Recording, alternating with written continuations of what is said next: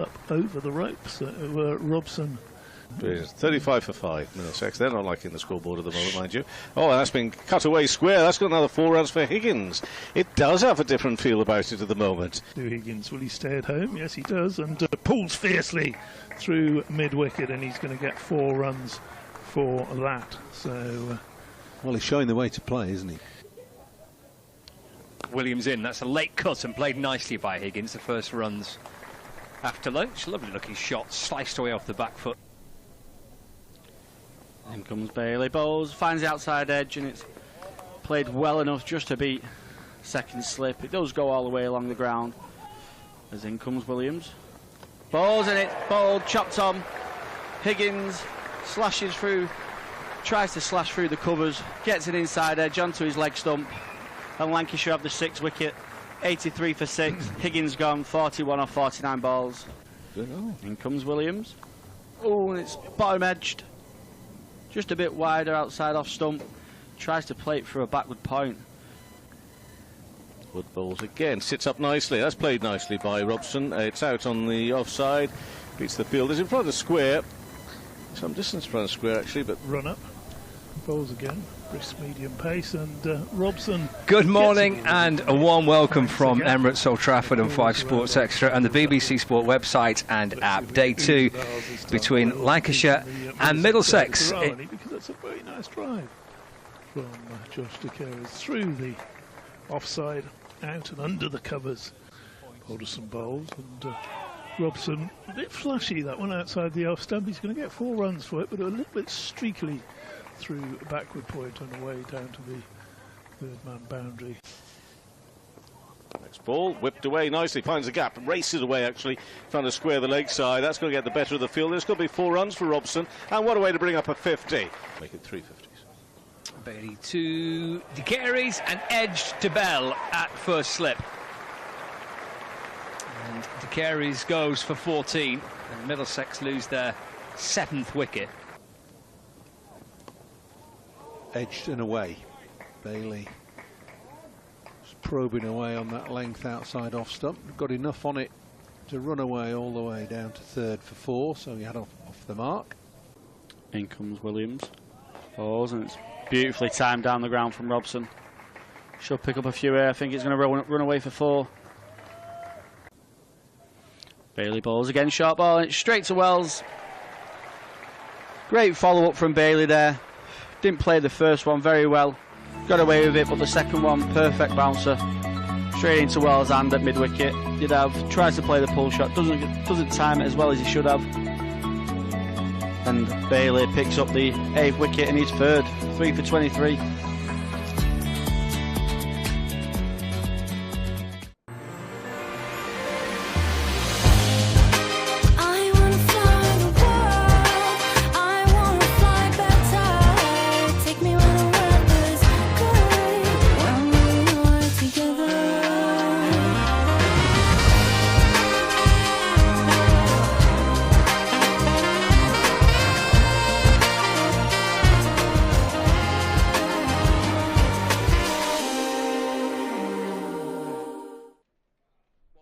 To cricket with those two. Great. That's how we learnt our broadcast, wasn't it, with those two? Well, Bumble's not here today. Paul might be back a little bit later on in the week. Players are heading out. Viewers on Lax TV are joining us as well, as we see Lancashire being led out by their captain, Keaton Jennings, as we start our coverage here on Lax TV and the BBC Sport website and app and 5 Sports Extra. 132 for 8. Robson yesterday, Kevin, batted beautifully, proper, got his head down, battled on through the course of the day. It was tough going all day. It was kind of hooping around for most of the day.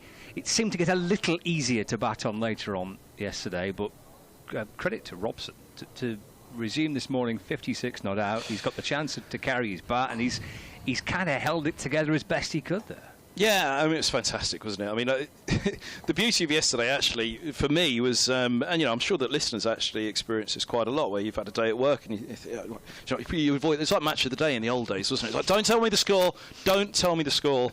If you're waiting for match of the day, press mute now. And then they put it up on a graphic in front of me. But yeah, got in the car, listened to it, and at 10:25, Bumble and and Paul Arlott doing the toss, and they're expressing their surprise that Middlesex had elected to bat first. And there's an awful lot I think to that. David Townsend spoke to Tim Murty yesterday morning. You were there, and Middlesex said, "Yeah, bat first. Pitch will break up." There's an awful lot to pull into, which we'll go into that in a few moments, because there's a little bit, I think, of a history leading up to the toss yesterday for Middlesex, and the signing of Yadav is basically the answer to it all. Well, yeah, the two spinners, or the two frontline spinners in the team. I presume you don't want to bat last on the pitch. That's the logic behind it. But it looked and felt like a particularly brave decision. Yeah. Before the toss yesterday, with a batting side, which was pointed out all day yesterday by everybody involved. Middlesex have got a real frailty with a bat this year. Well, let's see if they can try and scramble some more runs together. 2 wickets left. We've got Toby Rowland-Jones on strike and Tom Bailey in from the Brian Statham end. Starts with a bouncer, which Rowland-Jones gets underneath it and through to the keeper, and there's no run. Toby's not as sharp as he used to. He's fine with that, isn't he? Yeah. He knows what he's doing there, Tom. It's not the Toby of old. But with the bat, I did mention, I don't think, there's been some brilliant dig-outs over the years from Rowland-Jones. And in 2016, there was that incredible turnaround at Scarborough when he sent Yorkshire to all parts and then went and bowled them out on that final day on what was a dead game going into the final day. Waits for Bailey. 2 slips in a gully in position. Bailey in and bowls slow ball down the leg side and taken by the keeper. Well, he's mixed it up for his first 2 deliveries with a bouncer for the first ball and then a slower ball kind of wobbled down the leg side. It was a wrist spinner start, wasn't it? He drags one down and then lets the other one slip out. Hence the smile on Bailey's face. He's chuckling away to himself. I'm not sure if those first 2 deliveries had gone absolutely to plan. It's a Parkinson impression, wasn't it? 132 for 8. Bailey over the wicket, balls again. Wide this time, hammered away for 4. By Toby Rowland-Jones, short and wide and carved away through deep point. It's a slightly untidy start to the day from a Lancashire point of view, but Toby Rowland-Jones has got some runs here for the morning. 136 for 8 now. As my favourite Lancastrian, Peter Kay, would say, have it. It was a bit that, wasn't it? Yeah. Well, it has to be for Middlesex this morning. Look, they'll try, won't they? Anything that comes from this morning is a bonus for Middlesex. 2 wickets standing. As rough a first day as you can imagine. Based on that, 19 for 5. Bailey in again to Rowland-Jones, plays forward and pushed away into the offside, and Dane Villas fields, and there is no run. For our listeners on Sports Extra, just a little heads up as to what is available elsewhere. Of course, cricket right across Divisions 1 and 2 of the County Championship continuing via the BBC Sport website and the app, albeit there's not many games in play. There's obviously a bit of rain around. But 2 other games in Division 1, and there are 3 Division 2 games, and there is coverage of all those matches via the BBC Sport website and the app, with teams looking to try and win a promotion from Division 2. It's Bailey bowls, it's his best ball of the morning, and it's driven away by Rowland-Jones to mid-off, and there is no run. Likes of Worcestershire, Leicestershire battling out to try and join Durham, who are, if not already promoted, can't be too far away from it. And, of course, the battle at the bottom of Division 1. Kent are playing Nottinghamshire this week. That's an important game for Middlesex, potentially for Notts if they're to lose it. Oh, you think so? Well... last game of the season, Middlesex away at Notts. Well, that's what's keeping me interested with that. That's another ball fallen off stump by Bailey and driven again to mid-off. And there's no run. Well, you've got me interested now. It's the end of the over. 138 for 6. Go on, talk it up for us. Well, the Division 1 table... So Kent have got 81 points, Middlesex 87, and Nottinghamshire 114. But a Kent victory over Nottinghamshire this week would I think still leave Notts in a bit of bother. They've got to come here next week, Notts, and then it's Middlesex. Yeah. Oh. So we could have Kevin Howes at Trent Bridge last game of the season. It could be the Battle of Trent Bridge. It could be the Battle of the Bridge. Yeah, there you go. It could be. So, yeah, maybe I've been a bit too mischievous there for Notts, but I think actually we can just see those views on Lancs TV now, looking at the kind of the back end of that first day. 387. Have we been hooked already off Lancs TV? Well, we'd just like to little float around and see what's going on elsewhere. That was a close of play score. Yeah, Kent 387 for 4 at the close of play on day 1 against Notts. Have we been that bad? They put on the Kent Mafia and Bracegirdle instead on Lancs TV. Has anyone told Bracegirdle they could be in a relegation battle this year yet? No, but I'll tell him next week.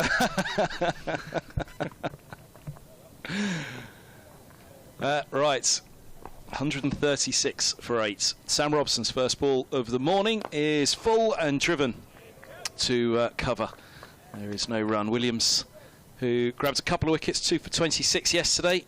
Bailey, 3 for 28 in amongst Middlesex early. And yeah, just going back to the tossing, you know, the first thing I heard was obviously the very early interview with Tim Murtagh speaking to David Townsend and saying, you know, bat first historically at Old Trafford, pitch breaks up, better percentage chance of victory. This is Williams to Robson, 2 slips and a gully go down, bowls a bouncer down the leg sides. Middlesex won't mind that too much, a couple of bouncers this morning already. They'll probably quite happily say bend you back with the ball 60 overs old, but perhaps just wanting to push Middlesex back and not leave them happily on the front foot this morning.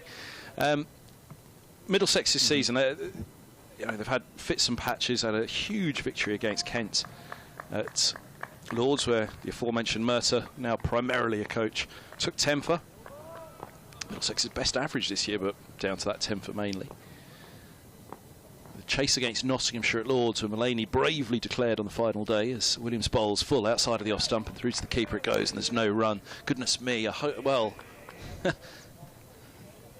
if Nottinghamshire were to get into a relegation scrap, poor old Mulaney will be dug out for that. Well, he copped it massively, and it was a great, you know, it was one of those, if you're at the grounds and you kind of take off a Nottinghamshire hat or a Middlesex hat, it's just a great declaration. They've been on top of Middlesex for 3 days. Middlesex had lost their first 2 games of the season. Day 3, they lost all 3 days to Nottinghamshire at Lords, and then the heavens open. And you're left with 40 overs on the final day. You're leading by 247. Middlesex can't buy a run. As Williams comes in, bowls, and Robson beaten. Beautiful ball. Full, nipping away, through to Salt it goes. Cheer behind the stumps. Maybe too much cheer. A few batters behind the stumps will be thinking, settle down a bit today. Better day to bat, day 2, isn't it? I'm hoping that anyway. We'll chat between Roland Jones and the umpire at the non-striker's end. In the meantime, as here goes Williams to turn once more. But yeah, Mulaney, 248 I think was the target, and odds are you're probably going to bowl Middlesex. Good conditions, Broad was playing. This is full outside of the off stump. Robson leaves well alone. So yeah, he copped an awful lot, but I just thought it was a brilliant decision. We had a great day watching cricket at Lords as a result, and that's what it's all about, really, isn't it? You know, all right, there's moments, isn't there, where you're looking for your team to do well, and you're thinking, well, that could cost us the NC. I mean, the other one who always copped it was Chris Rogers down at Somerset, wasn't it, for that declaration against Middlesex at Taunton in 2016, when Somerset are watching Middlesex and Yorkshire at Lords, and had Somerset not have declared in that game and taken the draw, they'd have won the championship in 2016. As Williams bowls outside the off stump, Robson leaves alone through to the keeper, and there's no run, is the take of the Somerset fans. Rogers quite clearly at the time said, if this team is going to go on to be successful, they need to learn that balance of winning and losing, and going for it and playing under pressure in these situations. And they lost the game, and his point was they will go on and be better players, these youngsters, for this, and they went on a good run after that. Maybe they wouldn't have gone on that run if they didn't go for that declaration. So yeah, I hope that our mate Mulaney, because he is our mate Mulaney, isn't he? He's a great lad. Yes, he is. Yeah. He'd be good up here this week, couldn't he? Actually, he'd be good at if he's injured at Trent Bridge final round, just try and get him up in the box. Yeah. Can you imagine him then? He was all over the place at the prospect of a Lancashire relegation as a Nottinghamshire player back in 2014, wasn't he? Here's Bailey to start his second over of the morning, with Roland Jones waiting in, and ball short again. And Roland Jones off the back foot trying to wallop the ball away through mid-wicket, but a play and a miss, and there's no run. Anyway, I was telling you about the build-up to the toss yesterday. Can you tell I missed you yesterday? Yeah, I listened to you all the way up the motorway, and I was wanting to chip in all the time. I am very excited to be here. They had a match down at Hampshire then, which was the Kookaburra round, and nobody knew what they were going to get. Hampshire, still at that point, thinking about the title themselves, like, right, Middlesex, good seam attack, haven't really got a spinner. There's Bailey into Roland Jones, short again, down the leg side, ducks under it, through to the keeper, no run. There was a fair bet the Aegeus was going to turn, and you arrive at the ground, this is going to turn. It's dry. It's very dry. So Josh de Carey's, son of Michael Atton, obviously got a lot of conversation yesterday, picked up 7 for. And then Dawson picked up 12 for, and Hampshire won by an innings. It's like, well, they've got a serious frontline spinner there. Well done, Josh. Young spinner's done a fantastic job. Bailey to Roland Jones, a little fuller, and that is muscled out through mid-wicket. And that is 4 runs. He gets a hold of that one, Toby Roland Jones, and moves into double figures, up to 10, and the score moves on to 140 for 8. Middlesex walk away feeling a bit rough. Well, maybe if we'd have won the toss, we'd have done, that kind of talk. Hampshire won the toss, and it's gone perfectly to plan for the hosts. So come September, a trip to Chelmsford. Simon Harmer at Chelmsford. Here at Old Trafford, you expect a bit of turn. Peter Milan then is recalled to South Africa for an early pre-season as the season was moved around slightly there. Middlesex's overseas batter this year.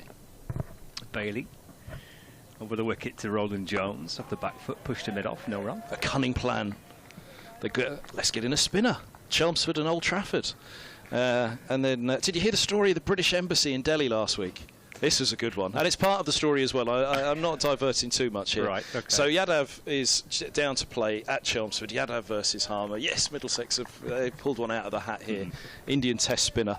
Yadav goes to the British Embassy in Delhi on the Friday to get his Middlesex are paid to expedite the process and everything. There's Bailey bowls, and Toby Roland Jones follows this delivery past the edge of the bat through to the keeper, no run. Visa's not issued. Right. Embassy shuts on Friday. See you Monday. Yeah. Middlesex start at Chelmsford on the Monday morning, of course. So that's Yadav out of the game at Chelmsford. Middlesex lose the toss. Essex bat first. Middlesex bat last. They lose the match. Harmer picks up 5 for in the second innings. And De Carey's indeed got a 10 for in the match, didn't he? 10 for 140 or so. And so if they'd have had Yadav for that, would it have been different?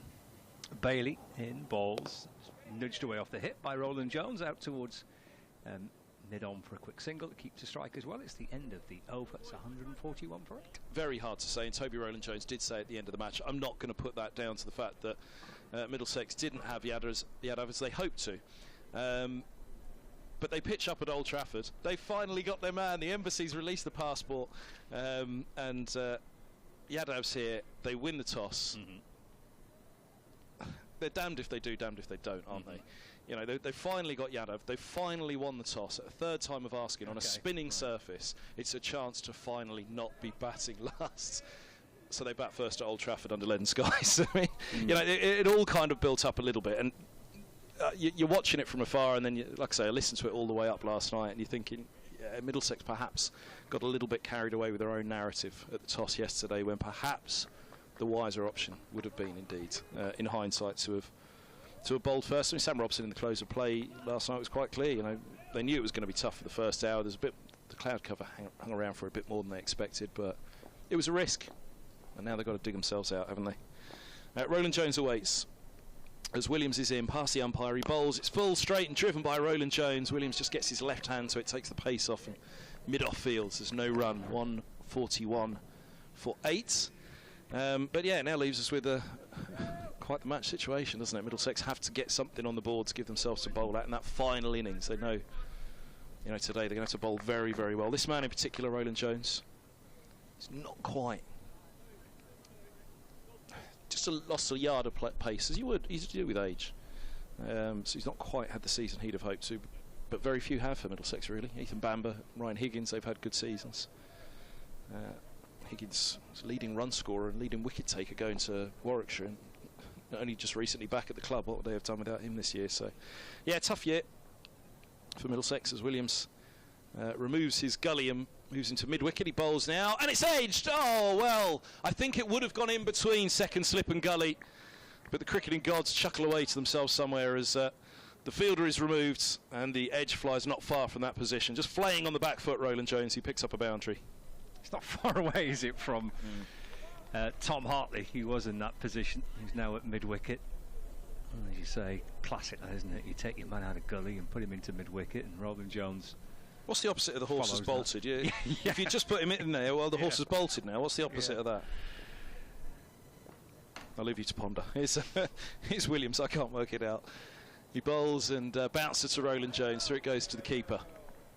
145 for 8. A light as well. Paul Allett yesterday, and he looked at the pitch and he said they've just left a little bit of grass on here. It's dead, it's brown, but Old Trafford's a little bit quicker.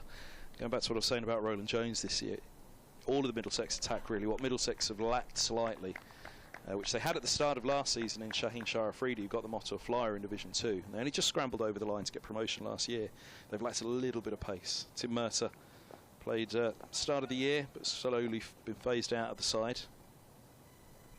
This ball's short and through to the keeper. Roland Jones just ducks the head into the shoulders on that one, didn't have to get down too low. And Roland Jones, clearly he's not the Roland Jones of 2017 when he went through the South Africans. When he was called up to England, the year that Middlesex were relegated, 2017, but back in Division 1. For how long? Well, by the end of September we shall know. Yeah, 26 wickets this season for Roland Jones at 32. Yeah, it's not terrible, is it? But it's just not. Usually it'd be the other way around, wouldn't it? 32 at 26 as Williams is in, bowls, and Roland Jones has a big swing at this. Completely misses one, just full of a length. May have just nipped back in slightly to him. Almost perhaps lit up just outside off, a little bit of movement maybe as it goes through to Salt. Just where the keeper took it, it felt maybe it moved after it past the batter, but it just felt as though as it come back in. We'll have a look at the replay on that one. It was actually always angling back in, wasn't it? As Roland Jones, yeah, just slightly haven't gone past the batter, moves a little bit. Just a misjudgment from the Middlesex captain, Roland Jones. Williams bowls to him again now in the sunshine at Old Trafford. It's bumped back and no run. End of the over, 145 for 8. Middlesex winning the toss yesterday in a real pickle at 19 for 5, but digging themselves out here with Robson on 56 from 179 deliveries and Roland Jones 15 from 28. So Kevin Hand alongside Scott Reed. I think Sam Robson was saying last night in his close of play that if they can try and worm their way up to something in the region of 170, they might have I think the phrase he used was a toe hold in the match, which I suppose it would, and certainly it would be a pretty good recovery from 19 for 5. I mean, an hour into the play yesterday, we thought it could all unravel pretty quickly. Managed to stem the flow of the wickets thanks to Robson and Higgins. So maybe something in that 170 mark might just give them a half a chance. It's off the back foot by Robson and kind of shuffled away through mid-wicket. And it's bringing 4 runs. It's to the right of mid-on, the left of mid-wicket.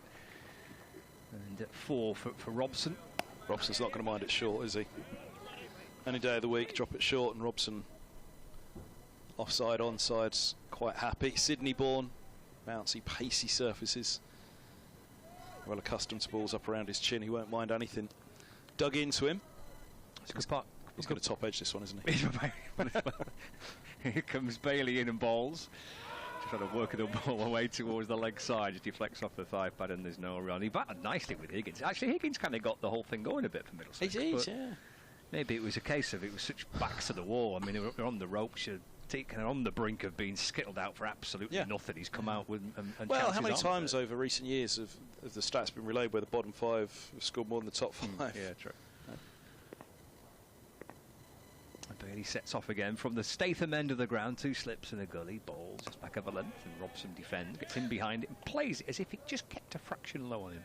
Just pushing the ball away into the offside, no run. And a lot of that's put down to the April and May starts and 10:30 starts in September. The top 5 are going out there facing a moving ball, and it's not doing as much when the lower order come in. But the lower order come in, have a more aggressive and positive approach to it, don't they? So the big thing for me is top order batters. They just don't have enough time in the middle anymore.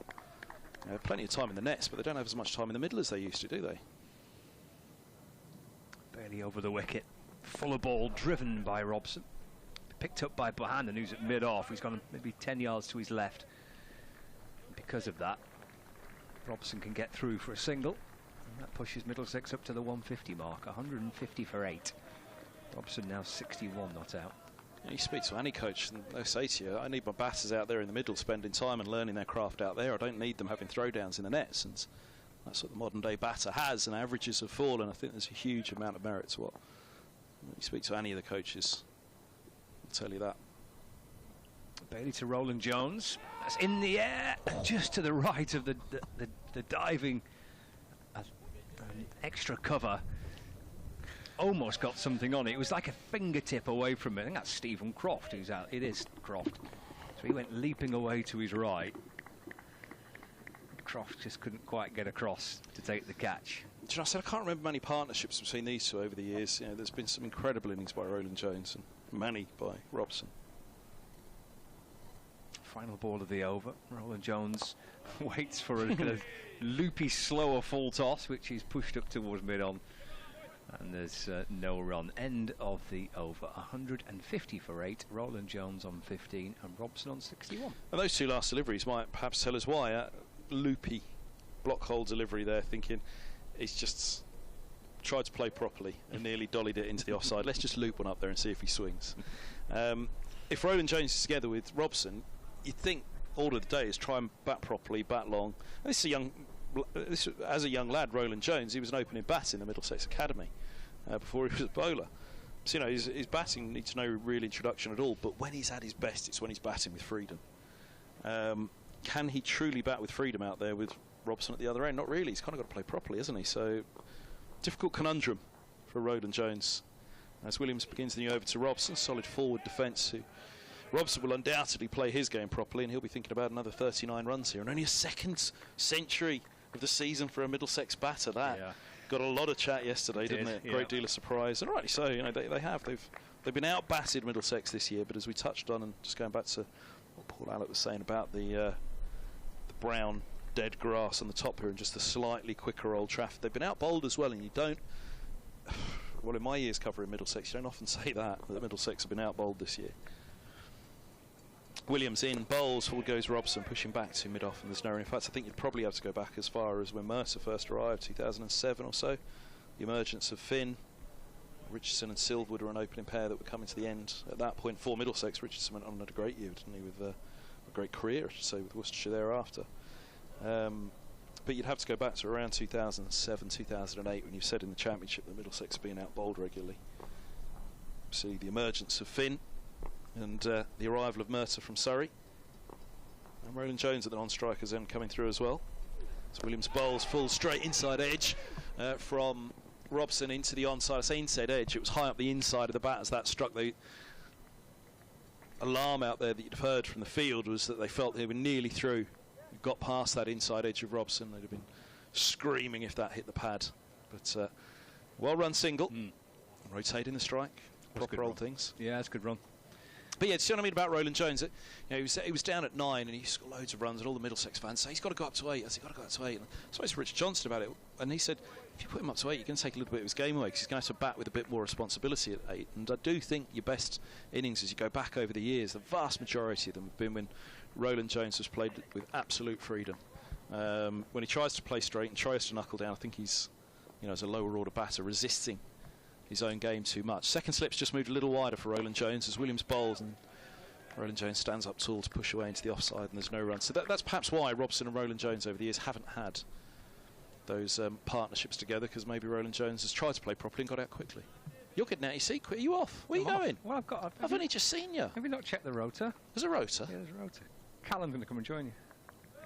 I spent seconds doing that. Drove all the way from Chelmsford to come and have a chat with you, and he's gone. 20 minutes. 151 for 8. 2 balls left at the 64th. And Williams is in, bowls, and this ball's worked down to long leg for a for a single by Roland Jones. 152 for 8. Scott's put the rotor in front of me, and I did see there was a rotor. I heard about the rotor all day yesterday. Oh, here we go. Is that wait, which one's today? What's this? Day 2. Am I supposed to be able to read this, Callum? What does that say? Day 2. Day 2 times, I think that's meant to be. It's a funky eye. Is it a little heart on the top just for me being here today? That's kind. Thank you, mate. What kind of eye is that? Williams hits the crease now. He bowls, and this is worked down to long leg. Single taken, 153 for 8. End of the 64th here at Old Trafford, Middlesex. Digging in. They haven't lost a wicket for 22 minutes on day 2. They're lucky charms back, Callum. Yeah, I think Lancashire just kind of overcomplicated it a bit this morning. I think they've put a few fielders out. They've gone a bit short of a length. I think with the score the way it is, I think they can just sit on that nagging line of length and just try and wait for the mistake. I don't think they have to try and force anything at the moment, but I like the positive intent that Robson and Roland Jones have showed this morning, taking the game a bit more to the Lancashire bowlers. It took a few more singles, a couple of boundaries early on this morning, so a lot more positive. He's stuck this rotor in front of me on the table here, Scott. Is this as if to say, thou shalt not? It's like the Scott's commandments, Scott's 2 commandments. tablet delivered in front of me like Moses. Look at him. Thou shalt not ignore my rota. Kevin Howes is very disdainful of it. I tell you what, if he is Moses, there's only one way Kevin Howes is going in a few years, and it ain't up, is it?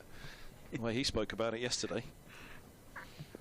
Going to see a change. Luke Wood replacing Tom Bailey. In he comes, bowls, and it's just cut down nicely from Sam Robson. Very cheeky, just bit back of a length. Just cuts open the slip in the gully fielders. 4 runs through to third man. Takes Middlesex on to 157 for 8. Perfect word for that, Callum. Cheeky. I like that. He's played it really well, Robson. I thought he was excellent yesterday. He took his time, really dug in, but he didn't play at anything that he didn't have to. He's just really, really compact, really well composed, and today he's just a bit more positive, I think, and took the game a bit more to the Lancashire bowlers. Yeah, short on runs. Robson this year as a senior player at the top of the order. Only batter to have claimed a century this summer, though, so there's a lot to be said for that. In comes Wood, bowls, a bit more on the length, a bit more straighter, pushed out into the offside for no run. You can get into a rut as a pack, can't you? And I think that's what Middlesex are, and to kind of look at one player, be it Mark Stoneman, Sam Robson, anybody through that top order, and say, well, come on, one of you. When it's all going, and it is all going, and that pressure's building each week, which again kind of throws to the toss yesterday. Middlesex's own batting records going bat firsts, but as I say, there was a bit of a narrative that built up to that toss for me, having lost the toss at the Ageas, lost the toss at Chelmsford, finally got Yadav, and they've won the toss. Yeah, we'll have a bat. Oops. In comes Wood, balls full of a length. Robson just tucks that into the leg side for no run. But it happens, doesn't it? And I don't think it was quite. It was poor old Nasser gets dug out for it, doesn't he, by Jimmy Anderson and Stuart Broad all those years ago, electing to field firsts down under. I can't remember which venue it was, but anyway, was it Adelaide? I mean, it's not. It was a clanger yesterday from Middlesex, wasn't it? But that's hindsight. They're half open. Look, Yadav's in, bowl last. This is the key. You want him bowling last on this, and that was what the toss was all about yesterday. But again, I go back to the grass that was left on as well. These seamers for Lancashire, they've got an extra bit of pace than Middlesex have in this game. So either way, it was going to be tough one way or another. You're damned if you do, damned if you don't at the moment. When you're a bad run, these things generally go against you. So in comes Wood, balls back of a length. Robson just ducks onto that to Phil Salt for no run. Yeah, I think cricket's that kind of sport, isn't it? When it looks against you, it really is against you. They're not fooling themselves. They know, look, stay up this year and come again. Just get out somehow. Get something out of one of these 3 games. I mean, obviously Kent's start. We should look at that score, shouldn't we? Down at Canterbury, where undoubtedly that was going to be a batting surface for Crawley and co, wasn't it? Down at Canterbury, get those batting points on the boards, and that's the big fear. Kent in these final 3 games could stay up, losing all 3 games, but stay up on batting points against the Middlesex lineup that have got 2 batting points all year. In comes Wood, balls, and Robson just tucks that into the leg side for a single. Luke Wells does the fielding from deep square. Yeah, Crawley had a bit of a day out yesterday, didn't he? So let's see, he's having a day out from this morning. 3-9, 400 for 5. There you go, another batting point. So they've got 9.1 overs, 5 wicket standings. So they go for another 50 runs. Well, they've got 400 for 5 on the board. I reckon that. Got the platform to do it. Leaning's on 59. Everson with him now on 2. Finch has just gone. Courtmore's bowled Patterson for 47. 158 for Crawley. Yes, it was a stunning caught and bowled that for Harrison, wasn't it? I missed that yet. Oh, you not seen that yet. Have a look. He's done well there. Miaye with 35. Bell Drummond as well with that partnership at the top. After the early loss of Compton, he hit 60 for Kent. Wood bowls, full of a length, and Roland Jones pushes that into the offside for no run. 158 for 8 after the 65. That's a good point that Scott Reed makes, so about Notts. I mean, I daren't say things like that on air for getting a tweet from Dave Bracegirdle, but they could get dragged into it, couldn't they? Here at Old Trafford and then at home to Middlesex. And if Kent have a bit, I mean, actually Kent's batting, as well as they're going at the moment. At the start of the season, it was the other way around. It was Kent's batting that was the problem. They just couldn't. They really struggled, didn't they? Couldn't get going. They had a fine bowling attack actually when they turned up at Lords. Say Middlesex winning that game, and It was the Tim Mercer game, picked up 10 wickets. He went to 1,000 wickets for Middlesex.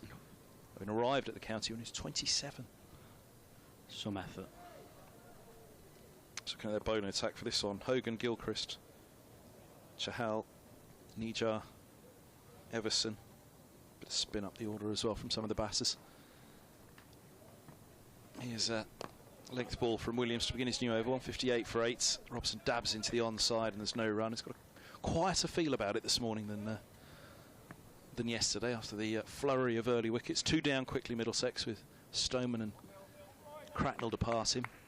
There's a lot of chat about, as Bumble put it, for want of a better phrase, Bazball. He was trying desperately not to say it, wasn't he? And then he said it. He said it straight away. Yeah. He said he wasn't going to say it. But yeah, they've got Joe Cracknell at 3, and he talks about the positive approach of Higgins. Cracknell was trying to be positive, wasn't he? Got that inside edge onto the stumps. This is full to Robson. Clipped through square leg for a single. Robson moves to 69, 159 for 8. Yeah, you'll do. Yeah, that was great yesterday. You know, you come up to a hotel for an away game. It takes you a little while to settle in, doesn't it? Relax and get. It's like, what am I going to do to settle myself down for the evening? It's like a long drive, and then I'm going to have to settle, find something to settle. I was settled down straight away, bumbling hello on the radio, right on the road. That's great. Entertainment all the way. Matt Bazball. Then David Townsend came on, bottom of the M1, and I tell you what, falling asleep at the wheel was a real danger at that point. Where's he gone to today? I thought he might have hung around for a day. I managed to get him a day's work yesterday. Short ball from Williams. Roland Jones sways inside the line of it. Through to the keeper it goes. I have a ticket him seeing as he's not here. He left me a chocolate bar in the hotel last night. Ooh. He didn't mean to, but he did. Oh. In the fridge. That was very kind of him. He said, I've left a chocolate bar in the fridge, Kev. I said, you feeling all right? He said, yeah, I forgot it. First gifts in 19 years of knowing him. Chocolate bar. Aero, if anybody's wondering. Which flavour? Chocolate, not the mint one. Mint one's good though, isn't it? Yeah. Other chocolate bars are available. Here's a full delivery to Roland Jones, and he drives back down the grounds. Lovely shot that. Did the bowler just get something on it? He might have done. Not enough though. Over the ropes it goes. Tappahannon giving chase from mid-off. It is. Dive forward, tried to flick it back in. Kept him interested all the way, right to the last. The perfect boundary. He did. He just got fingertips to it, didn't he, Williams? When Roland Jones drives like that, the bat comes fleeing down from that height. Usually it stays struck. Yeah, he wasn't holding anything back there, was he, Roland Jones? And he's normally an excellent fielder off his own ball in Will Williams, but that one struck really clean. Did you see that? Did you see that one that he hit at Edgbaston when he got out? No. Roland Jones, oh, you like this. That's another replay for you to look up next time you're off mic. Here's Williams. 2 slips in place, wide. The second slip as Roland Jones is forward, pushing into the offside. I think I do know now. Is this the one where he's clipped his own? Yeah, so clipped the bail just. Huge shot over long on, huge. I mean, this has sailed at Edgbaston, which is a big ground, isn't it? And this was going right up tier or so back, just down below where we're commentating. And you're watching it go, and you're like, wow, look at that! It's literally massive. And he's doing the same.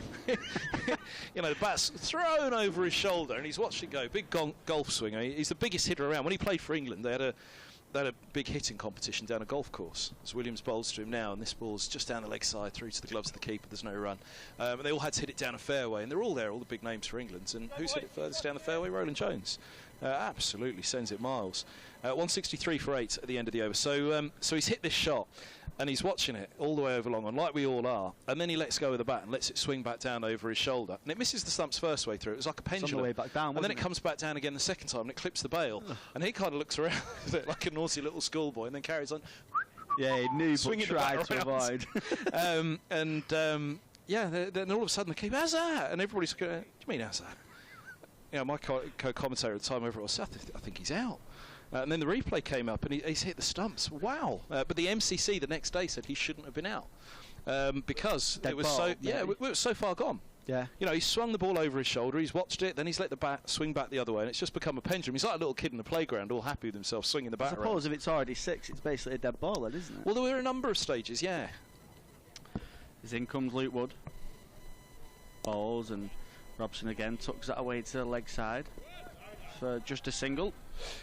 I mean, you know, we'd first said, well, hold on, it's long over the boundary rope by the time this has happened, surely. And the umpires think it's signal 6 and ended the over, and everybody was moving on as well. So, you know, the game had really moved on at that point. And then the umpires were left to the decision. Well, bails off. We don't know at what point it came off. You're out, mate. Lancashire had made their appeal saying, how's that? So they had to then make a call on it, and they called it was out. So, yeah, well, I think Mike Taylor of BBC WM was there. He said, well, is it the point that it lands? So once it's landed over the ropes somewhere, 3 tiers back wherever it was going, was that the point? Because the bat was still in motion, all right, it was just a pendulum, let's say, like a little schoolboy swinging around the back because he was happy with the big shot he just hit. Delay here, I thought Wood was about to set off, but yeah, the MCC issued a statement the other day and said in the laws it shouldn't have been out. They did tell you as the reason why, but to be honest, when it gets that detail, I just nod and say, yeah. There's quite a few tweets that follow, isn't there? Then comes Wood, ball short of a length, and Roland Jones just pulls that into the leg side. Doesn't quite get it as much he would have liked. Gets a single. Laws and rules and regs. When it gets too far deep, you just kind of nod and say, yes, thank you. Yeah, relay it and on your move. I'm saying that mainly because David Kendricks is the man who the ICC always call on when there's a rule or a reg to be sorted out. It's a bit like the Bairstow one in the Ashes, wasn't it, with the old dead ball call? Yeah, exactly that. Dead ball, was it not? Yeah. I think that one was relatively more clear-cut, wasn't it? Yeah. For all the emotion of it at the time, and should there have been recalled. There was one yesterday, actually. Oh, bad one for the umpires, and I hate to recall it, but it's going to be out there on social media as well. Then comes Wood. Balls, and Robson just plays that nice and late and just lets it guide off the bat down to third man for a single. Matty Villiers, wonderful batter, off-spin bowler as well for Sunrisers, taking on Central Sparks, which was the game that I was at yesterday before driving up here. Came out and blistered her way towards a victory for Sunrisers. Really dominant performance. Now flying at that point, she was the third batter to reach 50. She's gone for a sweep. They're about 20 runs out at this point. Sunrisers over the years, if you know their record, they've had a rough ride of it where they've come really close game after game, but they were on a losing streak, just didn't win. She's gone for a big sweep. She's been smashing it all around Chelmsford. And she's through the sweep so early. And to be fair, we were at a perfect angle, the commentary team, and we were a kind of a fine deep third, so you could see the right-hander sweep clearly came off the back of the bat and down to deep third. The bowler's belatedly gone up for an appeal, and then the finger goes up LBW, and you could see it was nowhere near. But then you could kind of see on the replay as well, it felt as though, the field know that hit the bat. Then comes Wood, balls back for length, and Roland Jones just sways under it, one for the over. There were lots of angles all the way around that would have had views on that. We had probably the best, to be fair, but at what point should they have called Matty Villiers back? It wasn't a great one, that yesterday. It was a bit awkward, to be honest, on commentary, because you don't want to slam a team, but it was one of those moments where, if you know, that was nowhere near touching anything other than bat. And however many of them out there knew, they knew. And should she have been called back? So, yeah, that was an awkward one. The poor old umpire now is going to see that on the replay, and it's not going to look great. In comes Wood. Balls fuller of a length. Roland Jones just tucks it off his legs for no run. For Middlesex, Northamptonshire and Essex fans, I should report that Sunrisers did win the game, though. They went on. Scrambled there a little bit in the end, but they did win. Got there in the end, that's all that matters. Win. Points in the bag. Wood's just Sparks, the deep opponent. Square, deep fine out. I think he's going to come round the wicket, change angle up to Roland Jones here now, try and tuck him up that little bit more. Just a one slip now for Lancashire. I feel like they have been a bit defensive this morning, Lancashire. Well, I heard this yesterday, they went a little bit defensive too early. There's Wood balls, back of a length, and he pulls it out. And Luke Wells has not picked it up at all. The sound of the bat was thumping from Roland Jones. Off the sound I don't think it's gone too far from Luke Wells at all. He's more or less turned straight round. And it's gone through his legs, hasn't it?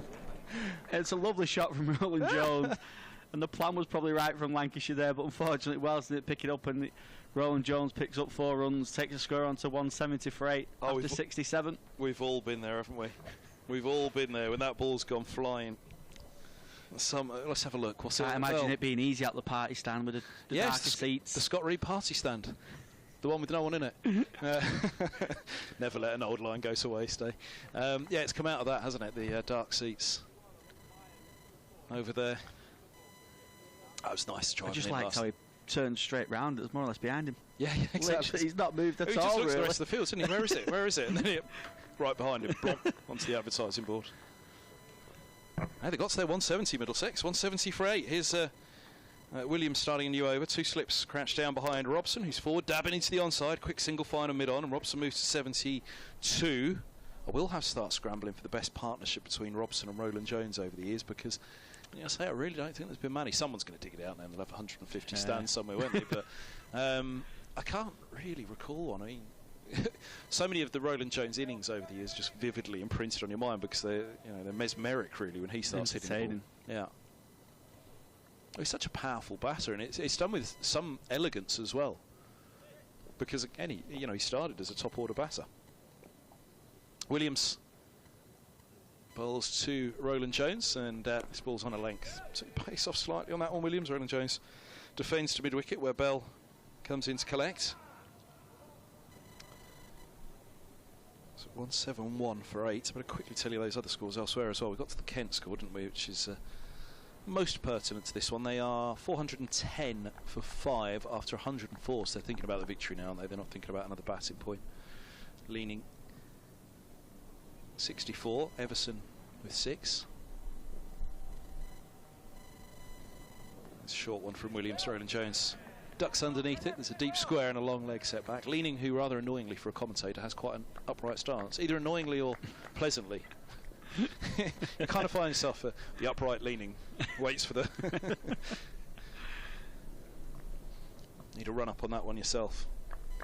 Oh, speaking of a run up, the phone battery's just run out, so I'm going through the scores elsewhere. That's a good start, isn't it? I've been ushered into a little room next door somewhere by Kevin Howes. It's an Android, is that all right with you? No good, Scott Reed.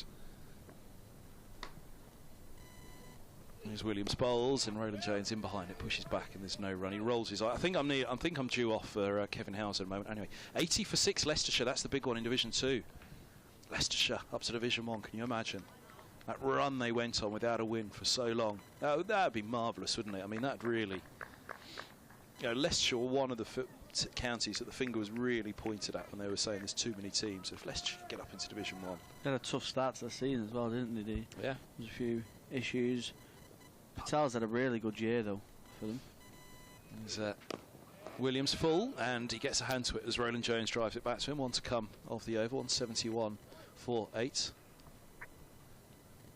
All that newfangled technology from Scott Reed. He's got a laptop for me. Let's go through the scores. Has he? No, he's writing me a message on there. Oh, it's him who's on, not Kevin Howes. He's preparing to come on and do the scores. He's the pro, you see.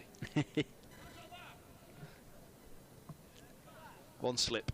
Well, they're 2, aren't they? If he had a full cordon, he'd probably be fourth, wouldn't he? Yeah. But maybe even 5th, because Slip himself's quite wide. As here's Williams bowls, Roland Jones. It's a bouncer down the leg side.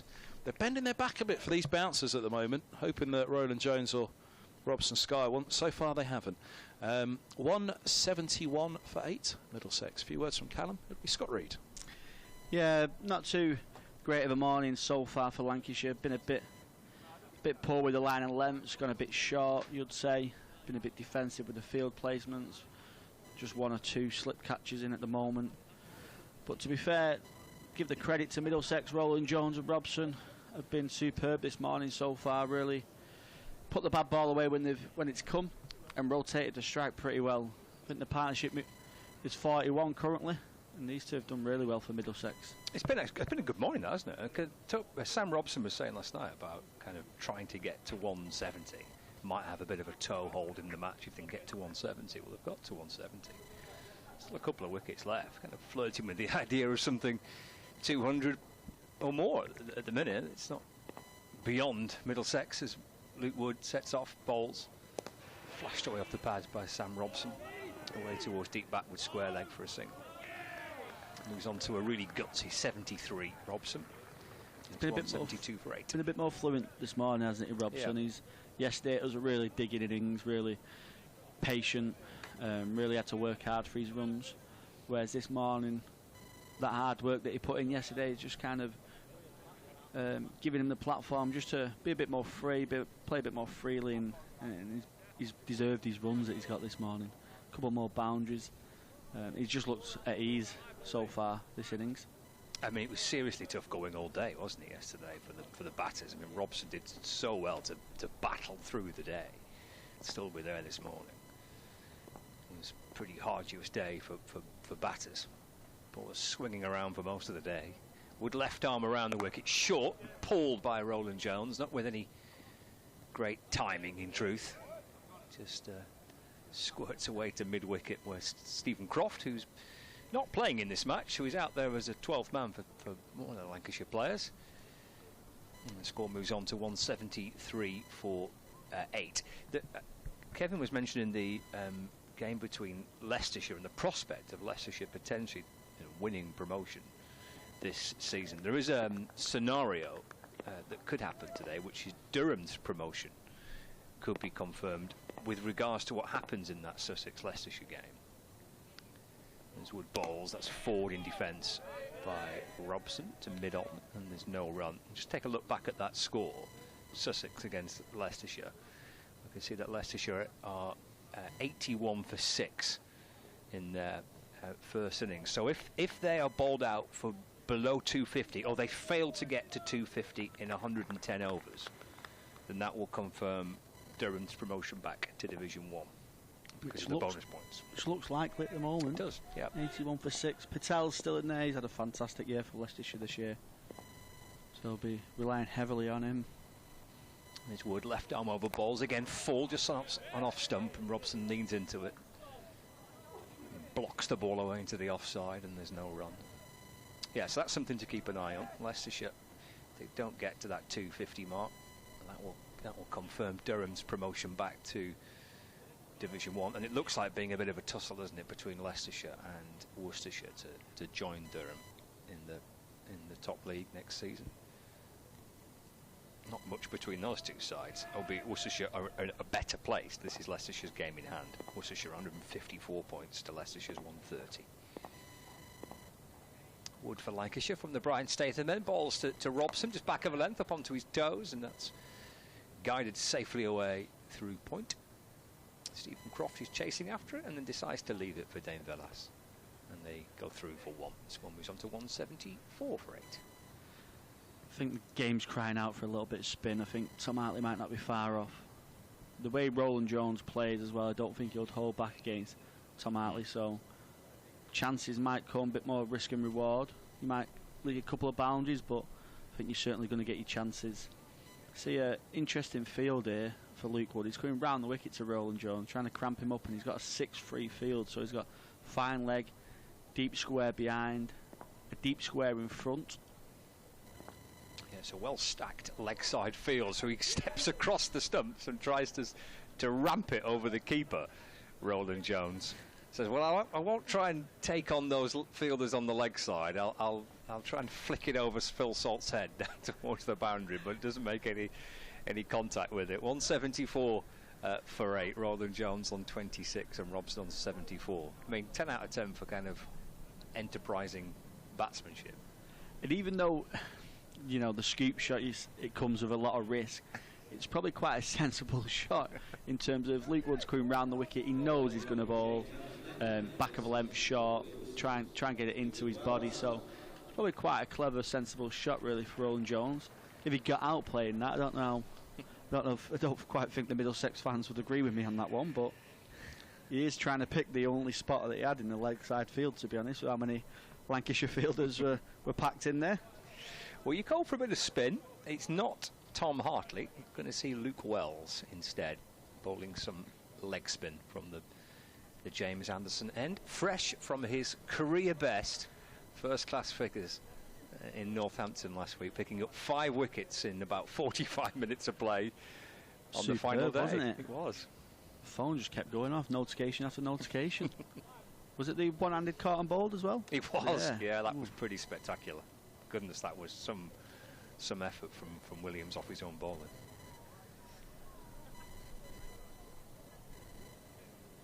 Just waiting for the pads to get strapped on here. George Bell's putting the shin guards on, so he'll nestle himself into position probably at forward short leg. He's got the protective gear on, puts his helmet on as well. Yeah, and he's going into forward short leg. So one slip and that close capture with Bell.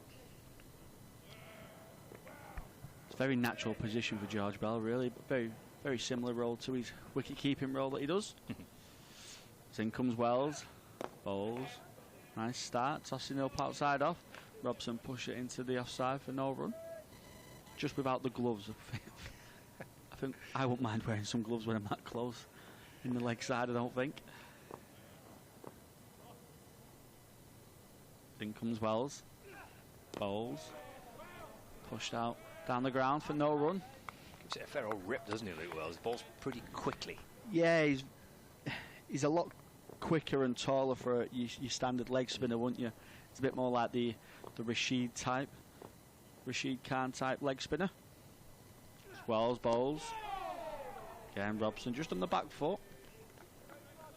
Just pushes it out to the offside for no run. He's been very keen to say this season that he wants to kind of move away from the idea of being a bit of a part-time spinner, and he certainly isn't for Lancashire's T20 campaign. He's a front-line bowler in T20 cricket, but increasingly more so in the red ball game as well. In comes Wells, bowls. Again, just short of a length. Just pushes that down, Robson for no run.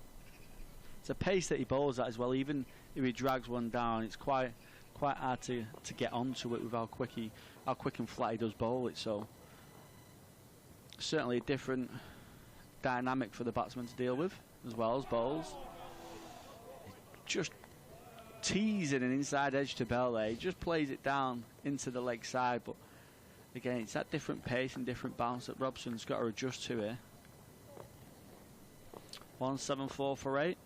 Wells' last ball of his first over. Then he comes, bowls, and it's just left through to Phil Salt for no run. Tidy stuff to begin with. Maiden for Luke Wells. He was saying last week, I spoke to him after the game at Northamptonshire about the challenges bowling with the red ball rather than bowling his leg spin in T20 cricket, and he said the biggest battle he had at the start of the season was actually kind of consistently getting his length right in the red ball, with the red ball, and didn't bowl too much. I mean, I suppose in April you're not expecting him to bowl a great deal, are you? But that's something he said with the red ball in particular he'd have to try and work on this summer. Yeah, with the white ball you tend to, as a spinner or a seamer, you tend to kind of bowl it into the pitch a lot more, because especially the professionals, they often play under lights where it doesn't often spin, it'll skid on. So as a white ball spinner, you tend to bowl it into the pitch and just not allow the batsman to come down the crease, or just to free their arms up. Whereas a red ball's the complete opposite. You're trying to toss it up there and trying to force a drive and trying to make a mistake, really, because you know you're going to get a bit more purchase off the pitch. You're playing, there's no lights turned on normally, so you often get a bit more spin, whereas the white ball just kind of skids on as a spinner. Well, speaking of balls, we need a new one, because it looks like that one's gone out of shape a little bit. So they've gone through the process of trying to put it through the metal rings to see if it fits, and it didn't. So now we're fumbling around inside a couple of boxer balls to try and find something that's of a similar age. There is a new ball that would become available for Lancashire to use in 10 overs time, but looks like we need a change of ball for that period between now and over number 80. Yeah, Bailey tried it on about 5-6 overs ago. It's that kind of stage where not much is happening for the ball inside, and they just test the luck. And then the second time round, the ball's not fitted through the device. Well, they look quite happy with that, don't they? Luke Wood had a little smile to Tom Bailey, and yeah, we'll take that one. It happened this summer, didn't it, in the Ashes? Those big kickoffs from the Australians, did, didn't it? Yeah. Where they wasn't quite happy with the ball. Well, that has been greeted with, it would appear, a sense of approval from Luke Wood and Tom Bailey with whatever ball he's now got in his hand. His left arm around the wicket. And it's top edge down towards fine leg, and guess what? Roland Jones departs, and the change of balls worked a treat. And Luke Wells takes the catch at fine leg, and that ends a very handy partnership between Toby Roland Jones and Sam Robson. And he's been caught at fine leg, top edging a pull shot, and it's now 174 for 9. Yeah, the plan worked eventually.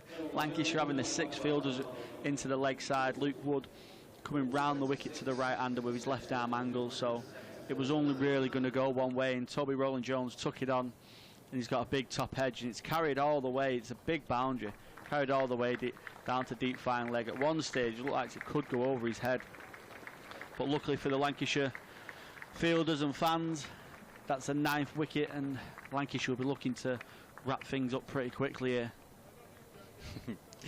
Well, that was set up beautifully, wasn't it? Because just as they got presented with this change of ball, we could see Tom Bailey and Luke Wood smiling at each other as they looked at the new ball, and with the very next delivery they do get the wicket. Now, I'm not saying at all that the ball was not in the region of being 70 overs old, but it clearly looked and felt a little harder and a little newer. I was going to say it had a decent bit of shine on one side of the ball from what the TV monitors were showing.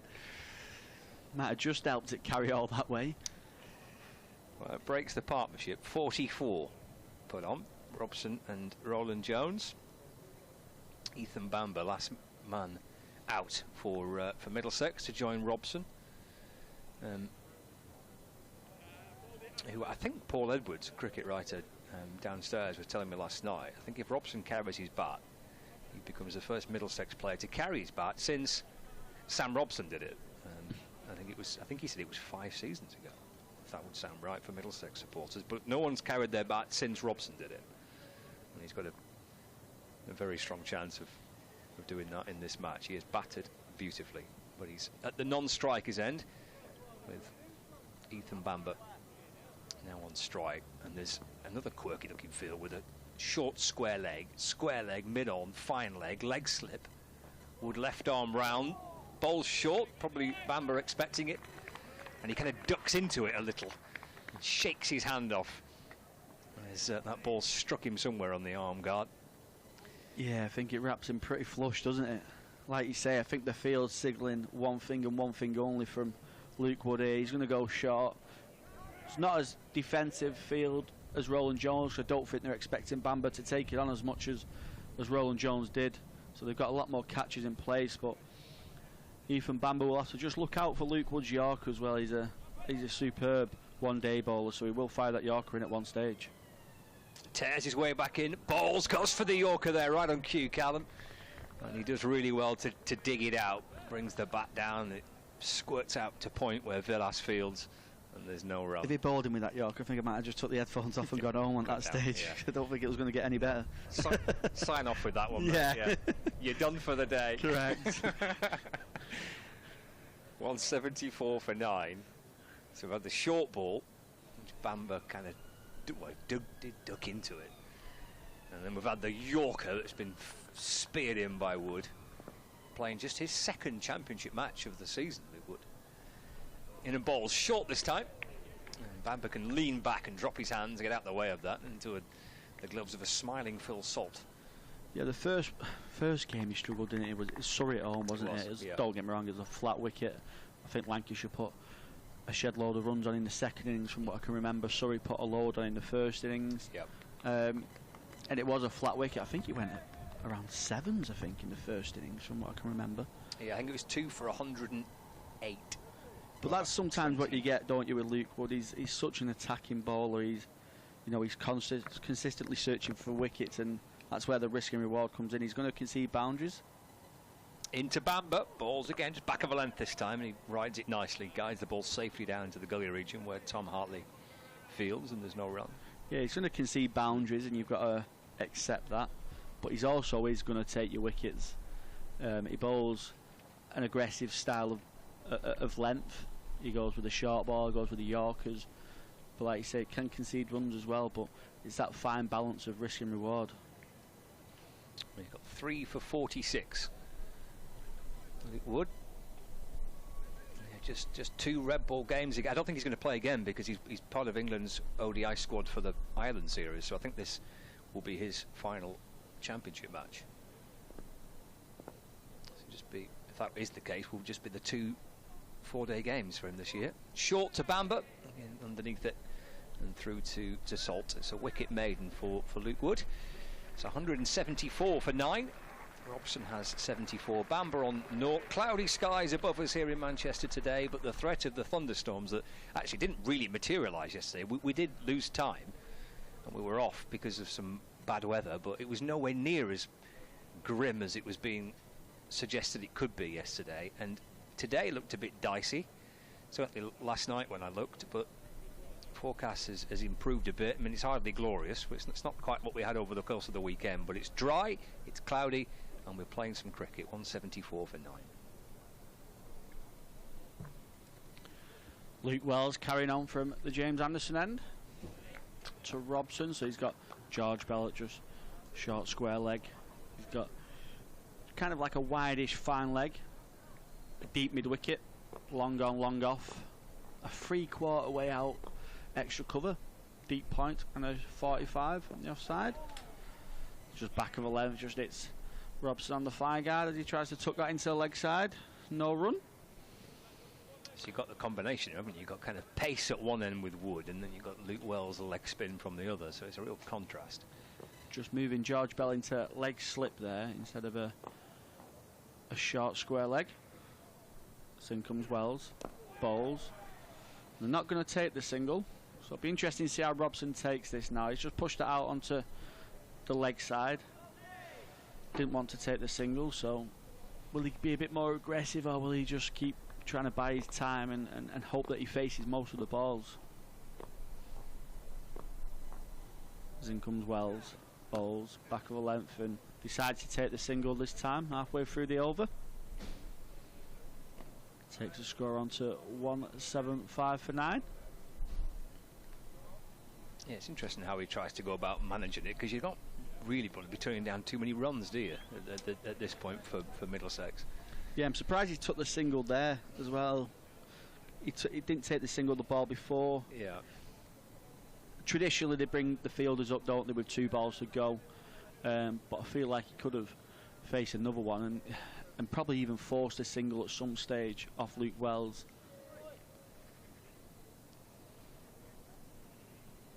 Three balls here now for Wells to bowl at Bamber. As in he comes, bowls. Just a bit short. Outside the off stump, and he's just prodded that into the offside for no run. Keaton Jennings will just be open. Wells can just get it up there a little bit more, get Bamber on the front foot a little bit. Wells bowls, much better length as well. Bamber comes on that front foot. You've got that dynamic as well. Luke Wells is such a tall man.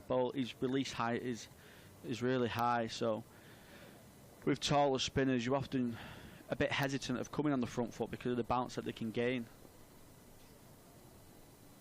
In comes Wells, bowls, and just cramps Bamber up a little bit there. But he plays it nicely and survives the over. 175 for 9 after 72. Just a reminder elsewhere, keeping an eye in particular on games involving Sussex and Leicestershire, because Durham's promotion could be confirmed today, and Kent against Nottinghamshire, again with that eye on the battle at the bottom of Division 1. Leicestershire 91 for 6, replying to a Sussex total of 262 all out. So Leicestershire 91 for 6 in reply to Sussex 262 all out. Looks like a lovely day on the south coast. And if Leicestershire do fail to get to that 250, then Durham's promotion to Division 1 will be confirmed. If they do get to 250, then that would mean that Durham can't be promoted this week. But they're 91 for 6. They're a long way off. There's Luke Wood. Balls short to Robson, who bends his knees and ducks under it. Taken by Salt, Lancashire's keeper, who's removed his cap.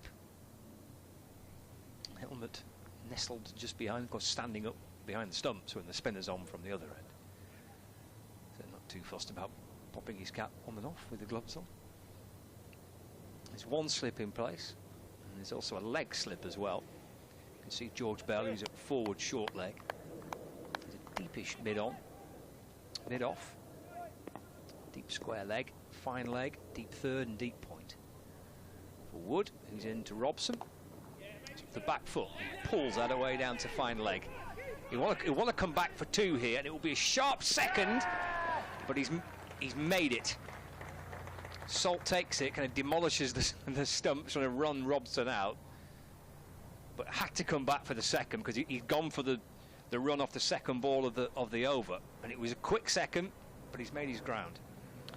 Yeah, I reckon halfway down of the first single, I think he might have been regretting his choice of running. Ooh, that was close. If you're looking on Lancs TV, that was very much 50-50. It would have been interesting to see what the decision would have been if there was a forward umpire, but superb running from Robson. He's took the risk, and he's run that 2 really quickly. But like you say, I think he might have been regretting it after the first few strides of the first single. It wasn't far away from Luke Wells. Takes him on to 77.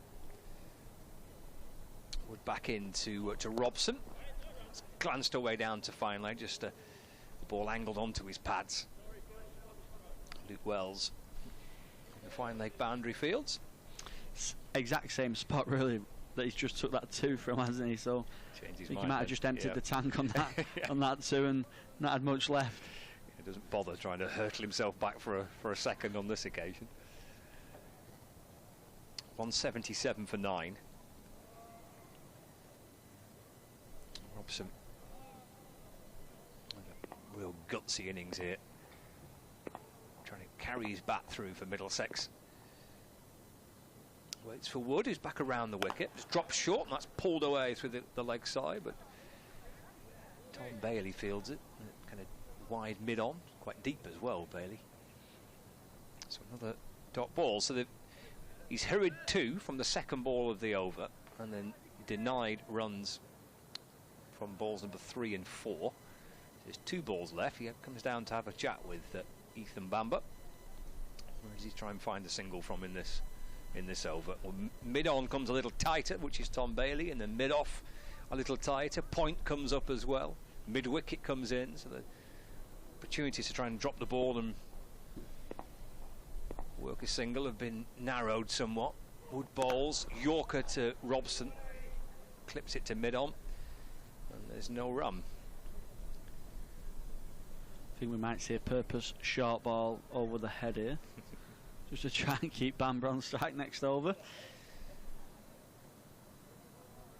He's looking over his shoulders, Sam Robson. Where can he try and find it? If he's going to bowl it short, can he try and control a pull shot? Can he nick a single from the final ball of the over? 77 for 9. Turns and sets off again, running up towards the pavilion. Around the wicket to Robson. Yeah, that is pulled out towards the leg side, but can't get it either side of George Balderson at mid-wicket, so there's no run. So they have got Bamber on strike for this next over from presumably Luke Wells. It's the end of the over. 73 gone, 177 for 9. Bamber on 0, Robson on 77. And by the looks of things, the game at Sussex against Leicestershire, looks like a 7th wicket's gone down. It has. So Leicestershire are 93 for 7. There it is for viewers on Lancs TV. In fact, we'll see a replay of it for those watching via the live stream. Little edge behind to the keeper. And Leicestershire lose their 7th wicket. So this is their game in hand as well, trying to narrow the gap to Worcestershire, who was 2nd. Scriven's gone. But they're 93 for 7, the Foxes. Wells with a bit more of an attacking field now. Leg slip, short leg for Bamber. As in he comes, bowls. And he just played out into the offside for no run. Wonder if Jennings was tempted just to bring a seamer back on while Bamber was on strike for the start of the over. Maybe go to Williams or Bailey just to... I think Bamber, if anything, will be more comfortable against the spinners than the seamers. Wells bowls and tucks him up a little bit. Bamber plays it well into the ground at short leg where Bell does the fielding for no run. Yeah, you probably really want Bamber on strike for a Wood over, wouldn't you, Ricky? Yeah. Rather than the Wells over.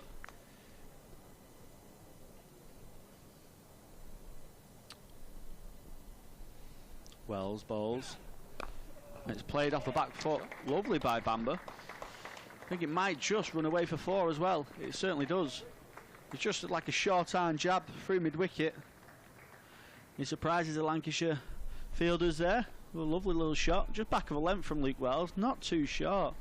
But Bamber's picked that up lovely and just punches away through mid-wicket for 4. Takes a score on to 181 for 9. Beautifully timed, wasn't it? Lovely shot, worked away through the leg side. Yeah, his lovely wrist, just like you say, just kind of punched it. No real follow through. So in comes Wells.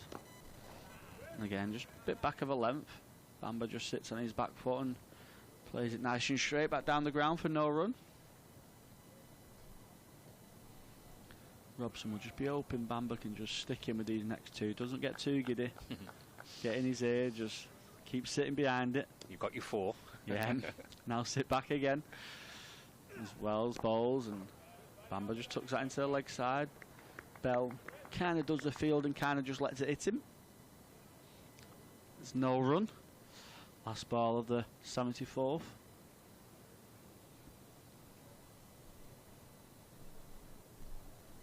One slip, leg slip, short leg of weight. Wells bowls a lot wider, a lot quicker. That just goes through to Phil Salt for no run. That's the end of the 74th, 181 for 9. Just a reminder of today's timings are a little different. We've got 104 overs because we lost some time yesterday. We're off for a bit of bad light and a bit of rain yesterday. So 104 overs in the day with lunch at 20 to 1.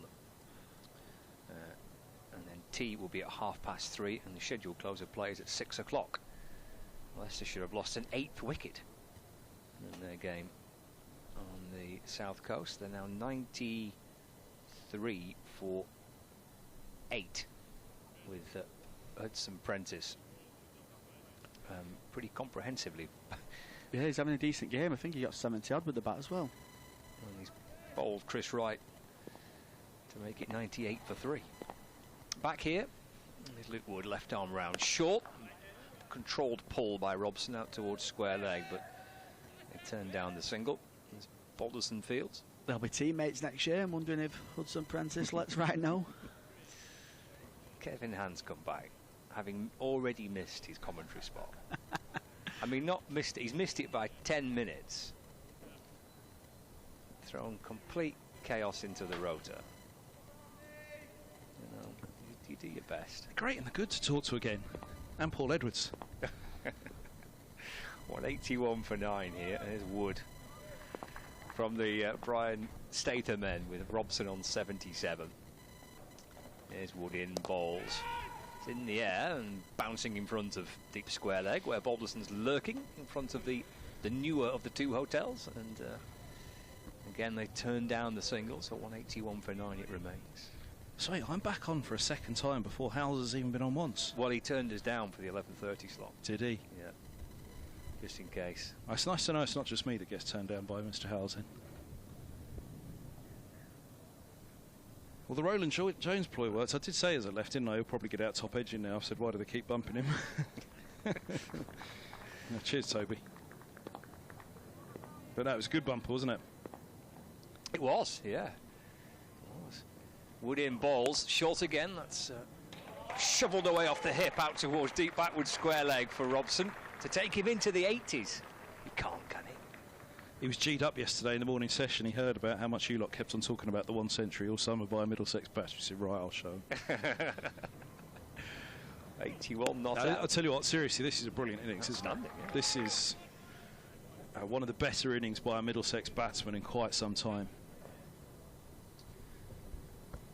185 for 9. He's 81 from 219 deliveries. He's now got the extra task of trying to marshal the strike as well.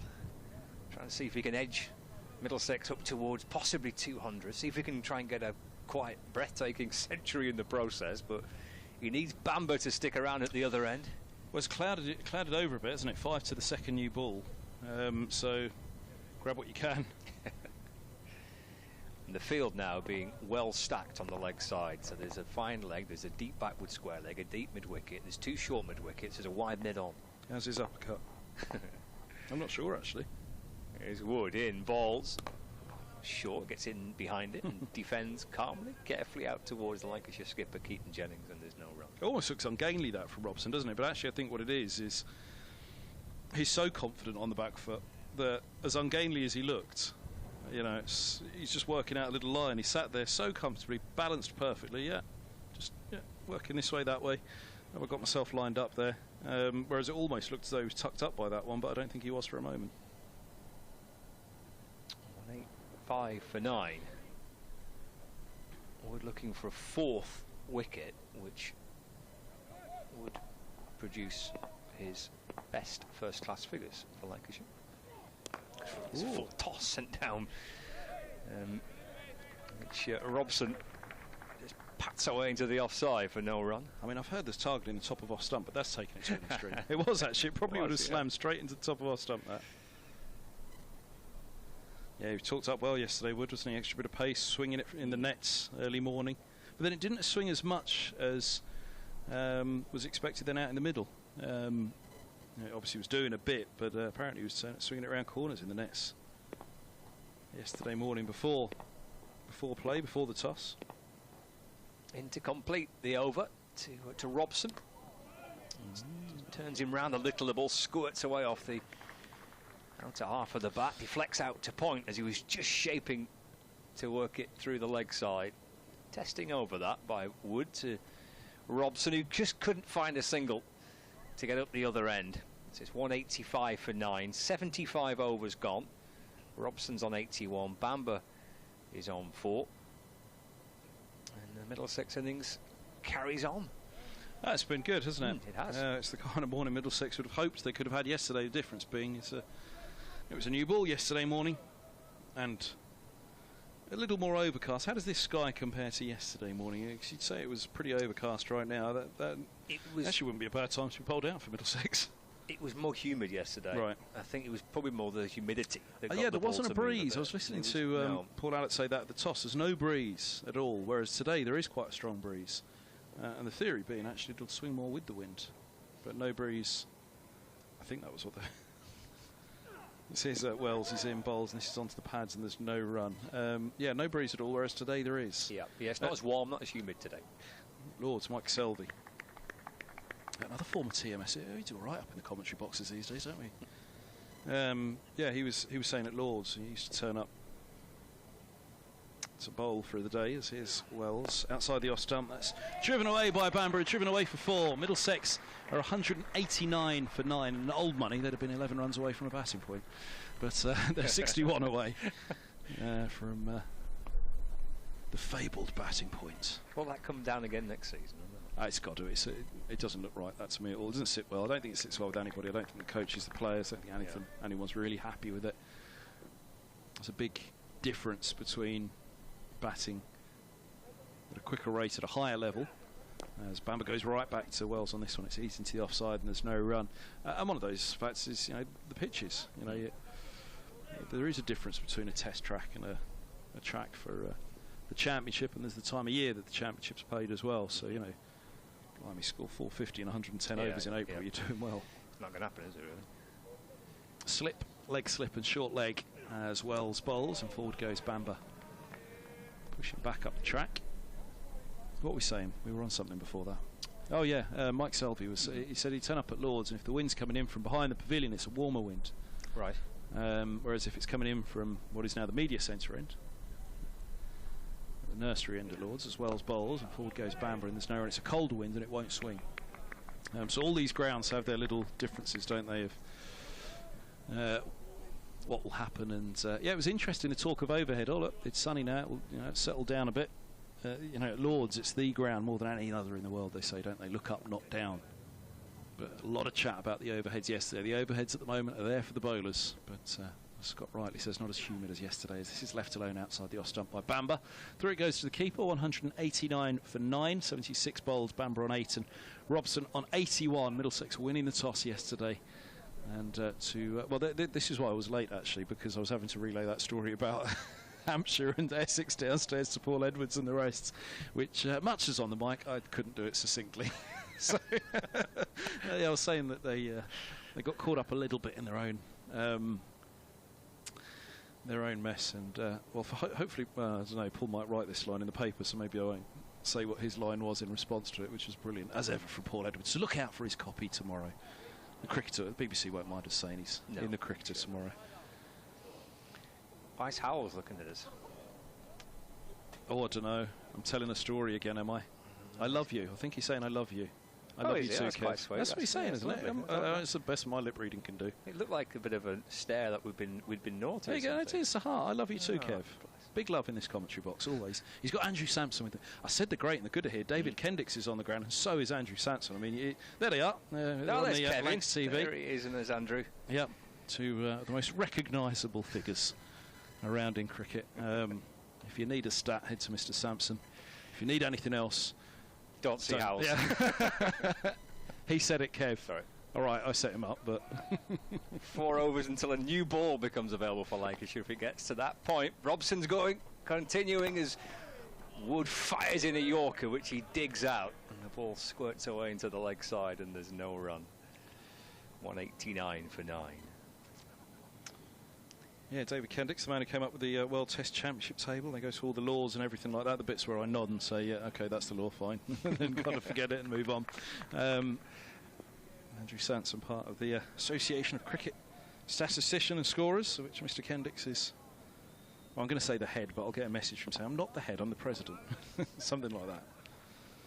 It's basically the lot that we all fall back on when we're struggling. Help us. Wood to Robson's back of a length, guides the ball down towards the third man. Again, they turn the single down. The score remains on 189 for 9. Robson on 81. Oh, that's the other big talk. Well, two big talking points. One, I've found Bumble's bottle of wine. Yes, he left it. Yeah, it's the second day in a row. First, he left it for Paul, who's now left it for me. Who's gonna do the honours? No, Paul got his own. Oh, what? There's more wine. There was two. When's ours coming? I think we might be waiting a while. 189 for 9. Wood to Robson, short and pulled. Oh, he gets through the fingertips of Jennings, who looks down at the grass as if to say, took a little naughty bobble in front of him and deceived him. Again, they don't run. 189 for 9 it remains. And the other one is drink related as well, but of a non-alcoholic variety. Howells sent me down a wrong alley as usual. He had one of the nice coffees, a latte or a flat white. So where is it? Down there. Where's that? He knows where the good coffee machine's gone. I could only find the filtered stuff. They're hiding the good coffee machine on us. Where is it? Doesn't he just go to the coffee shop by the hotel? I think that's where he's going for his posh coffee, isn't it? Wood to Robson. Oh, it's another full toss, which might be kind of borderline. No, they're okay. It's a slower ball, I think, and it dipped a little at the last, didn't it?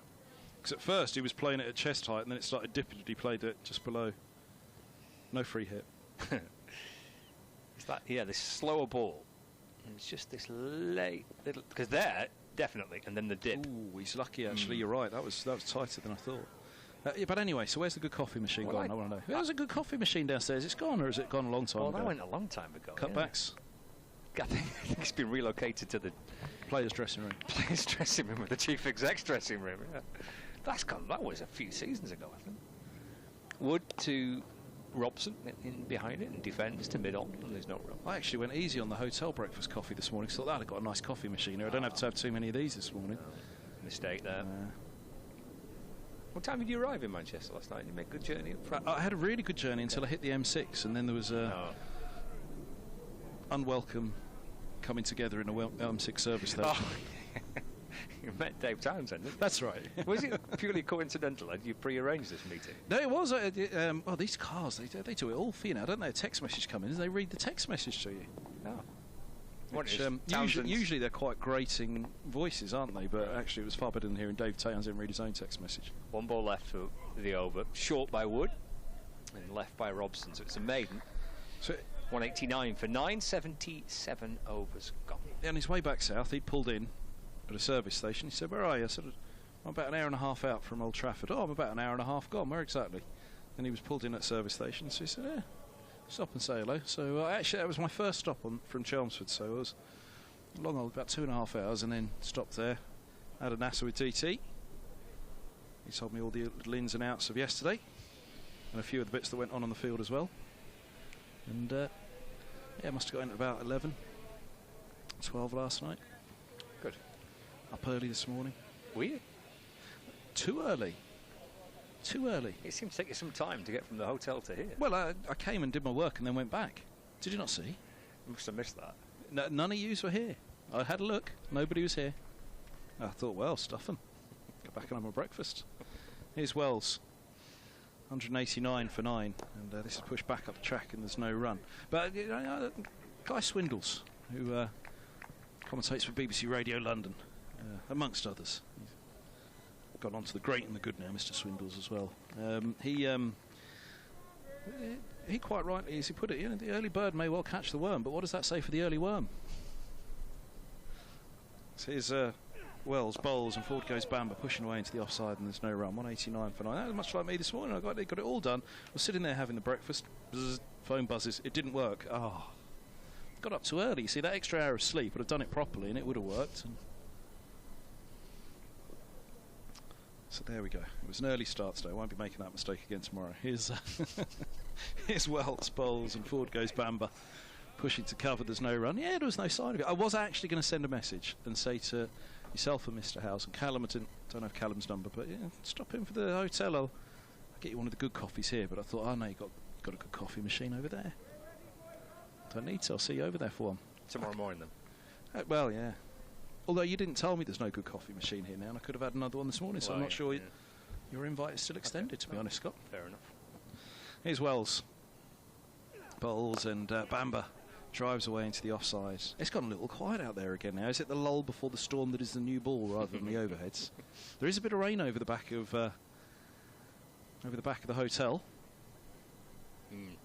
The Red Hotel. I did hear this yesterday. Oh yeah. So the Grey Hotel wouldn't have been here last time I was here. This is Wells bowls, and this is pushed away into the offside, and there's no run, which is quite fitting for Old Trafford, isn't it? Because the square here is grey, isn't it? It's you always turn up at Old Trafford and think, is the square still going to be grey? It is. It's a most extraordinary colour, isn't it? The square at Old Trafford, where the bit of cement that they put in there, whatever it is, to harden things up on the used tracks. A grey square. It's quite a brown pitch. This was quite rightly described by Paul Alec yesterday. It's a full one that Bamber goes back to from Wells, and it's defended into the offside, and there's no run. You really can see that brownness up here today, and it is far more distinctly brown than ever. But yeah, quite fitting that you have a grey square and you've got a grey hotel. It's generally grey overhead in Manchester as well, isn't it? So it is at the minute, isn't it? Those clouds look a bit grim, don't they? I don't know if that's coming our way or not. But speaking of the grim north, Durham are doing well. They'll be back in Division 1 next year, aren't they? Well, that promotion can be confirmed today. So if Leicestershire don't get to 250 and 106 for 8, that looks unlikely, then that promotion will be confirmed. I heard you and Howes chipping in about the Roca Riviera yesterday, and they'll be dancing in the streets of the Roca Riviera. He'll be chipper today, Barty, won't he? Had a great season, haven't they? A long time on the way back, isn't it, for Durham? Since all that happened. How's he going to handle promotion, though? He's never happier than when he's miserable, Emerson. How's he going to handle promotion? He don't know what to do with himself. Might just change him.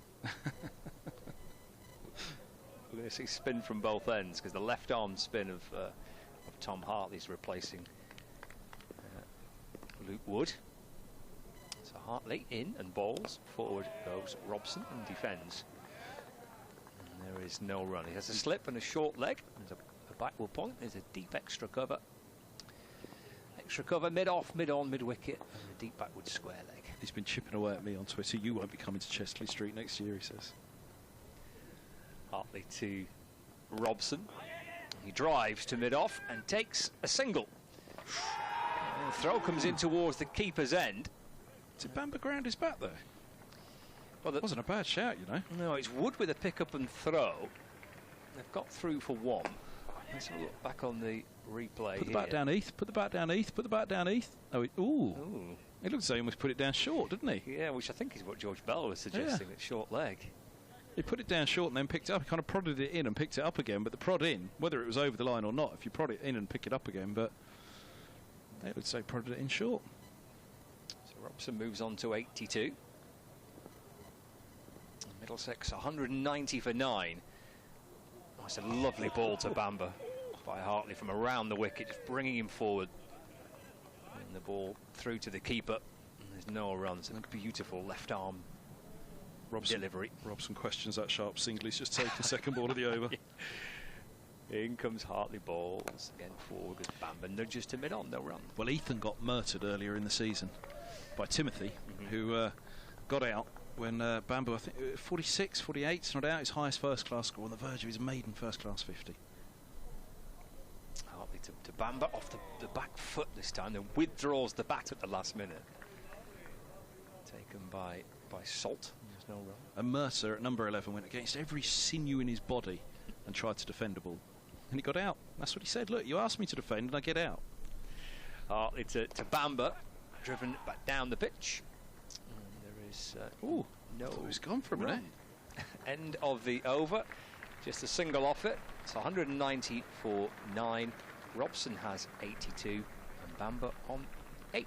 So 1 over to the second new ball. Robson still 18 away from a milestone. Middlesex are all of 60 runs away from a batting point. It really isn't about that for Middlesex right now, is it? It's all about the match situation. Highly likely to be a result in this one. There isn't enough weather around for this one to end in a draw, you wouldn't have thought. But we shall see. Welcome back, Callum. Thank you. Another wicket for Sussex there. Ooh, 107 for 9, yes. Against Leicestershire. Here's Wells, bowls and Robson pushes back. Slip and a short leg in place. This is great, this. 2 streams going at once. Durham fans will be very happy with that one. Chris Wright, from a Middlesex man, leaping up and down in the picture there, it's appeared. As here's Wells, bowls, and that's wristily driven by Robson to mid-off. Really just seemed to be trying to make sure he was over the top of that one, negating any spin. Let's have a look. Is that right? Chris Wright? It can't be. Wright's moving to Sussex, isn't he? He's not there yet. Yeah, Wright just got skittled about 15 minutes ago off middle stump, cartwheeling back. I thought it was one of the fielders I saw. Somebody there looks uncannily like Chris Wright. As this ball's pulled away by Robson, just dropping a little short, Wells, and onto it quickly. Robson, the right-hander, pulls wide of mid-on for 4. He's on to 86. Middlesex 194 for 9. Yeah, beautiful shot from Robinson there. He deserves this 100, doesn't he, if he gets there? It's been a fine knock from him. He's dug in at the hardest part of the day yesterday, and wickets flying around him. His teammates nicking off here, there, and Robson's still at the crease, still occupying plenty of time. He's been absolutely superb for Middlesex. Wells is a long on back as down the track comes Robson and bumps it to extra cover. No run, so long on, inviting the single down the ground, 1, but also protecting if Wells drops short again and slam back down the ground like that on the pull, but mainly inviting the single, which Robson might just nick through to slip or miss. As he waits on this one, and he's played on the back foot. Wells has squeezed one through. 194 all out Middlesex. Robson's innings, 235 deliveries. It was a marathon from Robson. He's not going to get his century though, and well, it's just skidded on from Wells and got through. Robson thought he had it, backed up to it, but misses the ball, and in fact he's towed it onto the stumps. I thought it had gone straight through, but it's taken a little ricochet onto the stumps and rolled back. Unfortunate way to go for Robson, but a brilliant innings, and something of a recovery from Middlesex for 19 for 5. They're all out for 194. Yeah, he really deserved to carry his bat, didn't it, Robson, at least, and he certainly deserved that 100. I think that's a 3rd inside edge of Middlesex's innings that has resulted into a wicket. So maybe the wicket's slightly slower than what we think from up here.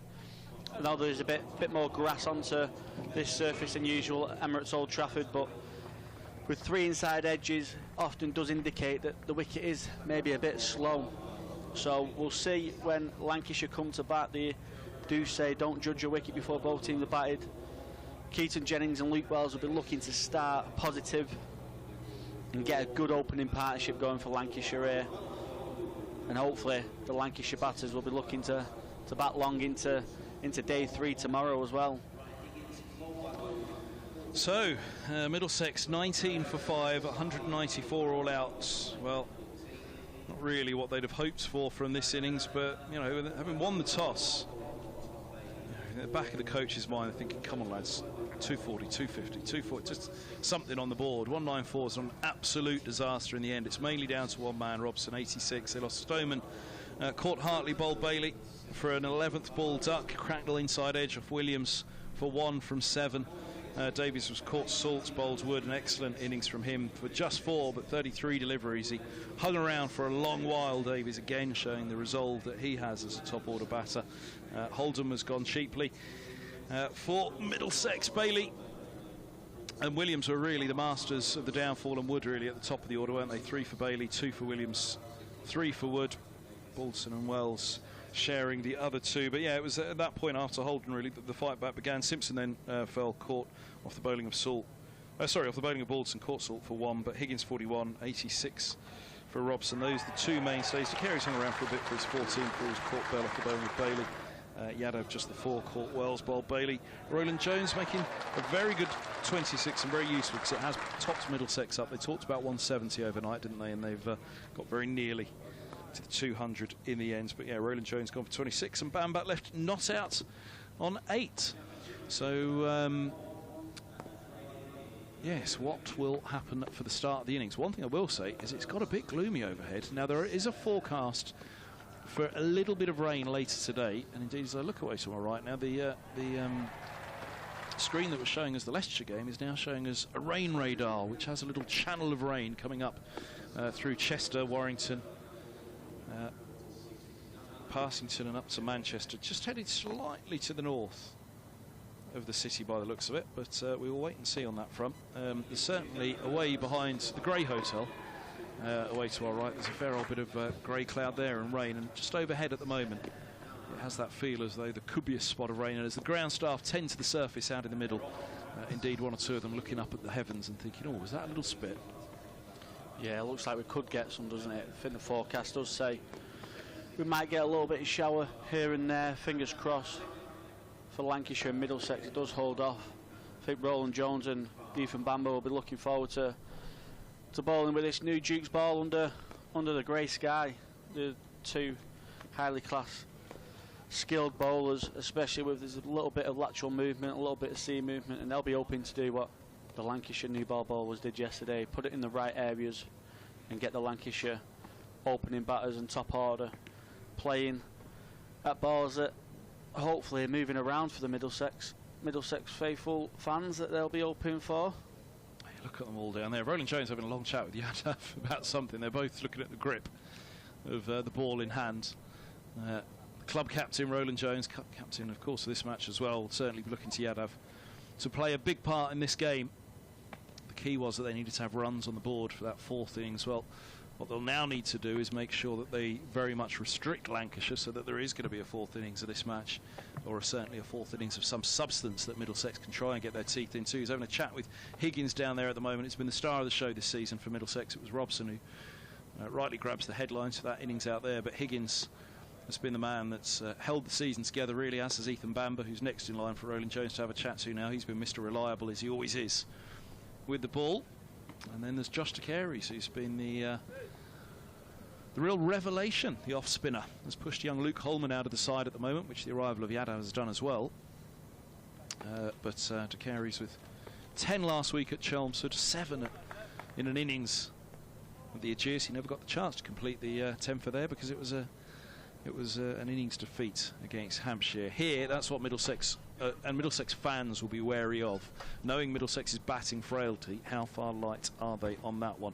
All gone down at Hove. Did I just see 109 all out? It just flashed off on the screen in front of me there. I think that's Durham confirmed promotion. 108, there we go. Lancashire all out. So yeah, they'll be dancing in the streets of the Roca Riviera tonight, or dancing in the shallows of the Roca Riviera, should I say. So 108 all out Leicestershire in reply to Sussex's 262. And well done to Durham, back in Division 1. Well, again, another county that have obviously had their considerable woes in recent years, but up they bounce back to Division 1. And Leicestershire, similarly, considerable woes for a different reason. You know, they've had their struggles on the fields. My season from them. Now, you'll hear, as we suspected, there's a spot of rain around, and the hover cover is ready to go. The Middlesex bowlers are ready to go. The hover cover is gearing up. The stumps are coming out, and there's the rain falling at Old Trafford. So at 8 minutes past 12, there's a fair bet that could well be lunch, which Middlesex won't be too enthusiastic about. They'd have been desperate to get out there and have a bowl in these conditions, but a shower, how big a shower, is going to put pay to that for a moment. That's a mighty roar from the effects mic there, isn't it? A mighty roar, which hopefully you can just about hear us over, but off it goes now away from the effects mic. And yes, that means there will be a delay. Now, we were trying to manfully talk through the interval there, weren't we? But we won't talk through the rain delay. Kevin Howes and the BBC Radio 5 Sports Extra gang have left us for elsewhere. So we'll pause the commentary here and be back as soon as play resumes, which could well be after lunch now. Middlesex bowlers will very much hope not. They'll hope this is the shortest, sharpest shower imaginable, and that they'll be out there for a quick dart with the Lancashire openers imminently, which kind of leaves me hovering myself as to whether to wait for that cover to hit the middle and see what happens, because how often do you see a cover get to the middle and the umpires appear and say, oi, straight back off. Off. There was a bit of that yesterday in the evening where the bad light was affecting the play. Floodlights are coming on, by the way. And the umpires did try their best yesterday, to be fair to them. You often see umpires very tentative when it comes to the light, but they tried the best yesterday to get us on and off. One of the outstanding Lancashire TV high-definition cameras just showed us the rain there. And in fact, as we look at the camera again now, it's clearly still raining. I was just saying, from our position, it's hard to pick it up. But the rain is falling. So I think at that point, we can probably all go and listen to Kevin Howes and the gang on 5 Sports Extra. But from here at Old Trafford, we'll be resuming with the start of the Lancashire first innings. Middlesex all out from 194. Join Callum, myself, Kevin Hand, Scott Reed, Kevin Howes, and the team here on Lancashire TV back as soon as play resumes. We'll bring back the broadcast for you as well. But for now, with the rain delay, we await the Lancashire reply. Middlesex just having been skittled. Robson last to go for 86, and Middlesex all out for 194. Nice room. How's that? How's that?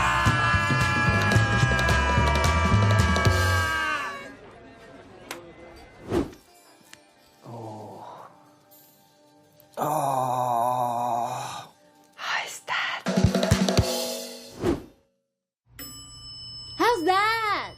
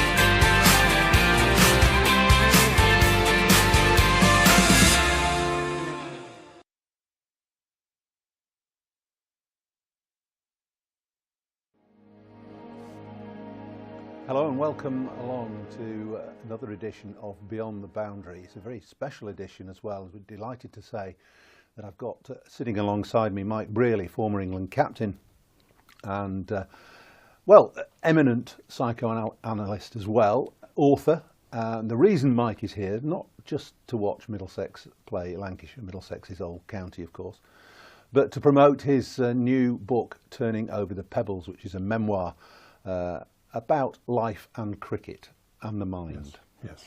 So, Michael, really good to see you. Good to be here. Thank you, Paul. Emirates Old Trafford has changed dramatically since your time as a player. First impressions? I remember playing here for Cambridge University against Lancashire, and we were, of course, playing, changing in the pavilion, square onto the pitch as it was, and Slacky Hilton was bowling. He was fast. I'd never seen anything like it. I think he twisted an ankle or something before I went into bat, but he was quick. Anyway, that's one memory, the first memory.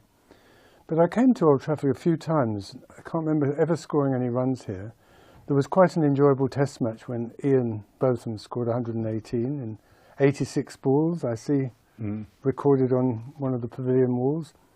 And that was the third of those remarkable matches in 1981. It was your first test match. It was. And you got 6 wickets. I got four wickets, and you scored 50. Unbelievably. Wonderful. I've never scored a 50 in any Wonderful. class of, well, in Wonderful. any senior class of Wonderful. cricket. Thank you, Paul. Well, thank you, Mike.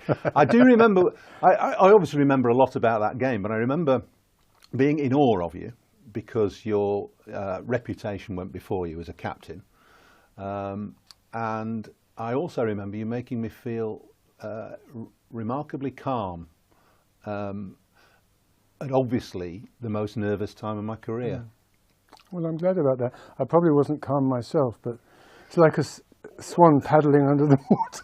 Well, it was a frantic experience, I think, because of what had gone before. Let's just start a little bit with that, because that 81 series is perhaps the one that you'll be most remembered for as captain, coming back to captain the side.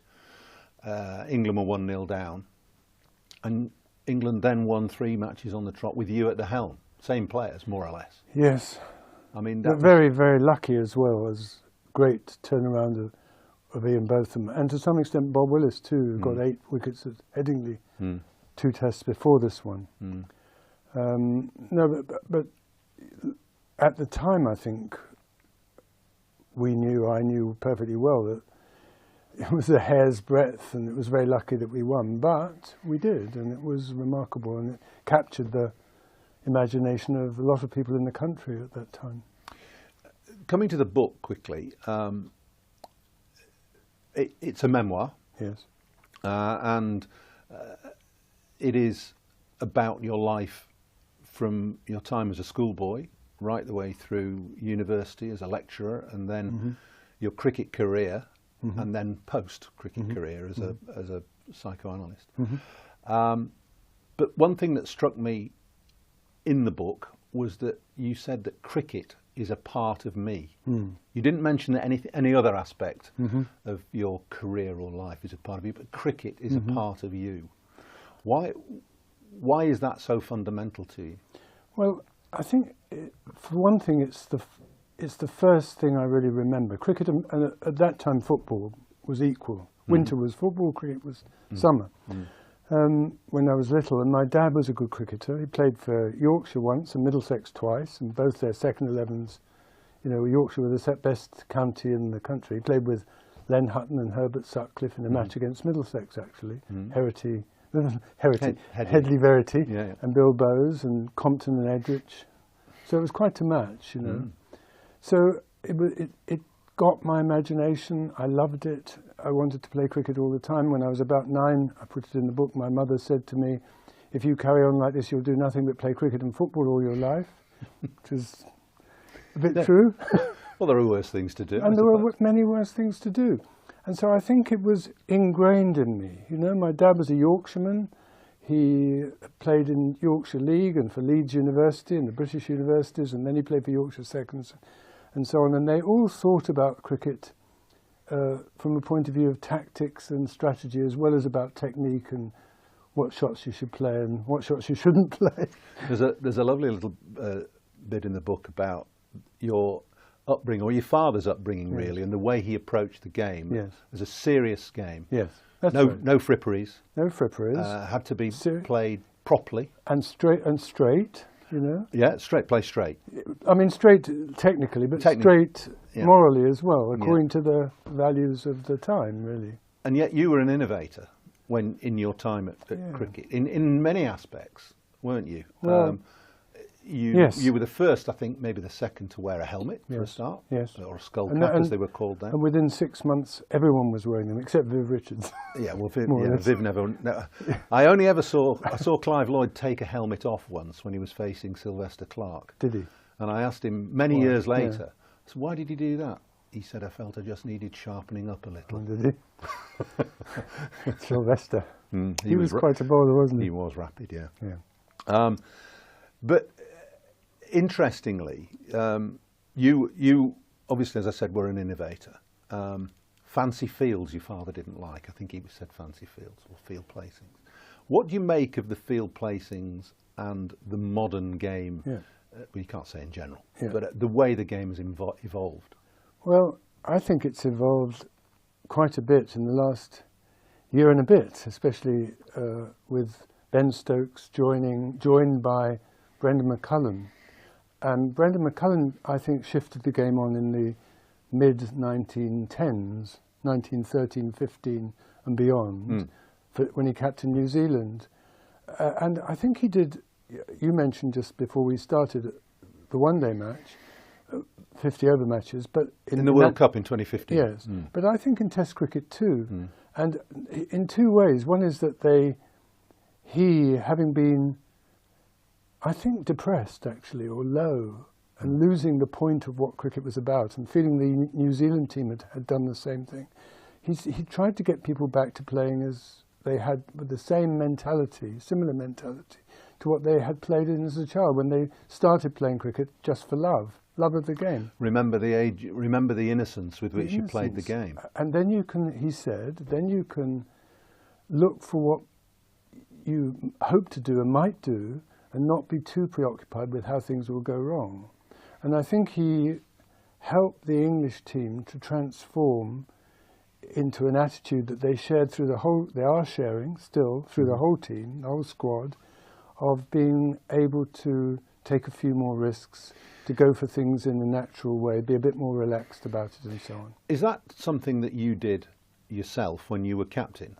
Well, I think I did with some people. I think I did with Ian Botham and his batting when he came back, because he'd got, you know, he was very unlucky, you know. He might have had a Stokes, if he'd had a different set of teams to play against, because of his 11 matches as captain, I think it was, 8 or 9 were against the West Indies, who were easily the best team in the world at the time. And then Australia, the other two, they were the next best team, and we were probably the one after that. And you know, that was really bad luck. But he had lost his form, both as a bowler and as a batsman, during that time. And I think he needed to. But it's quite still amazes me that he was at such a low after the Lord's Test when he resigned or was going to be removed, or whichever way it was, both probably. And yet, almost instantly, because it was the next Test match, he became yet again this talismanic figure. Did you say anything to him? Well, you must have done. We only met in between those times on the lunchtime or the afternoon, the day before the Test, as you did in those days. And I was a little nervous, you know, how was he going to be? I thought we'd always got on, very different people. But you'd known him for 5 quite years, a while. 4 or 5 years. But I still felt, how bitter was he going to be? How negative would he be about anything? You know, about, was he happy that it was me and not somebody else?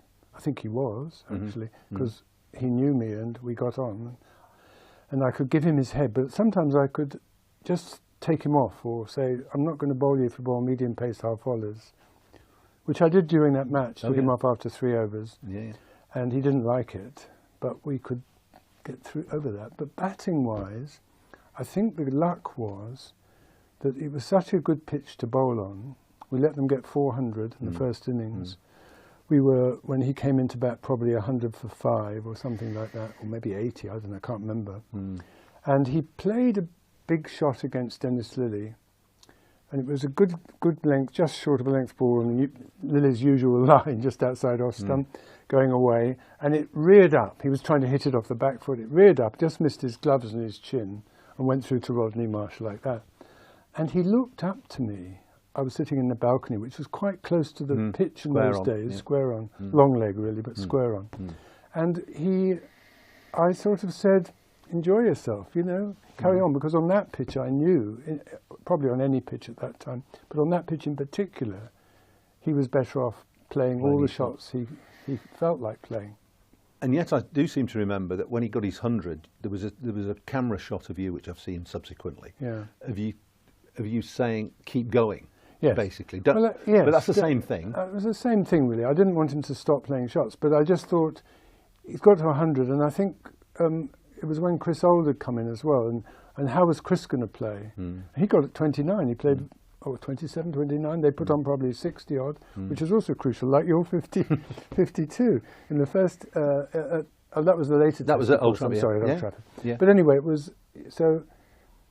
I did, and I think that's on the BBC programme of highlights of the Test match. That gesture from me, and I was given credit by Richie Benno saying that I was saying carry on hitting to Chris Old, but I think I was also saying to Chris Old, you know, keep that left foot, his back foot, somewhere in line with the stumps.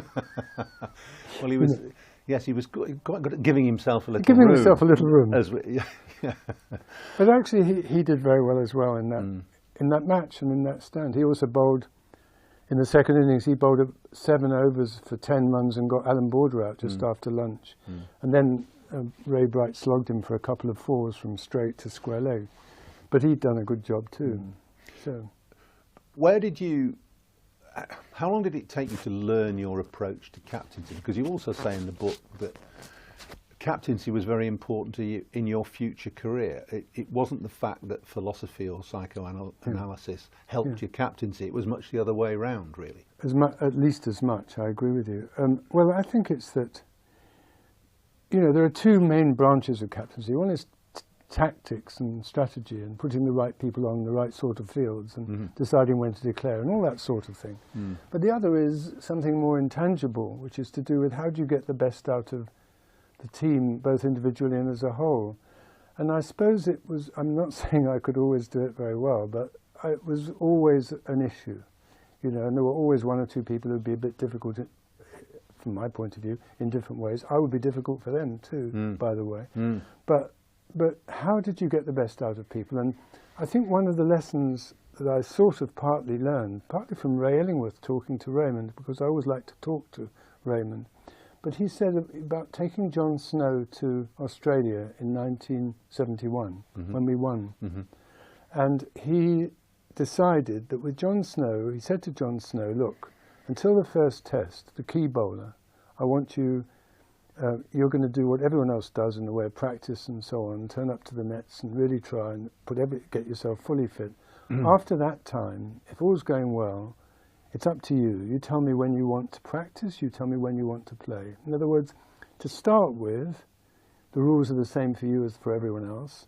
But once we get into the test cricket, and I want you to be fit for test matches, that's what I want, you do it your way. And I admired that. And I think the rest of the team could buy into that he was being treated differently from others. A bit of that was true of Ian, but sometimes with Ian, I had to say to him, no, you've got to bowl before we go and play a match, you know, bowl a bit. And then he'd come and bowl bounces at me in the nets. Amusing himself. Well, yeah, I mean, he was a rule to himself, but as you say, he needed managing, and you managed him admirably.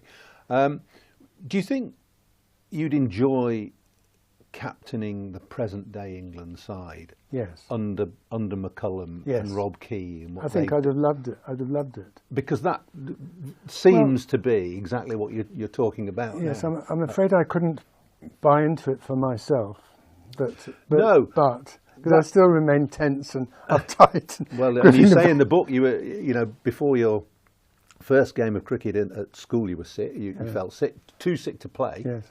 Yeah. And also your test match. The second test match, the first one at Lord's. Was yeah. But at least you can appreciate how the others feel then, of course. Well, I think there's something in that. You know, the people who are really the geniuses of the game are not always the best captains, you know, because they haven't had to go through the things that the rest of us have to go through, certainly from time to time. And it's always a bit of a struggle at the top level. I think by the end of my career, I got to feel I belonged in county cricket. You know, I was a good county cricketer. Yeah. I was on the edge of being a test player. I mean, I got selected as a batsman. Well, he played 39 times. Yes, but many of them because I was captain. Yeah. But still, as a batsman, I'm thinking of. So how? Yes. Because it's interesting to me, and I'm sure to people who want to get to know you or feel they want to get to know you. You were captain for 31 of those 39 tests.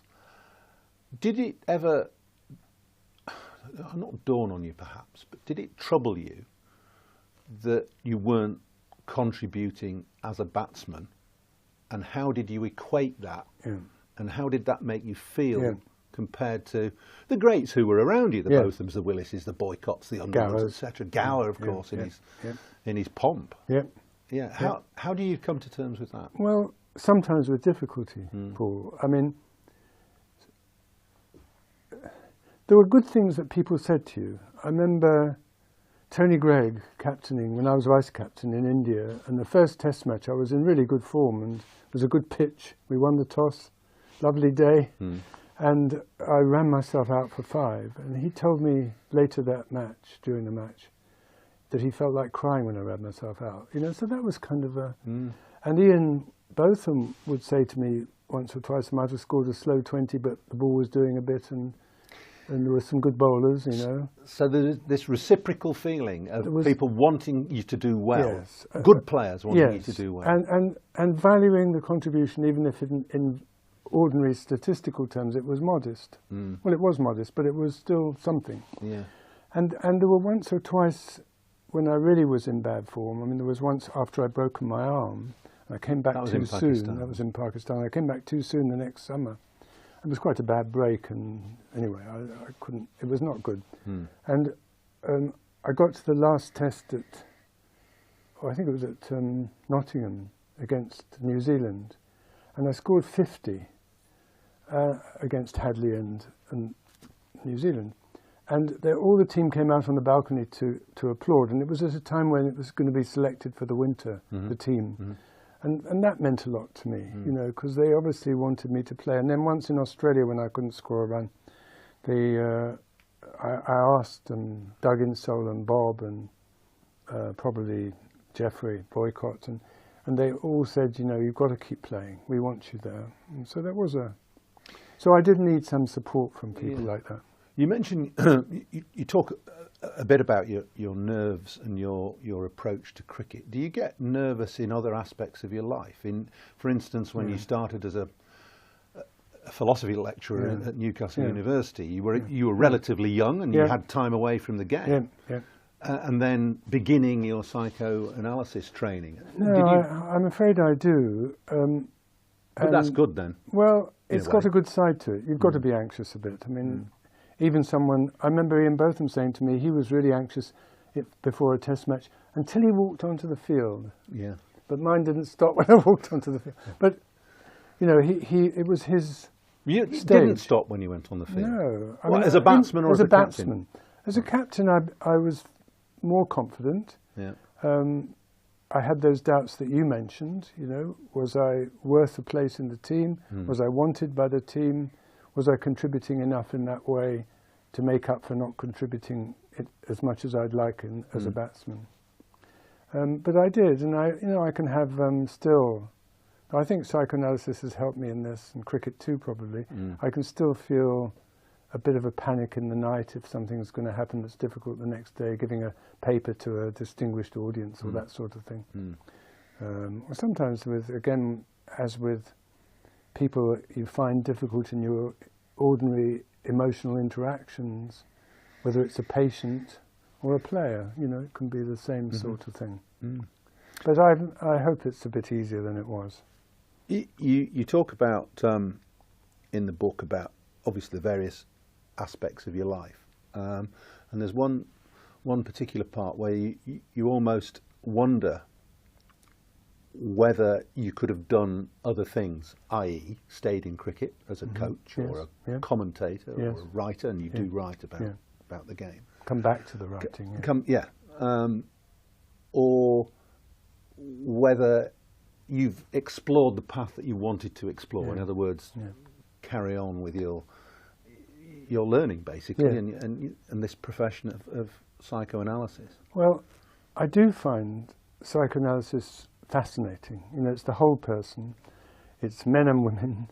Well, of course, cricket is for women as well, but we didn't quite have it in our day. And we didn't play alongside them, of course. No. So and it's the whole person, and it's from childhood on, and that's the point of the matter. Whereas in cricket, it was really, how do you get the best out of people and help them in relation to their cricket? Sometimes that may be helping them in other ways. I remember Steve Waugh saying to me once, I think I put it in the book too, saying that he hoped as captain of Australia to help people to become not only better cricketers but better people. And I think that was a very interesting comment. But I thought so in a way that's it covers the whole range of the unconscious and conscious self, the mind, the emotions, the behaviour, the inclinations, the dreams. I think it's suited me very well, actually. But you do come back to what you most enjoyed about the game, and the companionship, the dressing room, the humour, which I think, not you, but we all struggle to come to terms with when we finish playing the game, because it's a 24/7 occupation as a cricketer. It is. And I think a lot of players find it very, very difficult in those first years out of the game. I think so too, and it is difficult, and we have to stop in our 30s or 40 or whatever. I stopped at 40 and start again in something else, and for many people that's quite difficult. I mean, it wasn't easy for me, but I had something that I was kind of had in mind and was moving towards, so that was quite important. So I was lucky. Well, yeah, but right place at right time. Absolutely. Luck plays a part. Richie Beno, of course, said, don't 90%. try captaincy without the luck. Yes, but don't try captaining it without the 10% of skill, he also said, didn't he? That is true, yeah. I think it's an interesting thing about everyone's life, is how much is luck and how much do we create our own luck or make the most of it or the worst of it, So I agree with you, it's a complicated combination. So, Mike, we're coming towards the end of your time here. Where do you think you've been most happy? Is it in the dressing room or in the psychoanalyst room, talking to somebody on the couch or chair or whatever? Well, I think most happy, in any obvious sense of the word, is when teams have been doing well, I've been doing okay myself, and there's been a great spirit in the team, as there was in that team you joined, and in Middlesex over the last few years of my playing. I think I was as happy as in any sort of work situation that spread to the rest of one's life that I could be. Psychoanalysis is a bit different. It's not so much fun, because people are coming for a serious, usually serious or at least problems in their life and things they want to address. But it's not all misery either. And people can have, jokes can be helpful or humour can be helpful in that. But too. You'll gain gratification from being able to help them, presumably. In the same way as you would get that as a captain of a cricket team, helping individuals to succeed. And alongside that, there's the satisfaction of seeing something more clearly yourself, whether it's as a batsman, playing the right strokes and building an innings and having a good run with the bat and that sort of thing, or also thinking in a good, clear way with the patient and not being too disrupted in one's thought or in a bad mood or negative. I know. Well, no, but you do say that through the book your captaincy was you always felt was positive, and your approach to cricket was always positive, and I think that stands the test of time. It does, certainly. Mike, the book is a really good read. It's a challenging read for me, but it's a lovely memoir. Thank you. And I wish you all the success with it. Yes, and turning over the pebbles is one of the chances of being a psychoanalyst, is you have a chance to look at things a second time round in your life and as the analyst too. And I think that's something that's fascinated me. You look at something and you get a second bite of the cherry, is another phrase one might use. I like the phrase. Can I use one more phrase now before we stop? There was a psychoanalyst who said of one patient, it was fascinating how boring that patient was. And you see, he didn't just stay bored. He was interested, well, why am I so bored? Is it me? Is it him? Is it what? And if it's him, what's it to do with? So something about that too.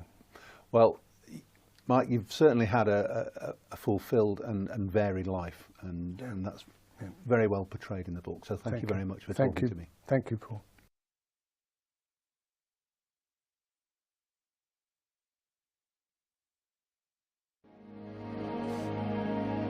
Hello and welcome along to another edition of Beyond the Boundary. It's a very special edition as well. We're delighted to say that I've got sitting alongside me Mike Brearley, former England captain and well, eminent psychoanalyst as well, author. The reason Mike is here, not just to watch Middlesex play Lancashire, Middlesex is Old County of course, but to promote his new book Turning Over the Pebbles, which is a memoir about life and cricket and the mind. Yes. So Michael, really good to see you. Good to be here, thank you, Paul. Emirates Old Trafford has changed dramatically since your time as a player. First impressions? I remember playing here for Cambridge University against Lancashire, and we were, of course, playing, changing in the pavilion, square onto the pitch as it was, and Slacky Hilton was bowling. He was fast. I'd never seen anything like it. I think he twisted an ankle or something before I went into bat, but he was quick. Anyway, that's one memory, the first memory. But I came to Old Trafford a few times. I can't remember ever scoring any runs here. There was quite an enjoyable test match when Ian Botham scored 118 in 86 balls, I see recorded on one of the pavilion walls. And that was the third of those remarkable matches in 1981. It was your first test match. It was. And you got 6 wickets. I got four wickets, and you scored 50. Unbelievably. Wonderful. I've never scored a 50 in any Wonderful. class of, well, in any senior class of Wonderful. cricket. Thank you, Paul. Well, thank you, Mike. I do remember, I obviously remember a lot about that game, but I remember being in awe of you because your reputation went before you as a captain. And I also remember you making me feel remarkably calm at obviously the most nervous time of my career. Well, I'm glad about that. I probably wasn't calm myself, but it's like a swan paddling under the water. Well, it was a frantic experience, I think, because of what had gone before. Let's just start a little bit with that, because that 81 series is perhaps the one that you'll be most remembered for as captain, coming back to captain the side. England were 1-0 down, and England then won 3 matches on the trot with you at the helm. Same players, more or less. Yes. I mean, that very, very lucky as well, as great turnaround of Ian Botham, and to some extent Bob Willis too, who got 8 wickets at Headingley, 2 tests before this one. No, but at the time, I think I knew perfectly well that it was a hair's breadth, and it was very lucky that we won. But we did, and it was remarkable, and it captured the imagination of a lot of people in the country at that time. Coming to the book quickly, it's a memoir. Yes. And it is about your life from your time as a schoolboy right the way through university as a lecturer, and then your cricket career, and then post-cricket career as a psychoanalyst. But one thing that struck me in the book was that you said that cricket is a part of me. You didn't mention that any other aspect of your career or life is a part of you, but cricket is a part of you. Why is that so fundamental to you? Well, I think, for one thing, it's the first thing I really remember. Cricket, and at that time football was equal. Winter was football, cricket was summer. When I was little, and my dad was a good cricketer. He played for Yorkshire once and Middlesex twice, and both their second 11s. You know, Yorkshire were the best county in the country. He played with Len Hutton and Herbert Sutcliffe in a match against Middlesex, actually. Headley Verity, and Bill Bowes and Compton and Edrich. So it was quite a match, you know. So it got my imagination. I loved it. I wanted to play cricket all the time. When I was about 9, I put it in the book, my mother said to me, if you carry on like this, you'll do nothing but play cricket and football all your life, which is a bit true. Well, there are worse things to do. And there were many worse things to do. And so I think it was ingrained in me. You know, my dad was a Yorkshireman. He played in Yorkshire League and for Leeds University and the British universities, and then he played for Yorkshire Seconds and so on. And they all thought about cricket from a point of view of tactics and strategy, as well as about technique and what shots you should play and what shots you shouldn't play. There's a lovely little bit in the book about your upbringing, or your father's upbringing, really, and the way he approached the game as a serious game. Yes, that's no, right. no fripperies. No fripperies. Had to be played properly and straight. You know. Yeah, play straight.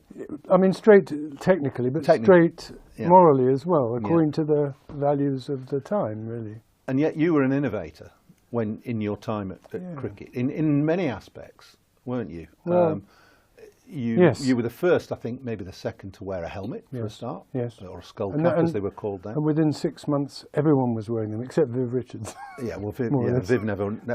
I only ever saw Clive Lloyd take a helmet off once when he was facing Sylvester Clarke. Did he? And I asked him many years later, so why did he do that?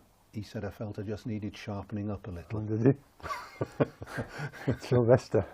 He was quite a bowler, wasn't he? He was rapid, yeah. But interestingly, you obviously, as I said, were an innovator.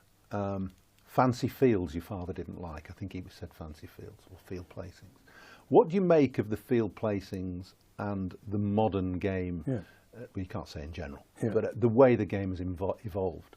Well, I think it's evolved quite a bit in the last year and a bit, especially with Ben Stokes joined by Brendan McCullum. And Brendan McCullum, I think, shifted the game on in the mid-1910s, 1913, 15 and beyond, when he captained New Zealand. And I think he did, you mentioned just before we started the one-day match, 50 over matches, but in the World Cup in 2015. Yes, but I think in Test cricket too, and in two ways. One is that he having been, I think, depressed actually or low, and losing the point of what cricket was about, and feeling the New Zealand team had done the same thing. He tried to get people back to playing as they had, with the same mentality, similar mentality to what they had played in as a child when they started playing cricket just for love of the game. Remember the age, remember the innocence with which you played the game. And then you can, he said, then you can look for what you hope to do and might do and not be too preoccupied with how things will go wrong. And I think he helped the English team to transform into an attitude that they shared through the whole, they are sharing still through the whole team, the whole squad, of being able to take a few more risks, to go for things in a natural way, be a bit more relaxed about it and so on. Is that something that you did yourself when you were captain? Well, I think I did with some people. I think I did with Ian Botham and his batting when he came back, because he'd got, you know, he was very unlucky, you know. He might have had a Stokes, if he'd had a different set of teams to play against, because of his 11 matches as captain, I think it was, 8 or 9 were against the West Indies, who were easily the best team in the world at the time. And then Australia, the other two, they were the next best team, and we were probably the one after that.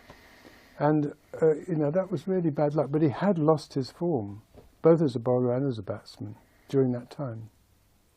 And I think he needed to.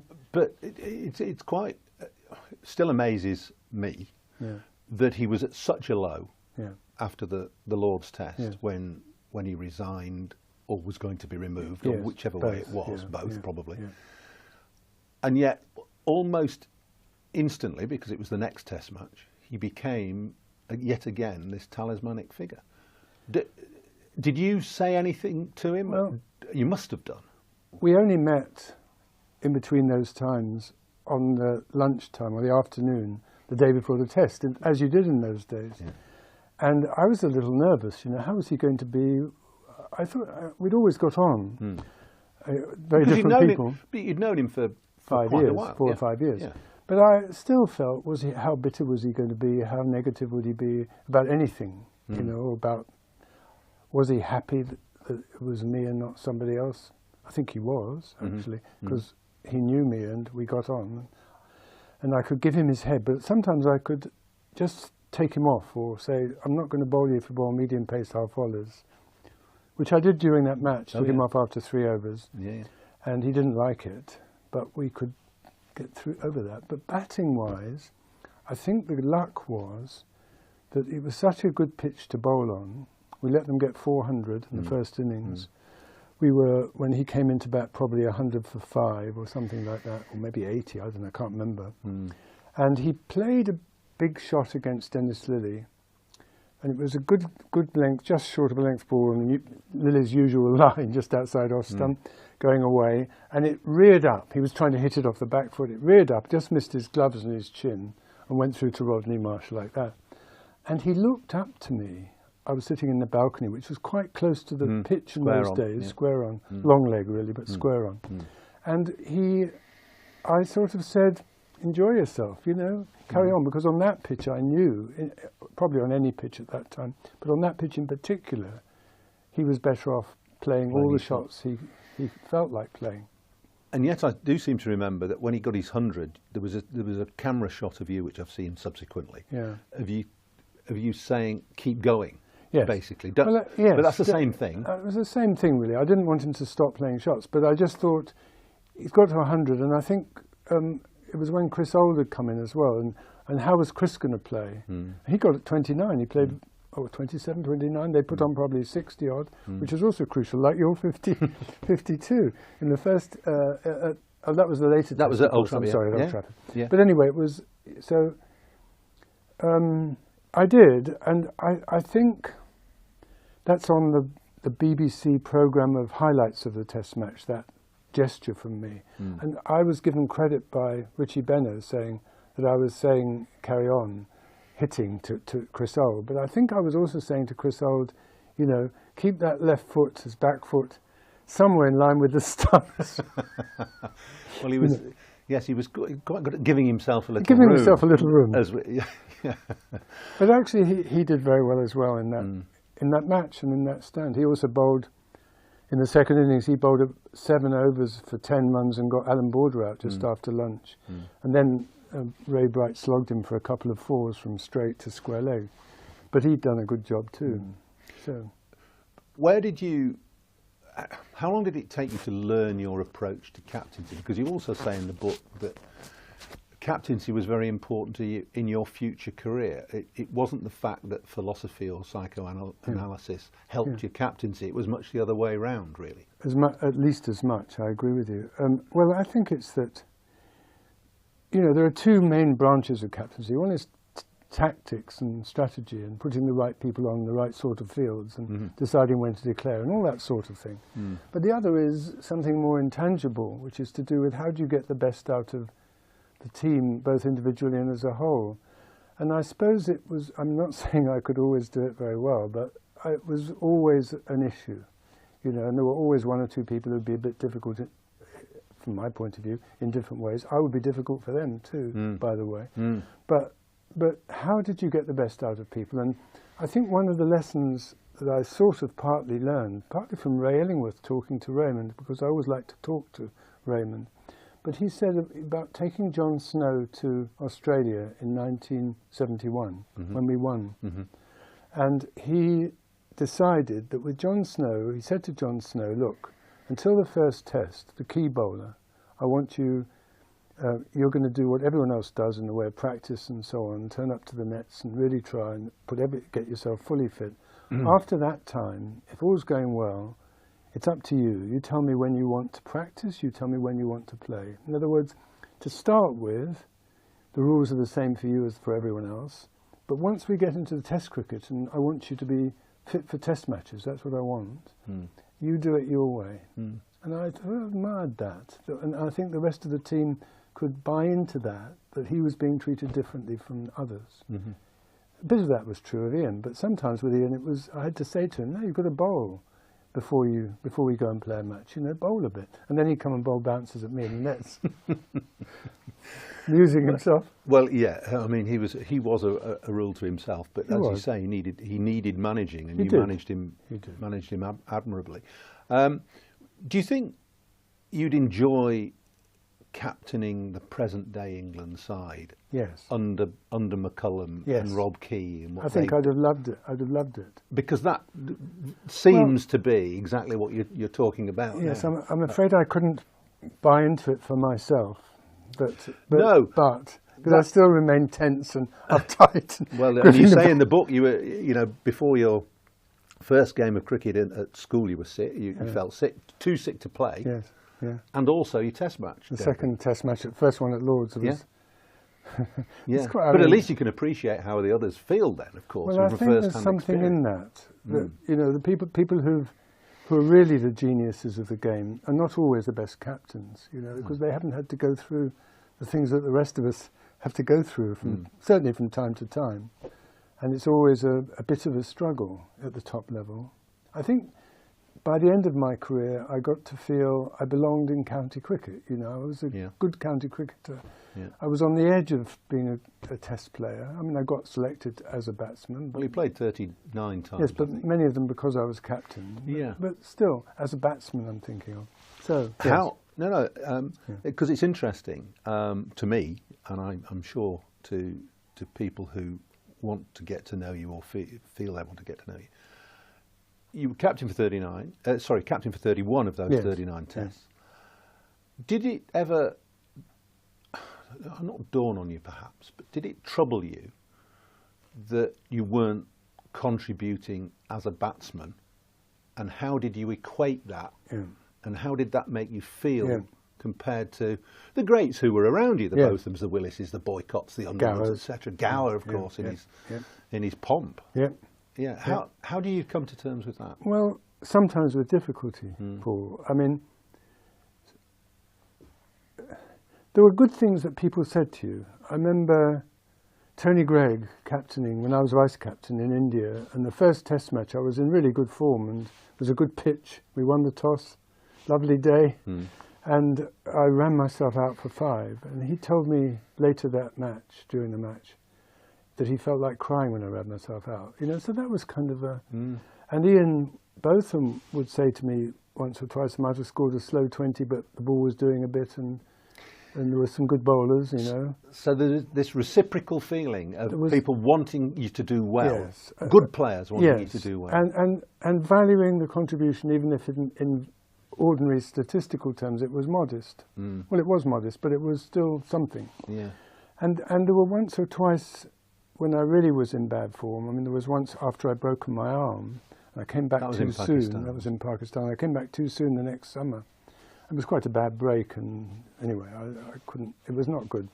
And I got to the last test at, I think it was at Nottingham against New Zealand, and I scored 50 against Hadley and New Zealand. And all the team came out on the balcony to applaud, and it was at a time when it was going to be selected for the winter, the team. And that meant a lot to me, you know, because they obviously wanted me to play. And then once in Australia, when I couldn't score a run, I asked Doug Insole and Bob and probably Geoffrey Boycott, and they all said, you know, you've got to keep playing. We want you there. And so that was so I did need some support from people like that. You mentioned, you talk a bit about your nerves and your approach to cricket. Do you get nervous in other aspects of your life? For instance, when you started as a philosophy lecturer at Newcastle University, you were relatively young and you had time away from the game. And then beginning your psychoanalysis training. No, I'm afraid I do. But that's good then. Well, it's got a good side to it. You've got to be anxious a bit. I mean, even I remember Ian Botham saying to me, he was really anxious before a test match until he walked onto the field. Yeah. But mine didn't stop when I walked onto the field. But, you know, it was his You stage. Didn't stop when you went on the field? No. I mean, as a batsman or as a batsman? captain? As a captain, I was more confident. Yeah. I had those doubts that you mentioned, you know. Was I worth a place in the team? Was I wanted by the team? Was I contributing enough in that way to make up for not contributing it as much as I'd like as a batsman? But I did, and I can have still. I think psychoanalysis has helped me in this, and cricket too, probably. I can still feel a bit of a panic in the night if something's going to happen that's difficult the next day, giving a paper to a distinguished audience or that sort of thing. Or sometimes as with people you find difficult in your ordinary emotional interactions, whether it's a patient or a player. You know, it can be the same sort of thing. But I hope it's a bit easier than it was.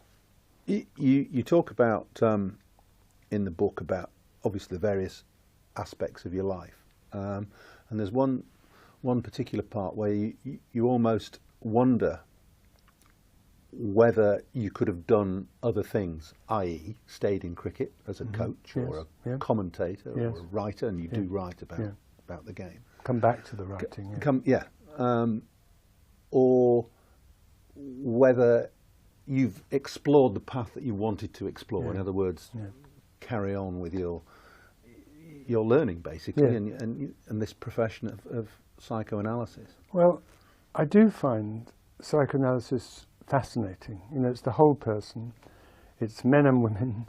Well, of course, cricket is for women as well, but we didn't quite have it in our day, did we? We didn't play alongside them, of course. No. So, and it's the whole person, and it's from childhood on, and that's the point of the matter. Whereas in cricket, it was really, how do you get the best out of people and help them in relation to their cricket? Sometimes that may be helping them in other ways. I remember Steve Waugh saying to me once, I think I put it in the book too, saying that he hoped as captain of Australia to help people to become not only better cricketers but better people.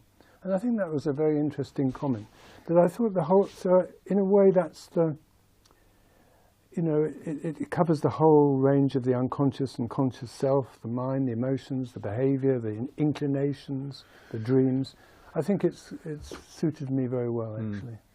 But you do come back to what you most enjoyed about the game and the companionship, the dressing room, the humour, which I think, not you, but we all struggle to come to terms with when we finish playing the game, because you're there. It's a 24/7 occupation as a cricketer. It is, and I think a lot of players find it very, very difficult in those first years out of the game. I think so too, and it is difficult, and we have to stop in our 30s or 40 or whatever. I stopped at 40 and start again in something else, and for many people that's quite difficult. I mean, it wasn't easy for me, but I had something that I was kind of had in mind and was moving towards, so that was quite important. So I was lucky.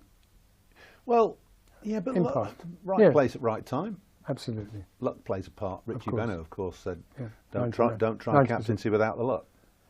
Yes, but don't try captaining it without the 10% of skill, he also said, didn't he? That is true, yeah. I think it's an interesting thing about everyone's life, is how much is luck and how much do we create our own luck or make the most of it or the worst of it, you know? So I agree with you, it's a complicated combination. So, Mike, we're coming towards the end of your time here.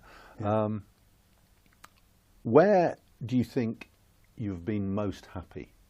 Is it in the dressing room or in the psychoanalyst room, talking to somebody on the couch or chair or whatever? Well,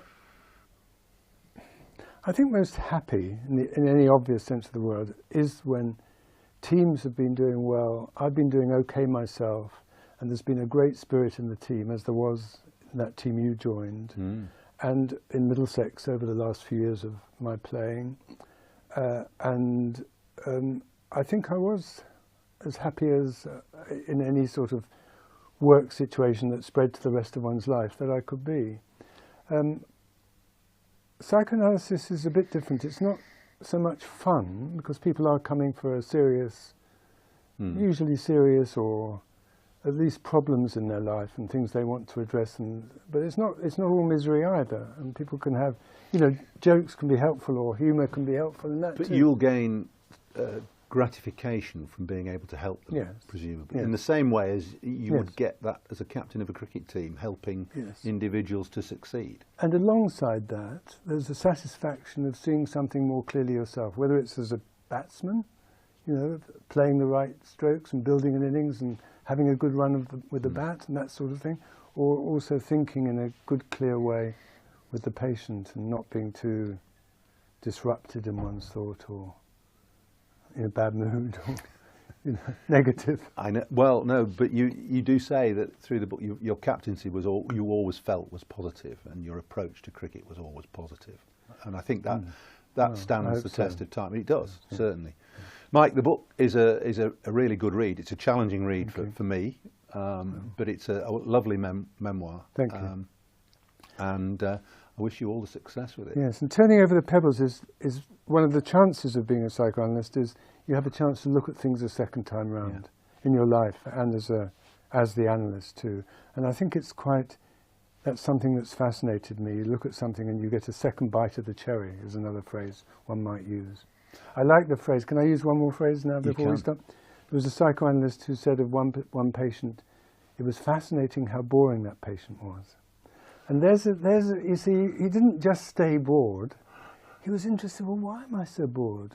Is it me? Is it him? Is it what? And if it's him, what's it to do with? You know, so something about that too. Well, Mike, you've certainly had a fulfilled and varied life, and that's very well portrayed in the book. So thank you very much for talking to me. Thank you, Paul.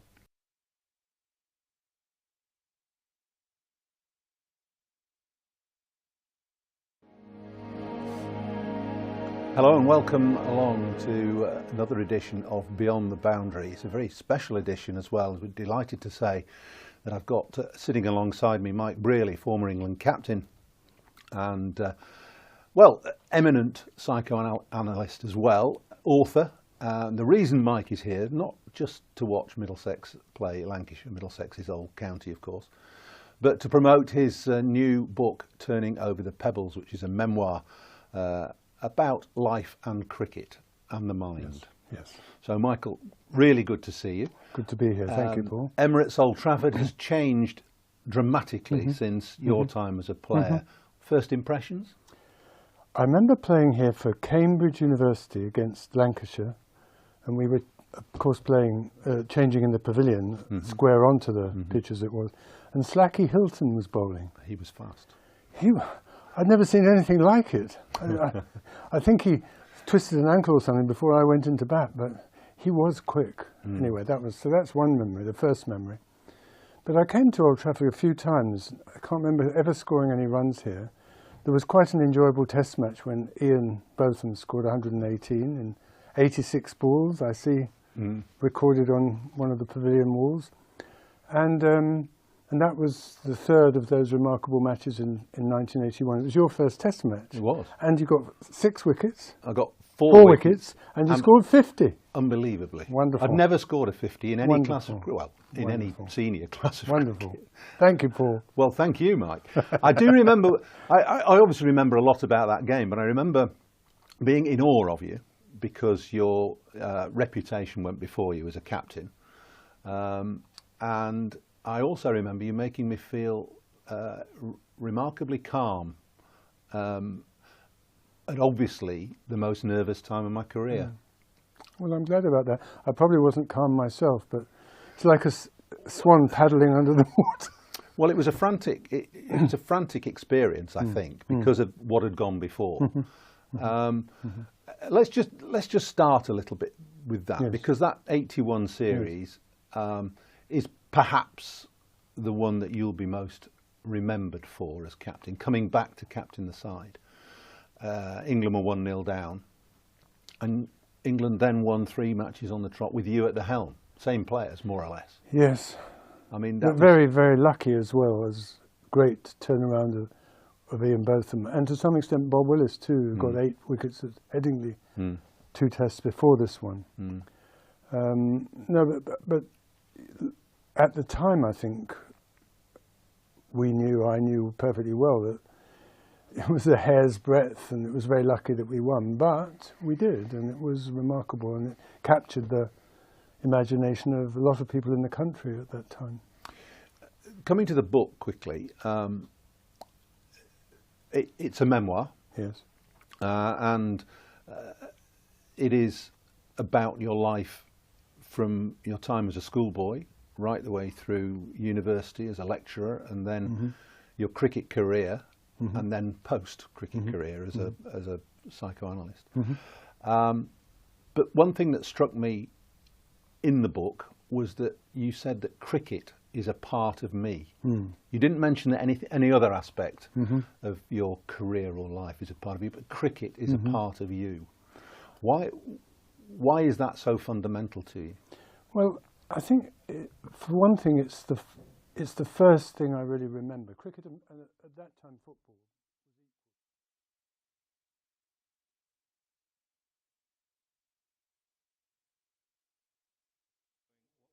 Beyond the boundary with Paul Allott and Mike Brealey.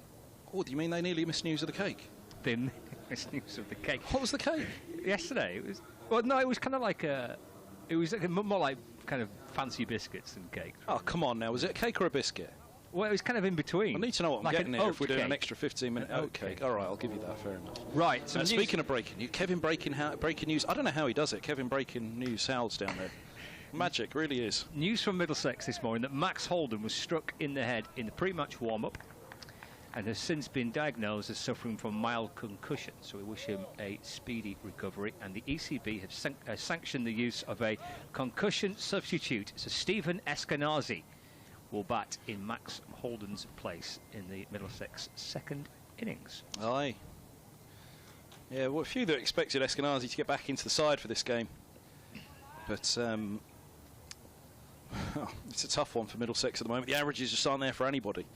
So who do you drop? Who do you leave out? Who do you pick? It is a tough one. Jack Davies, though, by all accounts, yet again yesterday, showed some real steel, some real metal out in the middle. As he did a couple of seasons back in similarly dire situation for Middlesex at Canterbury when Robbie White got 99. Was the hero of that one, falling one shy of his maiden first-class century, but Davies on that occasion had batted for a couple of hours with him, really dug in hard. But he dug in yesterday for an hour or so with Robson. Will Lancashire need to dig in here? It will be Ethan Bamber, leading wicket taker for Middlesex in the Championship this season, to get the innings up and running, bowling to Luke Wells, who's defending. And there's no run. 194 is what Middlesex got to, which, to be quite frank, looked almost impossible at one point yesterday at 19 for 5. That looked like being kind of melting away for something less than 50. But Paul Allott was talking about tea, wasn't he, yesterday? Mm. Callum was talking about midday, I think I heard. So managed to rally a little bit, Middlesex. Brilliant effort from Robson, making 86. Bamber from around the wicket to Wells, who's forward, defending. And there's no run. So it's a little bit of something to work with for the Middlesex bowlers here. Well, there's generally always one that finds a way, isn't there? And, you know, it was Robson, and it was brilliant. It really was. Yeah. A masterful innings by him, and he deserved a century. You know, I often say it's worth money, a century, that innings, isn't it? On the flat one. You get 300, but 80-odd in conditions like this and up against what was going on at the other end as well. 3 slips waiting. Bamber around the wicket, bowls. Again, that forward defence by Wells. Tall left-hander. Rocks onto the front foot. Smothers the ball away into the offside. No run. Crucially, the overheads. There's a little patch of blue immediately above Old Trafford at the moment. Not allowing the sun to peek through at the moment, but much brighter conditions. We don't need the floodlights, which are now on. They were just cranking up as that Middlesex innings came to an end, and Middlesex were raring to go, weren't they, for a little 20-minute spell before lunch. They would have given anything for that, but instead, much brighter skies now. Bamber to Wells. It's come off the inner half of the bat and deflects down towards fine leg for the first run for Lancashire. Wells moves on to 1. Yeah, that would have been quite a nasty little period, that, wouldn't it? Up to lunch, had Lancashire come out and started their first innings. It's been about 40 minutes thereabouts. The pressure's fully on the visitors here. The table, the toss, the match situation now. The start to this innings is oh so crucial, isn't it? They really need a little blast themselves just to get them going in the innings. Even if it's only a couple, it doesn't need to be 19 for 5, but they just need to get a couple on the board early here to make sure that Lancashire themselves don't get off to a flyer as the sun breaks out. Yeah, a little bit of sunshine, yeah. It's Bamber to Jennings. It's back of a length and worked behind square on the leg side for a single. It's 2 without loss, Lancashire. Yeah, we've all been used to fast-forward cricket for many years now, haven't we? In the first-class game, even more so nowadays. But that's what's required on this one. And we don't always want it. Sometimes we do want to sit back and just enjoy a game steadily with a nice wave all the way along. It doesn't have to be a tsunami all the time, does it? But that's what Middlesex need right now. Final ball of the first over. It's left by Wells. So 2 without loss. Wells 1, Jennings on 1. Bamber opening up with the new ball for Middlesex from the Brian Statham end. We're into the afternoon session, day 2, live on Likes TV and on 5 Sports Extra. The LV County Championship from Emirates Old Trafford, and on the BBC Sport website and app as well. Oh dear. He's throwing food at us now. It's like the old days on stage. There's food being thrown at us. Kevin Howes arriving in the back of the box. He's had a good lunch interval. Breaking news to the public of Max Holden, and he's got his ears to the ground, hasn't he? How he comes up with these things in the middle of the lunch interval. Ryan Higgins is opening up, and not Toby Rowland-Jones. The skipper throws the ball to Higgins. This is a really interesting move. I mean, look, Higgins was leading. You mentioned Bamber there. Bamber overtook Higgins as leading wicket taker with his 9 for Edgbaston in one of those little drop-in matches that we get in the middle of the summer nowadays. Sorry, I was kind of teeing myself up as the line went along there, trying not to. But here's Higgins. He's in, bowls, and this ball's pushed away into the offside, and there's no run. Well, Dave Bracegirdle did tweet as the Nottinghamshire game started. 44 days since the last championship, last day of first-class cricket for Nottinghamshire, and it resumed. Yeah. This round at Canterbury. 44 days in the height of the summer since the last day of championship cricket. But yeah, Warwickshire. Higgins went there as leading run scorer and leading wicket taker. He's moving in now, bowling to Jennings, and this ball's eased into the onside, fielded at mid-wicket. Bamber, his opening partner, comes around to collect. The steepling bounce of Rowland-Jones will have to wait for a wee while. Indeed, it was exactly that, the bounce of Rowland-Jones. Not quite the pace of old, but the bounce of Rowland-Jones at Warwickshire that really got everybody on the edge of their seat when Middlesex bowled their hosts at Edgbaston in 22.5 overs for 60 at the start of that match. We're all scrambling to see if that was the quickest Middlesex ever got to a maximum bowling points. Down the track comes Jennings to leave Higgins alone outside the off stump. Through to Bury-born John Simpson behind the stumps. Jennings, formerly of Durham. 2 former Durham openers, aren't there? On a day for Durham as well, as they're promoted back to the top flight. Stoneman, it didn't go quite so well for him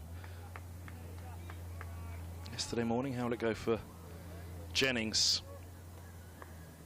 3 former Alistair Cook partners out there in the middle in this match. Down the track comes Jennings again, dancing to Higgins, pushes back into the offside, and now we'll have a look at the stream, which is bang in line, which we are not detecting a great deal of movement out there. But Jennings' response to Higgins suggests something's happening through the air or off the seam. We'll have to wait and see. Standing up now, John Simpson taking the helmet, and up he goes to Higgins, keep Jennings in his crease, so we'll get a good look on this one without Jennings charging to the pitch. Higgins around the wicket, bowls, and no discernible movement on that one, angled into the left-hander. Simpson with something of a masterclass standing up in the last few weeks. Really has been outstanding. The game at Edgbaston, the game at Chelmsford as well. A couple of absolute crackers standing up, including to Ethan Bamber, which, goodness me, standing up to Bamber is quite the effort. Higgins in bowls, and that just straightens a little on Jennings, who was preparing to ease that into the onside off the back foot, and just makes the little gesture with his hands to say, yep. A little bit of movement there, whether that was up through the air, off the surface, a little bit of late swing, straightening it on him. We'll keep an eye and see what it is doing out there. Today is a strong breeze blowing across the ground from the Scott Reed party stand on the way to the Grey Hotel. They're magnificently named places here at Old Trafford, as this ball's full outside the off stump. That was darted through a little quicker from Higgins. Left alone into the second over, 4 without loss. Do they have official names? The Grey Stand, the Grey Hotel. There's the Grey Hotel and the Red Hotel. That's all. Yeah. That's how I heard it described all day yesterday. That's quite a good way to describe it, because it's grey and red. They are grey and red, and there's no official names for the stands apart from stands A, B, C, D, and E, which I think might be changing at some point down the line. Apart from the Scott Reed stand. Well, the party stands are temporary, of course. That'll be coming down. How temporary? It's been up there for years. No, it comes down every season. It's up and down, is it? It's up and down, yeah. A bit like Northants. So it's Bamber around the wicket, balls driven to mid-off by Luke Wells, and there's no run. 4 without loss. That's the meanest I've ever heard you be to anyone. Oh, I'm only being cheeky. Yeah, they could have bring that down. I bring out the worst in you, don't I? You do have that way with people. 3 slips and a backward point, an extra cover, and a mid-off, and a mid-on, and a mid-wicket, and a fine leg. Bamber, little shuffle at the start, and then striding in past the umpire to Wells. He's guiding the ball down to third man. He'll get 4 for it. There's a little bit of width there for Wells to work into. He's playing away from his body, but steering it safely and nicely down towards the third man boundary for 4 runs. Dear old John Gwynn, have you given him a mention yet this year? We mentioned him yesterday, yeah.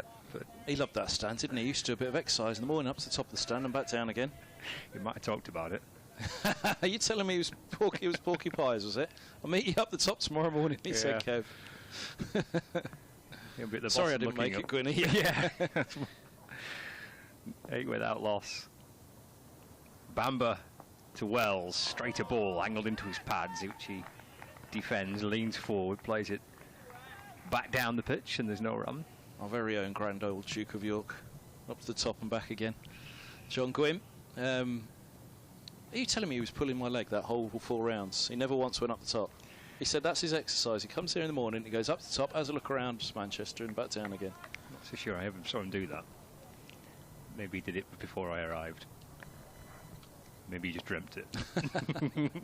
Bamber to Wells. Yeah, it's defended onto that front foot. 2 tall left-handers opening the batting here for Lancashire, Wells and Jennings.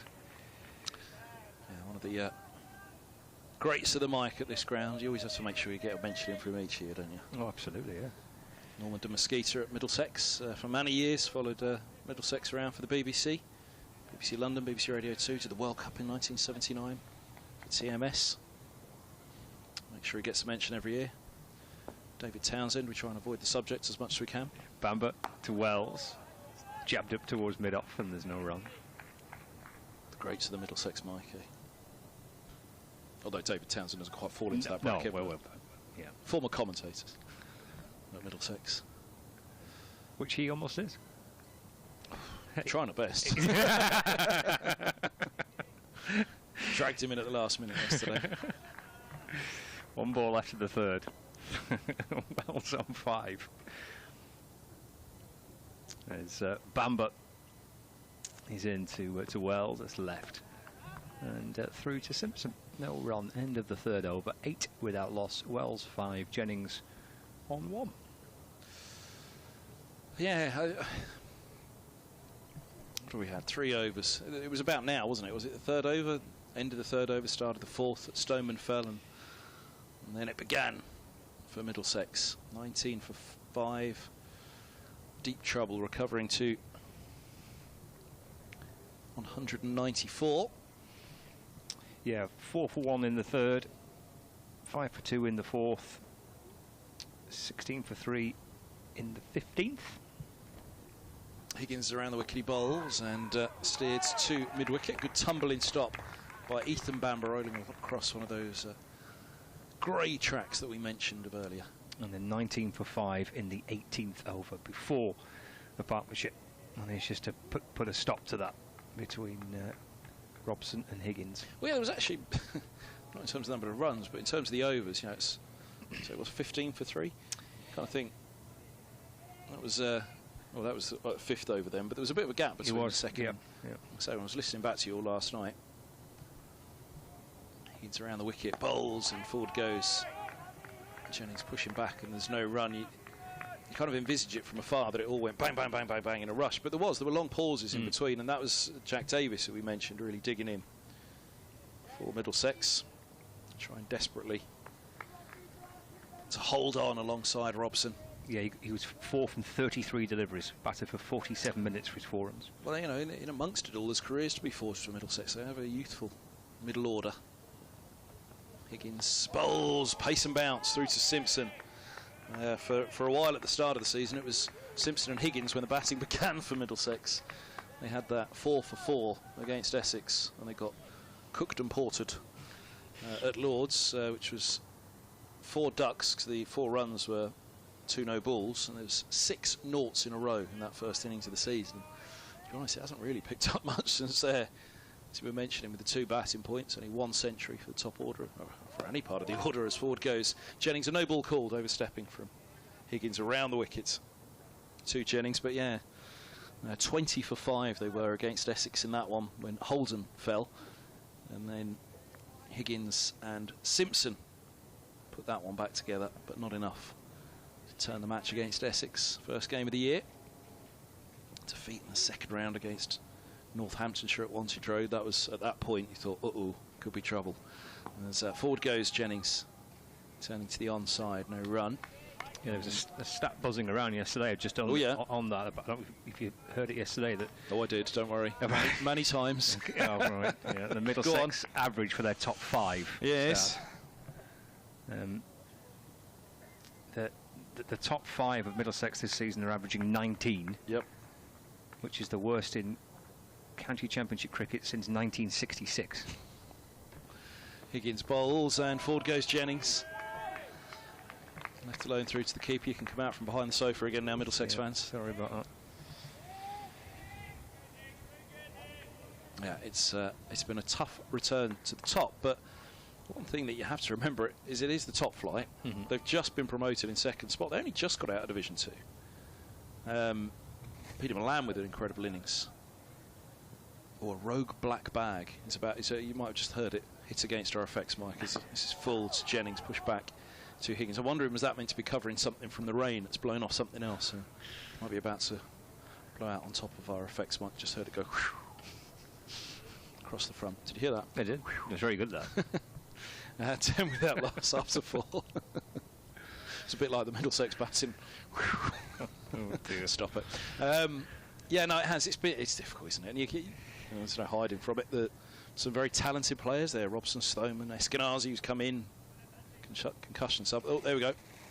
Black bag's been recovered. It's off. And then the youngsters, Cracknell given his chance in the last 2 games. And he went out to be positive. A lot was made of Higgins going out to be positive yesterday. Cracknell tried. He got the inside edge, didn't he? Bamber sets off again. Wells defending. Plays it with the full face of the bat. Bouncing once and into the hands of Bamber. He's follow through and there's no run. And Max Holden. Kevin Hauser is talking about it. Holden coming through as a really promising first-class cricketer. A few years ago, went out on loan, scored runs at Northamptonshire, but has really kicked on now in white ball cricket. This day in T20, and then he was the best of the trio that got called up to the 100 this year from Middlesex. Bamber to Wells, forward again. Ball just nudged up towards mid-on this time, and there's no run. Of which Eskenazi is one. Yeah, that was something else I was listening to on the yesterday on the broadcast. There was a lot of talk about could Middlesex have been more positive from the off, and if you've got Joe Cracknell in the side actually at 3s, Middlesex is T20 and list A opener. You do wonder, he's trying to forge his career in first-class cricket. Do you say to him, actually, do you know what, Joe? Go and have a go. You've just played a month of 50-over cricket. Bamber to Wells, he leaves it through to Simpson, and there's no run. Which is part of the reason how Middlesex qualified, dropping Eskenazi, who's obviously a very senior player at Middlesex.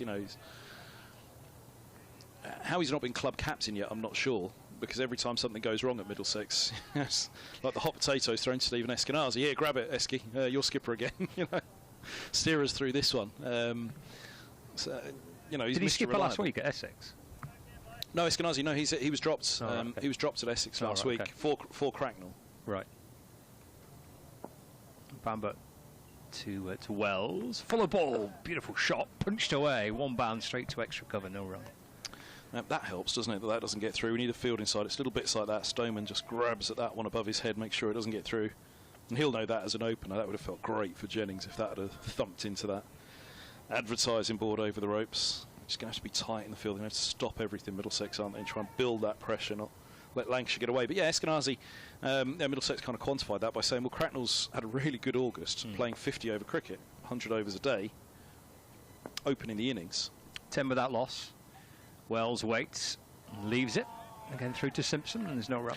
Eskenazi short on runs in first-class cricket, and for the month of August was playing not 50 over, but 16.4 overs. Who's going to be the best bet for them going to Essex? That was how they quantified dropping. Because it was, I got absolutely grilled at Chelmsford on air, on BBC Radio 5 Sports Extra by you'll know who of the Essex commentary team. He wouldn't let it go. Don Topley. How is Eskenazi not in this side, Kev? The grilling I got that day with the blazing heat coming through that sunshine window as well. Final ball of the over. Oh, it's a really good delivery, just pushing it that well, just a little bit of shape away from Bamber. Ball past the edge of the bat, taken by Simpson, and that is the end of the over. 5 gone, 10 without loss. Wells has 5 and Jennings on 1. But yeah, that was how Middlesex quantified it. They said, look, 16.4 overs throughout August for Eskenazi, 50 overs a day, an innings for Cracknell. He's had a good month. You know, those skills are going to be closer to transfer between List A in first class than the 100 in first class, so over to Cracknell to get a chance. But so if he's going to go in, you almost wonder exactly what was kind of touched on yesterday, Higgins' positive approach. But I do think Cracknell took it as well. You know, be positive from the off, try and counter. Is Higgins right arm over, he bowls down the track comes Jennings. It's left alone through to Simpson. 10 without loss, start of the 6th. Yeah, Simpson standing back now, previously standing up to try and negate that movement from Jennings coming down towards Higgins. It was just a shot of them in the slips. Are called over the corner of my eye there. Should go through the slip cord now, because there is it should go through the field actually, because Eskenazi's come in for Holden. However, Eskenazi's clearly not at the ground because he's not out there right now. He's even called in from somewhere else. I'm going to have to do some intrepid investigative journalism here as forward goes. Jennings clipping that in front of one of the subs, out to deep mid-wicket it goes, and that's 4. That's a nice little turn, isn't it? Beautifully timed by Jennings, who was denied that boundary by Stoneman a few moments ago, and that is 4 in between mid-wicket and mid-on. Let's go through the field and work it out for a moment. So it's Cracknell at slip, Robson at second. You'd usually see Eskenazi at slip, so that's why, if he's out there, where is he? So yeah, the aforementioned Cracknell is at slip. Robson second. Davies is third. As Higgins is in, and down the track comes Jennings, pushed back into the onside. So Cracknell and Davies are wicket keepers by trade as well. So the 3 slip cordon. Robson is bookended by 2 keepers at second slip, and then the man they just can't displace with the gloves, John Simpson, who couldn't get in at Lancashire. Went to MCC Young Cricketers and then snapped up by Middlesex, and it really looked back from there. Backward Point is the subfielder actually. Saw him at breakfast this morning, didn't recognise him as his. Higgins bowls to Jennings, pushes up the track to mid-off, and there's no run. So they've obviously thrown a couple of youngsters, not part of the named squad, you know, just a chance to come up with Middlesex for this game. Cover is Stoneman, mid-off is Roland Jones, mid-on Bamber, deep mid-wicket is Yadav, and long leg is Josh Jacari. So yeah, the sub actually is Backward Points on for Holden. So we'll find out news of where Eskenazi is. Higgins in, bowls, and forward goes Jennings, pushing back to mid-on. Yeah, the statement on the Middlesex website just says, makes no reference as to whether Eskenazi's already at the ground or not. But if he wasn't named in the original squad... Oh no, Eskenazi I'm sure was. I'm saying the youngster wasn't, sorry. The youngster who's subfielder at Backward Point. So if Eskenazi was in the original squad then? You'd have thought he'd have been here, but maybe having then been left out of the team, he was sent back and the youngsters were given a chance to serve a time out at Old Trafford. Yeah. Because this happened to Max Holden this morning in the warm-up. Yeah, here's Higgins outside the off stump. It's left alone through to Simpson. End of the 6th, 14 without loss. Quickly checking back on that original squad. There's no way Eskenazi wasn't in the original squad. I know he was, but I'll just double check to make sure. But it doesn't matter regardless of whether he was or wasn't as to whether they select him or not. I do remember, I don't know if it was the last time this happened for a Middlesex match, but at Wantage Road, James Harris and Ollie Rayner were 2 that were switched around in the match, and there was a big to-do about whether it was a like-for-like swap. Harris being a quick bowler and Rayner being a spin bowler. I'm trying to think who it was that got hit on the head and who it was that came in of the two. But either way, you know, Northamptonshire weren't quite happy. Middlesex argument was, well, whichever one it is, it's an all-rounder. One's a spin bowling all-rounder, the other's a seamer. Bamber in around the wicket to Wells. Flicked away down towards backward square leg for a single. As Callum just confirmed to you, was in the original squad, because I'm seeing it here, he was. He's just confirmed that he's been playing second team cricket. Oh, there we go. Well done, Callum. Thank you. Spot. Thank you. Where were the seconds? Oh, they're at Merchant Taylors. There we go. He's on his way up. He's tuned in now. Perhaps he might well be in the car. Afternoon, Esky. Yes, safe trip. If you stop off at the service station, give us an update. He can give us an update along, can't he? Let us know he's getting on. He tunes in on BBC Radio 5 Sports Extra now. 15 without loss. Jennings waits. Bamber around the wicket, balls defended towards Bamber, and there's no run. We could start a range of books. Where's Esky? Find Esky. Which service station is he spotted at? We could have different cricket grounds around the world, couldn't we? All packed out, and you have to find Esky in the ground. 2 balls into the 7th over. Playing under floodlights, it's still quite overcast. But it is brighter than it was during the lunch break. It got quite dark with the thick clouds coming across. It has brightened up a bit, but still the lights are on. Jennings just leans into this next delivery from Bamber and guides the ball away into the offside. There's no run. 15 without loss. Jennings on 5. Oh. Wells on 6. Speaking of concussion subs, the ball's just been tossed from backward point, which is... I'll tell you who the backward point is in a moment when he turns around. But Stoneman, it's Jack Davies. Stoneman at cover and Roland Jones at mid-off. They were obviously having a natter about something else as Davies. There you go. Then heads. Fortunately, it's dropped in between them. There could have been another concussion sub. Bamber to Jennings, who's on the walk again. Just pressing the ball away into the offside. And again, there's no run. Eskenazi would have had to turn back and gone and picked up someone else, wouldn't he? Oh, dear. They're all right. That happened to me in a club game, actually. It was my first game for a new club. And the opposition turned up a player short. So they said, can we borrow one of yours in the fields? All right, youngster, you're the new one. In you go. So my team are batting. Of course, you're thinking, if the catch comes to you, you've got to take it, haven't you? Bamber into to Jennings. Oh, it's a good ball. It beats him. He just takes a half step forward. Little extra bounce from Bamber. The ball just shapes nicely past Jennings and through to Simpson. No run. I mean, it's not going to go down well with your new teammate. You've just caught him out. But spirited cricket, they've asked you, yeah, go on you go, Fields. What could you do worse than catching your new teammate out? Return the throw in slightly wide of the keeper and catch him flush on the side of the head. Blimey. Sorry, mate. No concussion subs back then. A massive afro as well, I remember, but it wasn't cushioning that throw. There's Bamber to complete the over. Jennings just nudges this one into the onside ball. It nips back in towards him. And there's no run. That's good over that by Bamber. Just testing Jennings. Tried to use his feet and come down the pitch towards him. Beaten him a couple of times. Collects his cap from the umpire. End of the 7th over. 15 without loss. Wells on 6 and Jennings on 5. Just a 1 run off the over. Yeah, floodlights on here at the moment, not needed. It's filled in a little again overhead, hasn't it? But not quite the leaden skies that we saw just before the early lunch. Well, learned something at lunch. You taught me about the difference between a cottage pie and shepherd's pie. Well, I think I was right. Oh, well, you better be, because it's going off out there now. Callum, would you know the difference between a cottage pie and a shepherd's pie? Oh, Scott, you two have already had this conversation, have you? Well, I'll tell Howells when he comes in. Higgins bowls, and oh, that's left alone through to the keeper. Jennings. Wells just had a little dabble at that as it goes through. Sussex batter, a stint on air with us a few years back, down at Hove with BBC Radio Sussex, Adrian Harms and myself. Side Luke Wells. I think it was a T20 game, he might have come up and done with us. Well, we couldn't get him up to a T20 game now because he's front and centre of their T20 team. It's interesting, isn't it? Having not played really for Sussex in the Blast. Higgins bowls, forward goes Jennings. No ball called again for overstepping. The over the wicket, around the wicket, appears to be troubling Higgins slightly. There's away another couple there.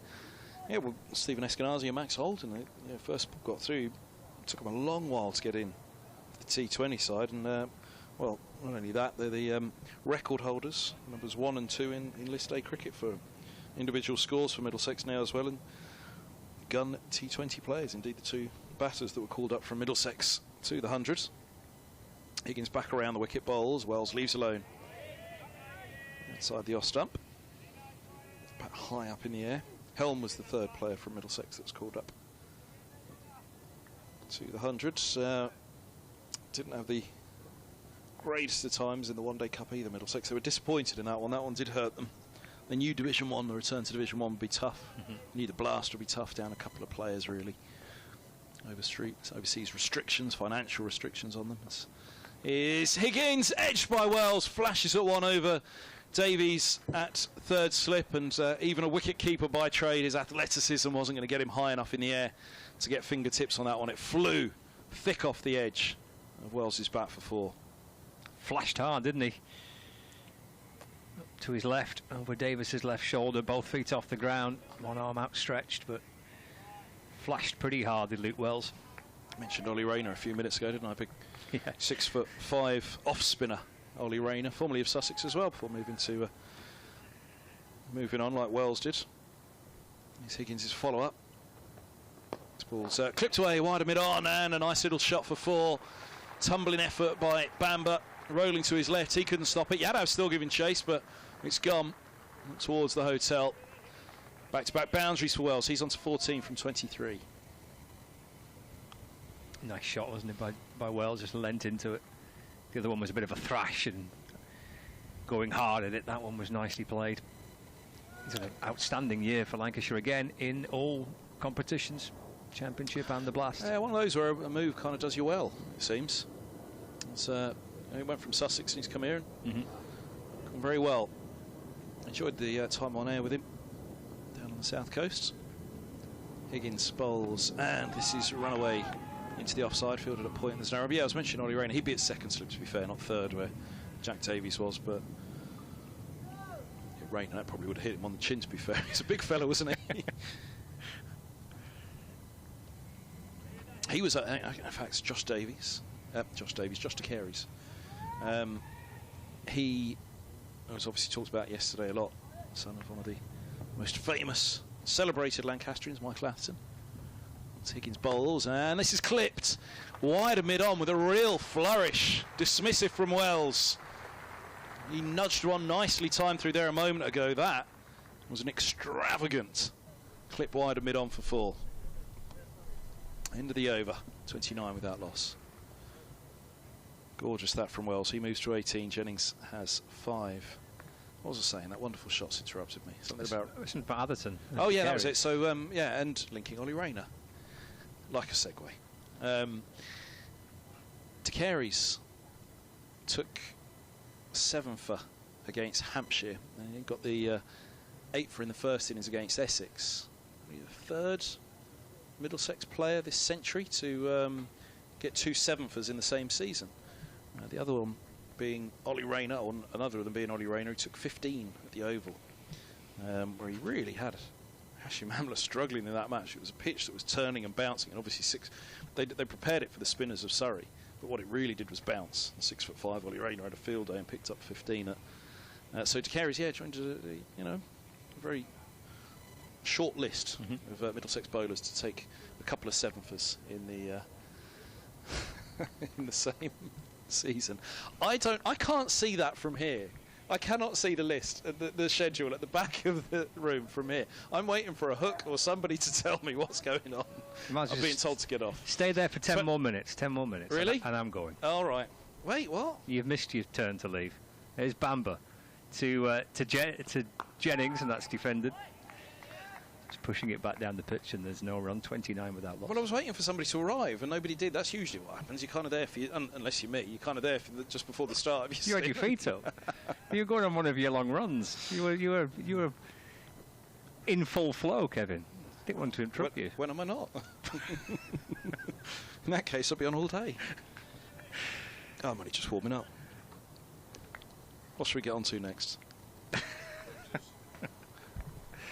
Rotors, so it's Kevin Howells. Bamber again to Jennings. And then it's left Ball comes back in, taken by Simpson, just leaning a little to his right-hand side. That's as close as they've come, that, isn't it?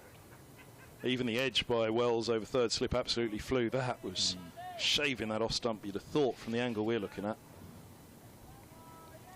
Jennings looks quite chilled out by it. A shrug of the shoulders and wanders down the pitch and has a quick chat to Luke Wells. Bamber walking backwards to his mark.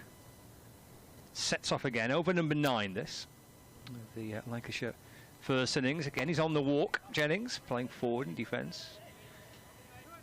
And the ball bounces up towards mid-off, and there is no run. Yeah, I'll stick that rotor on the table over here. It's no good being on the back wall over there. I can't see that from here.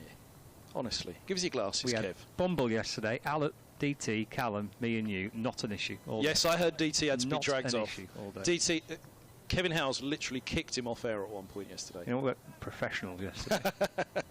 Seasoned pros that can look at a rotor. I'm happy being here. I missed you lot. Can look at a clock and the rotor. Here's Bamber in to Jennings. He'll step down the pitch again, just pushing it back down towards Bamber, and there is no run. Jennings on 5. A little walk away to square leg. Got 3 slips behind him and a fine leg. There's a mid-wicket. Mid-on, mid-off, extra cover. And backward point. Oh, I've done Josh DeCary's a disservice here. Okay. Not only this century, since thank you Stat Dan on Twitter for this. Since 1976, only 3 Middlesex bowlers have taken 2 7-fers in a season. Rayner in 2013 in the same game at the Oval. Bamber to Jennings. Left, shape away this time. Taken by Simpson in front of first slip, and there's no run. DeCary's in 2023 and Nofke in 2002. Ashley Nofke, wasn't it? I'm trying to remember his first name. Yes, it's Kevin Howes at the back of the box. Yes, Ashley. 46 years of age now. Australian. Ashley Nofke. You've joined the 40 club recently, haven't you? May, yeah. How's it doing? How's it going? Feels just the same as it did before. Bamber to Jennings. Fuller ball, and wide of off stump, and left. Through to Simpson. No run. He's with us now, Halsey. Over 40. I'm not going to say how much over 40, but over 40. He wants me off air imminently, doesn't he? You're due back on in 5 minutes. What do you mean going off? You're due back on at 10 to. I don't get this rotor at all. Here, you're liking these stats. Stat Dan, on the Middlesex career 7-for list, DeCary's goes got level. 4 more minutes and I'm off. Here, come on, you like this one. Get out of the house. Of the 7-for list at Middlesex, DeCary's goes level with the number of 7-fers claimed for Middlesex with Angus Fraser, Richard Johnson, his coach here, Tim Murtagh, Stephen Finn and Toby Rowland-Jones. It's not bad, is it? Illustrious. It is. For Josh DeCary's. Extraordinary, really, isn't it? You're not impressed. I'm impressed because I'm impressed. Yeah. Son of Michael Atherton, you should be heaping praise on him, Lancastrian. Kevin's determined not to refer to him as being the son of Michael Atherton. After he did. Rowland-Jones is in, bowls, and on the back foot this is worked into the onside by Wells for a single just wide of mid-on. Not 30 for, no, it's a bit like Bumble trying not to talk about Bazball. Yeah, it was until he did. Bumble was filming him yesterday and sending the video to Michael Atherton of him batting. Yeah. He's a good player. Either yourself or Kevin Howes picked up on it yesterday. I've described him as he's an all-action cricketer, whether he's batting, bowling or fielding. He's just always got your eyes on him. when he's fielding, he gives it his absolute everything. He's running after a ball. And similarly, when he bowls, even after delivering the ball, there's still like an event for DeCary as you watch to see what his reaction is. And he's a fine young batter as well. He's an interesting cricketer to watch. Here's Rowland-Jones in bowls outside of the off stump. It's left alone through to the keeper. It's extraordinary that he's been batting as low as 9. He's been elevated to 8 in this game with the change around in the lineup. But how he's batting down at 9, I don't know, because he broke through as an opener for Middlesex. Scored a fine 80 off the top of my head against Durham at Lords. And yeah, looks player of some promise. Roland Jones. Placed Higgins. Oh, wrapping on the pad. That'll be close. Nothing doing. There will have been two areas of doubt. As close as it was hitting top of leg. So areas of doubt being height and line on that one as well. Fancy it did just pitch in line, did it? No, it's just pitched outside line. Outside the line of leg. Going on to hit, but dropping outside the line of leg. Roland Jones into the attack and immediately into the action.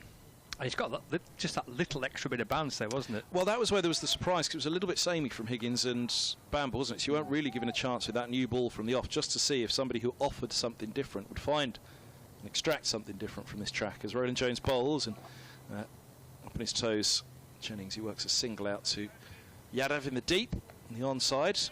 6-3 fields, that deep fielder back. There was a lot talked about yesterday in terms of Lancashire putting fielders back early, and especially when Middlesex were under pressure, but here for Lancashire, well, the pressure is still all on Middlesex this time in the field, isn't it, in terms of the runs. 31 on the board already in the 10th over.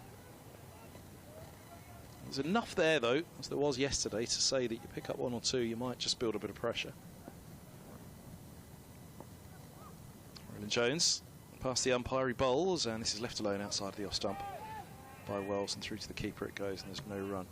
Howes is still hovering, so I'm right in saying you've told me now to stay on. I've stayed that long, that stay on and you'll go in 10 minutes. Is that what you said? No, you're off and I'm off. We're going to both. We'll get right, we're both going. We'll bring Callum and Kevin in. There we go. Howes has dodged me again. All week at Chelmsford. He managed to avoid me.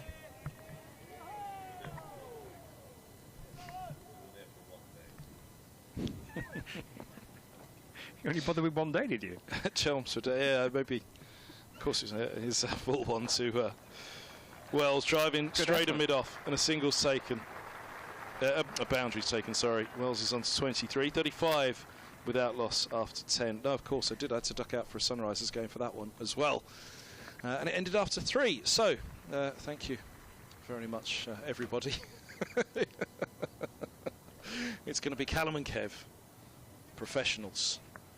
That was a 70s TV show as well, wasn't it? I'm going to have to leave that one with Kevin Howes, though, aren't I, Callum? The professionals, does that mean anything to you?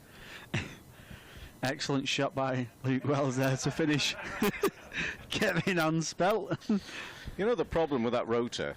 It's just 20 minutes long. Kev's only ever halfway through one of his stories after 20 minutes. That's the problem there. It needs to be 40 minutes for Kev, okay? It is a fair point. It is a fair point. Callum, I can only apologise. This is your over. Come on. Bamber runs in to Jennings. He just prods forward, plays that down the ground for no run. Simpson now up to Bamber as well. Hope you noticed I was looking out for you there, Callum. I came in and I'm thinking to myself, why is he not on? Unbelievable. Kevin, anyway, what do we reckon's going on here then? I mean, the good news is we've got some cricket, but again, I just get a feeling, as I did this morning, it always feels as though there's the weather sort of creeping in on you. Yeah, it's it feels like it's creeping in again. Overcast. I think we are due some showers later on, but hopefully but we're playing some more void. As in comes Bamber, bowls again. Jennings just prodding forward, no run. Simpson up to the stumps, 3 slips, point, cover, mid-off, mid-on, mid-wicket, and a deep fine leg. Lancashire looking pretty comfortable so far. Yeah. Certainly more comfortable in their first 10 overs than Middlesex were in theirs. But just to echo what was said earlier, I really, really appreciated the knock from Sam Robson in that Middlesex innings. I think he deserved at least to walk off holding his bat, or a ton at least, isn't he? Both, actually, probably. In comes Bamber, bowls, and Jennings drives through mid-on for no run. Yeah, I thought he batted really well. His application was superb, especially when the wickets were flying round him, 19 for 5, and to steady the ship as he did and to carry on knuckling down, I thought he was absolutely superb. It was a battle. For Middlesex. It was a real battle. And I'm not, because I don't see enough of Middlesex, and even if I did, I know this wouldn't be the case. You know, they have plenty of heart, the players, but clearly, you know, if scores are low, the confidence is going to be low. But he really fought through that, didn't he? So in comes Bamber. Bowls, and Jennings just leaves that through. Simpson takes it nicely up to the stumps. Yeah, he really fought through, and you'd like to hope some of his teammates can take a bit of inspiration from that in the second innings as well, and hopefully some of them get the grit and resolve that Robson took into that innings. Well, it isn't as if there's something really for them to be gained by it, and that is staying up. It's not like they're just floating around now, is it? There is that battle on. Yeah, there's everything to fight for the Middlesex players. Yeah. Try and turn that into a positive energy for them. In comes Bamber, 35 for now, Lancashire. Oh, it's a beauty. I think he's just nipped that one away from Jennings outside edge. Simpson's gone back as well. Jennings take a little step down the wicket as Bamber tumbles over after he bowls. Does a little bit of a Mark Wood there. It was an absolute beauty for Jennings, and very unlucky not to find the outside edge. Very lucky not to end up at the feet of Jennings himself. He threw himself so much at it, didn't he? He's very hustle and bustle kind of bowler, isn't he, Bamber? Yeah. He really runs in, proper, wears his heart on his sleeve. A real fighter. As in he comes again. Bowls, Jennings down the pitch again. Now Simpson's gone back. Push it into the leg side for no run. That's the end of the 11th over. Lancashire 35 for none. Wells 23 and Jennings 6. Well, it's busy times. I mean, we've got 2 more rounds of the championship after this one. We obviously know the sort of situation Middlesex are in. Lancashire will feel deeply frustrated about their results at the start of the summer, not being able to get those wins, all those draws. So they want to finish as high as possible. But elsewhere, we've got Kent, Nottinghamshire, 2 teams who are both. If Nottinghamshire's not careful, they could be in for a real scrap themselves. But Kent 446 all out. Nottinghamshire latest I've got at 55 for 2 down there. And Northamptonshire in the end all out for 250. Warwickshire 9 for no wicket. The 250, by the way, Oliver Hannon-Dalby. An amazing set of figures here as see Rowan Jones in and bowls, and that's pushed into the offside. No run of Wells. Yeah, Hannon-Dalby ended up with 7 for 46 from 26.4 overs. Karen Nair with a 78. Emilio Gaya 77 for Northampton. We're writing them off really, Northampton, I think. But well, we are. There's no two ways about it. The one that I'm just really interested in some ways is that I was listening to commentary involving Sussex last week, where because of the defeat at Durham, almost writing themselves off in some ways, as Roland Jones comes in here now and bowls and worked away onto the onside, and there'll be no run, is the fact that Sussex mathematically, with a game in hand, so too Leicestershire is their game in hand, both of them this round, is the fact that if they were to win that and then Worcestershire slip up in that next couple of, there is still mathematically a chance for Sussex, and they're at 49 for 1. They didn't enforce the follow-on against Leicestershire. 49 for 1, lead by 203 runs at overs. Roland Jones bowls, little bit of width, hammered but straight to the fielder at mid-off for no run. So Haynes has gone for 34, but Leicestershire will be disappointed with that. They've got to be careful they get themselves in the right sort of frame of mind as well for the weekend, because on Saturday they want to put up a good show in the one-day cup final. They've obviously done really well to get there. Taking on Hampshire, it will be difficult for them. Certainly. That game. So they want to make sure. I don't think many would have given Leicestershire much of a chance of getting to that final. Or Sussex challenging to go back up after last year. Next ball, and that's pushed into the offside. There'll be no run. I hate to sound very rude, but you're right. I don't think at the start of any season Leicestershire are given any hope of doing anything. It'd be great, like you say. Well, them fairy tale stories if Leicestershire do go on to win that cup final. Yeah. Well, in the past, was it been Glamorgan and Kent in recent times? You know, the lesser fancy teams, and that's why the one-day cup, for a lot of people, does work.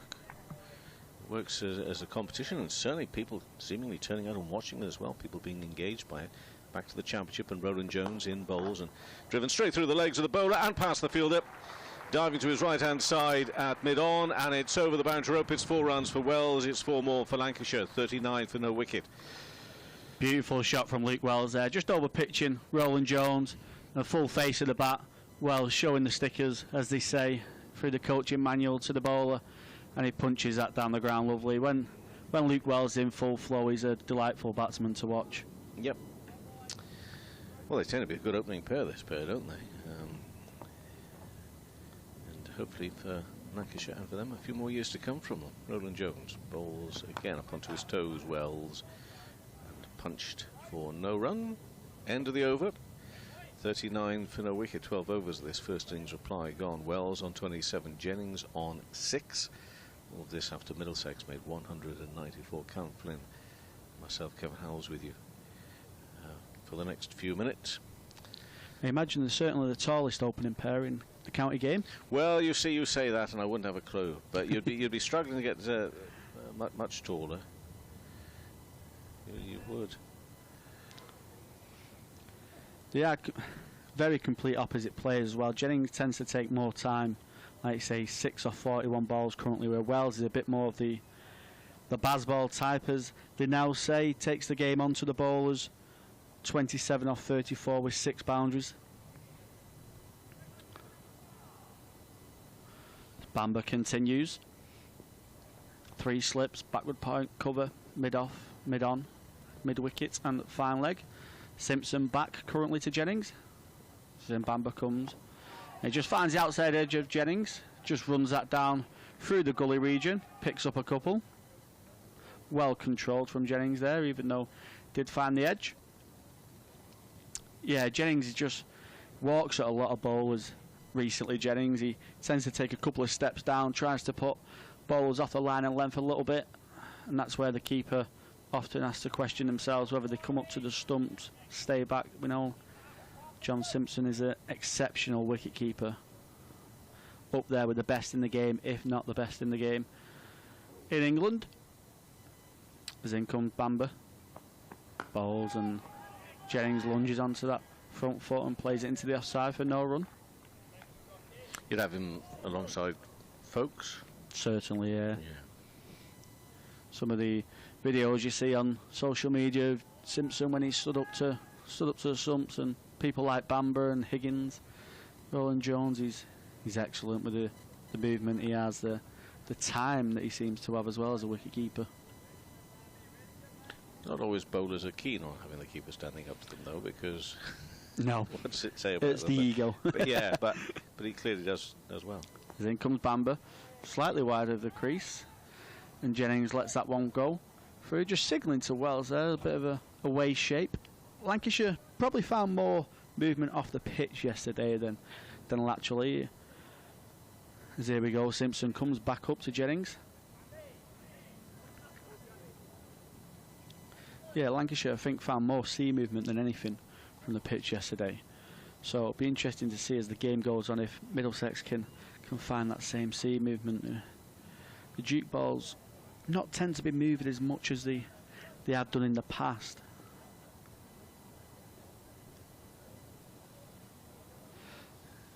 Bamber bowls just short of a length.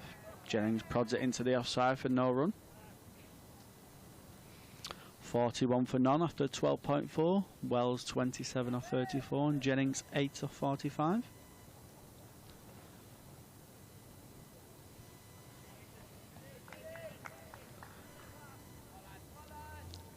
These two will just be looking to bat as long as they can and set a nice platform up for the middle order, the likes of Bohannon and Salt. Same Bamber comes, bowls, and it's a very tight leave again there from Jennings. He did one not too long ago, probably around 2-3 overs ago, where it just missed off stump, and this looks very close as well. The slip Corden and Simpson with their hands on the heads as that went through. And Keaton trying to look also nonplussed by it all, but that must have been close. If we're going to see any. Jennings, yeah, a bit of that smirky smile, wasn't it? Just, I think he realised how close it was, but. In Simpson, I for a moment thought a bail had come off there, but no. So in comes Bamber, just strays down the leg side, and that'll be a leg bye off Jennings. And that ends the 13th over. Lancashire 42 for none. Yeah, interesting. Just an aside, really, for that Kent-Nottinghamshire game. That Mullaney batting at 3 there, captain. Whether they lost an early wicket and Clark wasn't quite ready to get out there, I don't know. So Mullaney was the next on with the pads, but he's still there. He's on 39 off 47 balls. Clark 14 off 33. Not quite clicked for Nottinghamshire in the red ball game this year, has it? Just no. Not quite got going. Bit of the batting lineup often not scoring as many runs as you'd probably like to think with some of the names they do have in the side. Yeah, they've gone searching to bring players from outside in again, haven't they? 3 from Worcestershire in total. Roland Jones here in bowls from the Jimmy Anderson end, and there'll be runs for Lancashire. And runs for Jennings, square on the offside, over the boundary rope he goes, 4 runs. So Middlesex made 194, and Lancashire moved to 46, but no wicket on this sort of, well, it is overcast, cloudy day, and we did have an interruption. I think it was around about 12 o'clock at the end of the first innings, actually, when Middlesex were all out. I thought they might have called an early, they did call an early lunch, but only by 10 minutes. Just the 10 minutes, yeah. The covers came on fairly quickly. They do have to be careful. I know the umpires have been quite mindful of this. I think they've been instructed and guided to try and make sure that these sessions do work out fairly equal in time. And that would have led to some long sessions if they had a called lunch at that time, of course. That's pushed by Jennings to mid-on. I thought the umpires were pretty good yesterday in terms of, you know, they tried to wait around as long as they could with the light and the weather that was gathering around Manchester and Emirates Old Trafford. I thought from previously, umpires often are judged by in terms of taking plays off too early. I thought yesterday, I thought they did really well in trying to keep the plays out there as long as they possibly could. 2 very experienced men, Manager Milnes. Roland Jones bowls straight, so straight it hits the stumps of the bowler's end, but ricochets off to such an extent that they are able to go through for 1. So Jennings will move his score on to 13. And Luke Wells to 27-47, no wicket midway through the 14th over. Always like to give a shout out to our very good friends on the old scoreboard. I'm not just saying it, I genuinely mean best scoreboard in the country. Is that your tip? By a million miles. Roland Jones comes in now from the far end. Right arm into bowl to Wells on 27. And punched up to mid-off, and there'll be no run. My favourite scoreboard, though, of all time, I was just about to ask you, would have to be the one at Trent Bridge, as was many moons ago, which was manually operated. And it was sort of 3/4 levels, and there were stairs and steps up it, and I went on a bit of a tour, and it was just, I mean, so simple yet so complicated, and it just was an iconic scoreboard. Was that one? Oh, very nearly goes forward and gets an edge. Wells running Roland Jones. Do you think you could do a shift on the old Sri Lanka? Is it Gaul, which have the old massive manual? India. No, I probably couldn't do a shift on that. I do remember I've had to broadcast before from inside scoreboards, and the unfortunate thing of that, for a simple man such as myself, you have to remember to read the numbers back to front.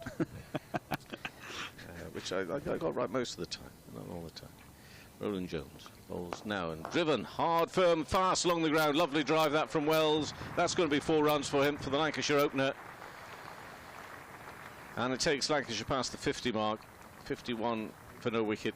And the end of the 14th over of the innings as well. Oh, straight punch. That must feel so good. I mean, I know we're of an age where, you know, it's the old slog sweep and the plane across the line and it goes a million miles, and then the ramp shots and all that sort of stuff. You know, real bravery, real courage. But you're not going to beat that shot for me. The traditional straight drives, cover drives, nothing quite beats it, does it? Luke Wells, like you said before, one of the best batsmen to watch in full flow. He really is. He times the ball beautifully, and that one was probably shot of the game so far. Absolute beautiful shot, lunged onto the front foot. Weren't even too far over pitch from Roland Jones, kind of on a length. And he just sat, waited for it, and punched it down the ground beautifully. He did, and problems here for Middlesex. I was trying to make a breakthrough here because these two, one settled. Yeah, Lancashire just Wells and Jennings into the 50 partnership now, 51 for none. Bamber into his 8th over. None for 9. He's bowled very tight. He's bowled really well with not much reward so far. It's Bamber balls. Jennings again, a couple of steps down the pitch. Simpson now back again. That's no run. Jennings just playing a bit of a game, isn't he, with the Middlesex keeper, just trying to force him to come up a little bit, trying to force Bamber off his natural line of length by taking them couple of steps down. And he's such a tall batsman as well. He's kind of got to drag your length back to both of these a little bit, because the strides that they get in can often make them length balls drivable for these two. So you do have to tend to drag your length back to these two. That's a bit of natural, beautiful sunshine, isn't it? Down on the ground now, I think. Then comes Bamber, pushed into the leg side from Jennings for no run. Yeah, it's not often we get it. Don't feed the southern bias about the Manchester weather. Come on. Lights are still on at Old Trafford, though. Like you say, I think we will be battling with the odd shower here and there later on in the afternoon. That's a groovy haircut, that. I'm loving the work both front, top, and back there. Ooh. Envious, of course, but still loving it. Then comes Bamber. Bowls just full of a length. Jennings pushing out into the offside for no run. I noticed young Harry Brook had something a little similar the other day. I was watching him on the telly. He's gone for a bit of... And I understood this, you know, short as possible on the sides, because it's been hot, hasn't it? It's been warm. It's keeping nice the lad fresh. Heat wave, early September. End of summer heat wave that we've been getting.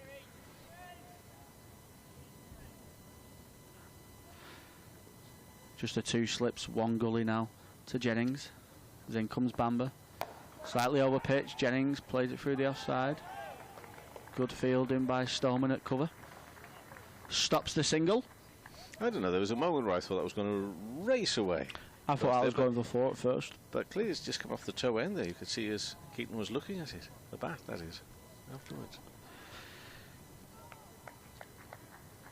Jennings currently 13 off 54, with Wells 31 off 37.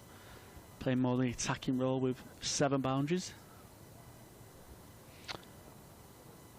Bamber's kept it wonderfully tight, known for 9 off his 7.4 so far. He's driven down the ground by Jennings. Bamber again hitting the deck. No run for Jennings. I wasn't too far away from the helmet of Wells, but bless him, he kept his eye on the ball and followed it all the way, just in case there was a run to be had. Made himself into a really good all-round cricketer, Luke Wells, since he's... In that situation, so he's got in front of the batter. Yep. However, his view is slightly obscured, isn't it?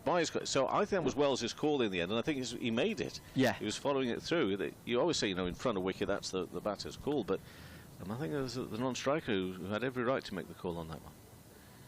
Then comes Bamber, and Jennings plays it into the leg side. They think about the single, but say no run. In unison then, both of them screaming at each other, just in case they didn't hear properly. Yeah, I think it's more the trust of your partner, don't they? They say as a kid, you know, if it goes behind square, it's a non-striker. If it goes in front of the square, it's the striking batsman.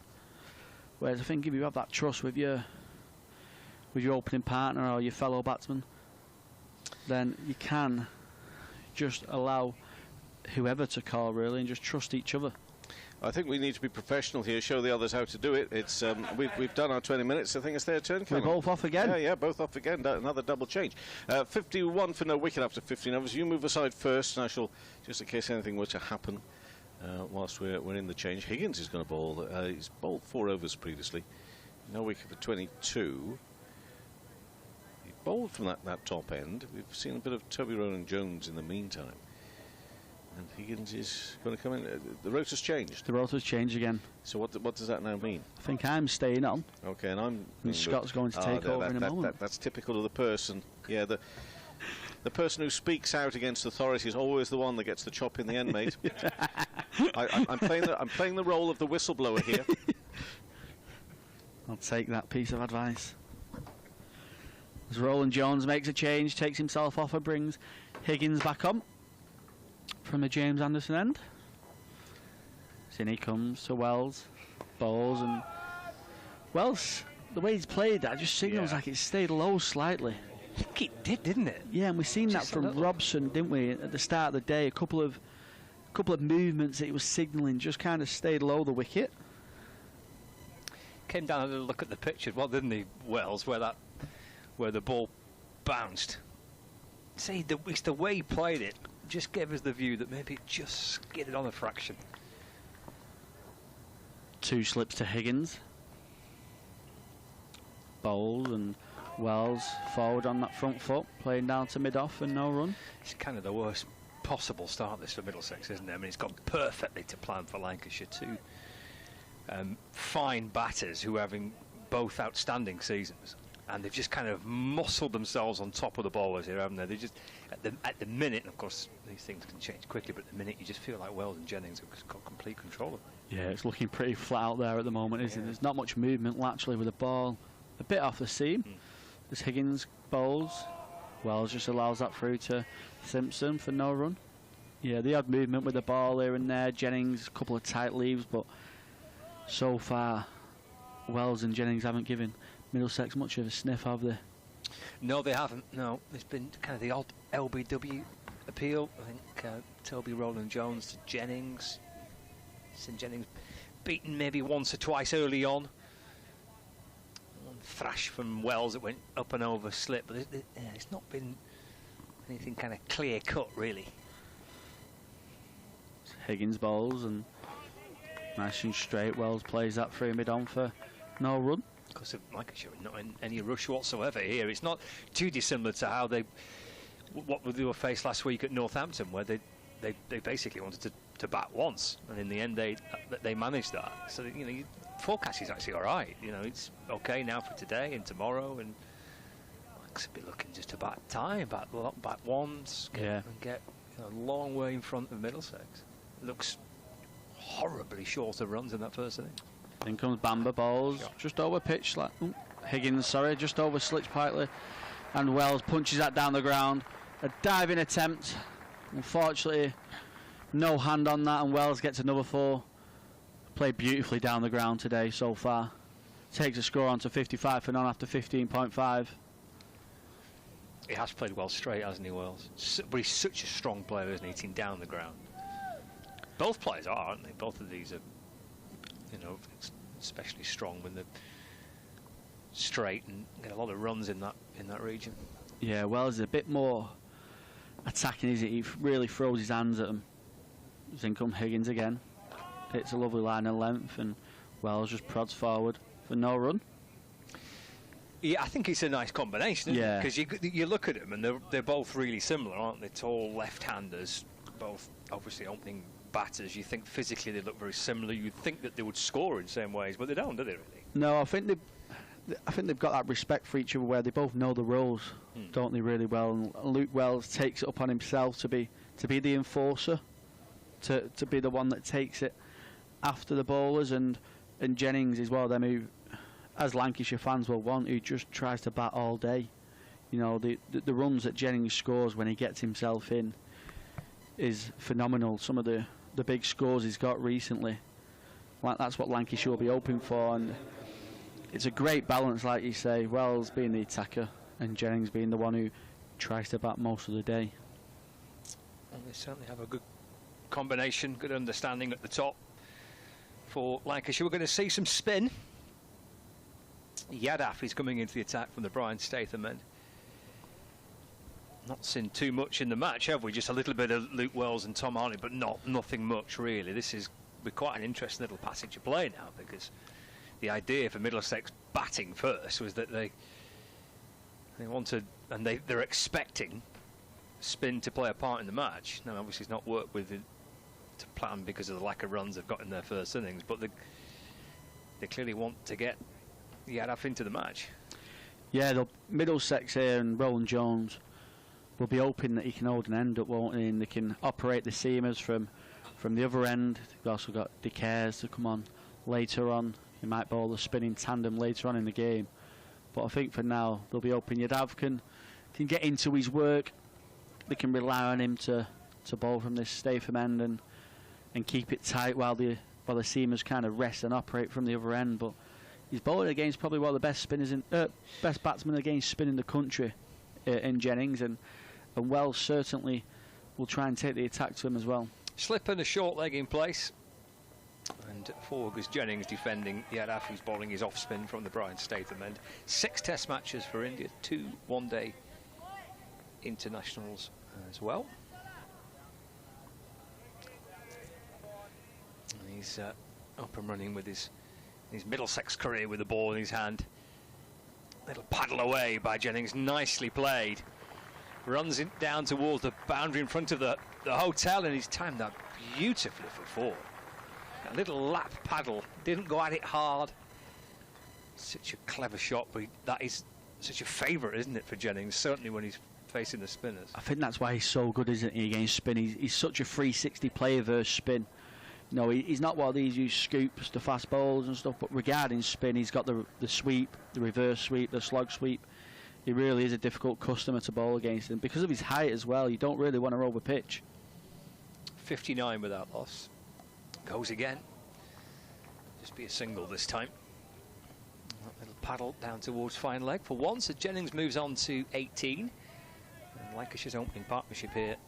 It's seen them move on to 60 on the board. 60 without loss. We're halfway through the 17th over of the Lancashire first innings. Day 2 between Lancashire and Middlesex. Live from Emirates Old Trafford. Viewers on Lancs TV with us, listeners across 5 Sports Extra and the BBC Sport website and the app. And so Wells just eases this one back along the pitch and gathered by Yadaf off his own bowling. And there is no run. Already today, Durham have sealed their promotion back to Division 1. That's as a result of Leicestershire failing to get batting bonus points. Turned out towards the leg side by Wells and stopped by Sam Robson at short leg, and there's no run. I think it's been 7 years, hasn't it, since Durham have gone down. Long time, isn't it? We've been through quite a lot. They have, haven't in they? Durham. Yeah. It's a big battle to get back for them. As Wells strides forward and defends his next delivery from Yadaf to complete his first over. 60 without loss, Wells on 35, Jennings on 18. So yeah, congratulations to Durham. It's a fabulous season, and rewarded with promotion back to Division 1. Long time away from the top division for Durham. It's taken. I think most people know the backstory, don't they, of what happened with at Durham, and yeah, they could enjoy a very memorable season. Probably going to go up as champions. They've got a very, very good chance of doing just that. Higgins going to continue from the James Anderson end. Just going back to the Yadav situation, Lancashire have got it all in their favour, haven't they? They've got the lowish score that Middlesex have set. As in comes Higgins, round the wicket to Jennings. He just prods forward on the front foot, plays it out to cover for no run. Yeah, they've got the whole situation in their hands where Yadav ideally would like to come on with a big score on the board. He can be really attacking, set real. Lots of attacking field placements, lots of catches in around the bat. Whereas at some stage he's going to have to go a bit more defensive because of the score. So Lancashire, it'd be interesting to see if they try and take him on and hit him out the attack quite early. Higgins bowls round the wicket. Another tight lead from Jennings, but judges it perfectly as Simpson takes it up to the stumps. Will be quite an interesting approach that to Yadav, because I know what you mean with the way that Lancashire might play it, but I suppose there's no real need for them to go too hard, is there, with Yadav? They could. I mean, they've taken 5 off his first over there, a little lap paddle for 4, and then another little paddle away for a single, and exactly. Like you say, they're 60 for none already. Yeah. So Middlesex at some stage will have to put more and more men out just to try and control the time in the game. Higgins bowls. Jennings just lets that run off the bat. Good fielding from the second slip. Stops a 4. Yeah, it was Sam Robson. It's no run.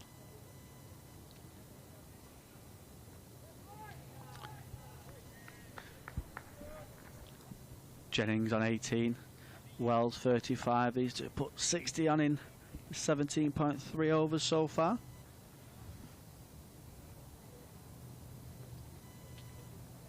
Higgins round the wicket. Ball just strays onto Jennings' pad. Bit of a shout, but not much, and it's no run. Jennings a bit disappointed with himself there. He's so strong off his legs. Disappointed he didn't get bat on that and get a couple of runs. He's edging towards a milestone, Keaton Jennings. I'm just going to double check what he needs to get. He's not too far away from 10,000 career first-class runs. Higgins back over the wicket to the left-hander. Keeps changing his angles up, keeping them guessing. Jennings plays that into the offside for no run. Yeah, started his innings needing 44 more runs to reach 10,000 career first-class runs. Going into this game with 9,956 runs at an average of 37 with 2600s and 37 50s. In comes Higgins. Ball, and it's just over pitch slightly. James doesn't quite time it the way he wants, and it's no run. He's been excellent for Lancashire since he's arrived, hasn't he? He's a real leader as captain, but also with the bat. When he gets himself in, he's really hard to get back in the sheds. He scores big. That's what Lancashire will be hoping he can do today and tomorrow. Hopefully Lancashire fans will be hoping they bat once, stick Middlesex back in at some stage, and they won't have to strap the pads on again. You mentioned batting big, of course. One of those big scores came last season, that highest score, 318 in the game against Somerset at Southport. Was it at the start of this year when he got injured and he was on for a real big score? Yes, he got retired hurt. That's right. He got a hamstring injury in the game against Somerset in Taunton. So that would have been either at the end of April or the start of May, and he was 180 odd not out in that game, and pulled his hamstring. A nasty tear as well. He was out for the best part of 2 months with it. Yeah, I think it was 189 not out when he got the hamstring injury in that game. So that's cost him a few runs this season, because he's coming into this game and missing no cricket here. It looks like we're going to have a little change of the ball again, but Jennings coming into this match with 645 runs for the season, but quite a chunk of that missed with that hamstring injury. So 18 overs of the first ball. It's not done anything for Middlesex. Let's have a little route around in the box and see if we can find any viewers watching Lancs TV will be hoping it's the same kind of success that Lancashire had with their new ball. They got a wicket straight away once the ball got changed after, I think it was 70 overs, wasn't it? 10 overs before the new ball anyway. Lancashire got success straight away with the next ball. Yeah, so Wood and Bailey, it was lovely, wasn't it? Because they both looked at the ball that the umpires had pulled out of the box, and they both had this big beaming smile on their face. I think the clue was there, wasn't it, really? Yeah. And then the very next delivery, it was Toby Rowland Jones, top-edged a pull shot to... They didn't quite hide the happiness of the umpire selecting the new ball for him. No. Did look very shiny on one side for 70 overs old. Well, there's a change of ball here for Yadav. They've pulled one out of the box. Let's see if this can work for Middlesex. Wells on 35, Jennings on 18. 60 without loss. 194 all out Middlesex in their first innings. Wrapped up this morning. Yadav to Wells. And that's left. Rocks onto that front foot, lifts the bat out the way. Ball nestles into the gloves of the keeper. Twirls it a few times. The bat, Luke Wells, settles back into his crease. Slip and a forward short leg. Dances down the pitch, hammers the ball firmly away for 4. To the right of mid-off and firmly hitting the boundary rope and then into the advertising board. 4 runs for Wells, 64 without loss. That's a beautiful shot from Wells, using his feet, getting to the pitch of the ball. There's not much rough there from the footmarks, but there's a bit slightly, and he plays with the spin and paces through mid-off and cover for 4. Lovely. Was, yeah. Crunched all along the ground, it rattled its way to the boundary. 39 to Luke Wells now, 64 without loss. And that change of ball's already been hammered in towards the concrete. Yadav's in to Wells. Works his way to the leg side on this occasion. No run. He's got a very casual run up and action, hasn't he, Yadav, for a spinner. You know, you often get them pivoting off the front leg to give it a rip. In and balls, a little flatter, touch quicker to Wells.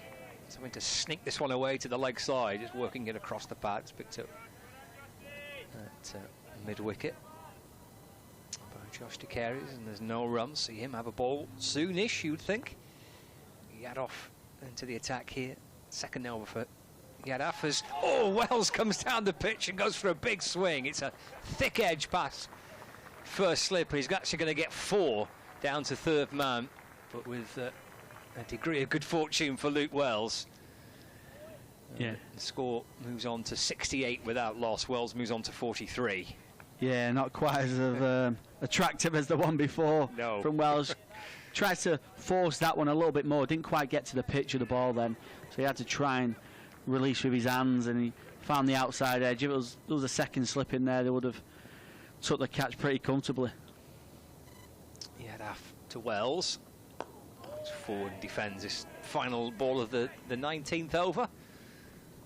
Play back down to the off spinner, and there's no runs. A 68 on the board, Wells 43, and Jennings on 18. And Jennings goes up to Luke Wells and taps him on the right shoulder. Nicely played, mate. And that's often as we went back to before, regarding you'd have bowling to a smaller innings score than a bigger innings score. If the Middlesex posted 300 to 400, they might have had a couple more catches in there. And that's the freedom that the Lancashire players can play with at the moment. They're 68 for none currently. Wells, I think, will just carry on that way. You know, he might get a couple of scratchy 4s here and there, but he's going to try and take the game onto the Middlesex bowlers and keep piling that pressure onto him, where Jennings, I think you'll see him play a little bit more from the crease against his spin. You know, he really sweeps well, and he plays it really late off the spinners. So it's 2 opposing techniques. Higgins carries on. Simpson up to the stumps. Jennings allows that through for no run. Yeah, it's a combination that's worked well for Lancashire, that. You're asking different questions of the bowlers, aren't you, when you play in different ways and you score in different ways as well. So you should think that you'd bowl relatively consistent lines and lengths to both batters, but actually it's not what you need to do when you're bowling against these two. Then comes Higgins. Bowls, it's just a little bit of shape back into Jennings there. Plays it forward to mid-off for no run. Yeah, and like you say, the spinner might drop his length now to Luke Wells as he's been using his feet. He might just go a little bit shorter, try and keep Wells in the crease. Whereas when Jennings gets on strike, he'll have to then adapt and push it a bit further up. So it is that constant battle for the bowlers as well, making them think, change their line of lengths. So in comes Higgins. Bowls, and it's slayed through the wide gully area. There's no third man, so Jennings picks up another 4. Lancashire just riding the luck in the last 2 overs. Couple of edges, running away for 4, and just frustrating the Middlesex fielders out there. Takes Lancashire on to 72 for none. Yeah, they've got to somehow try and find the ability to not show that frustration, which must be kind of ebbing around one or two of the players. They needed a couple of wickets early on, didn't they? Just get themselves back into the match a little bit. Higgins bowls, just strays onto the pads a little bit. I think that's a leg by. I know Jennings just got a slight inside edge on that for a single into the leg side.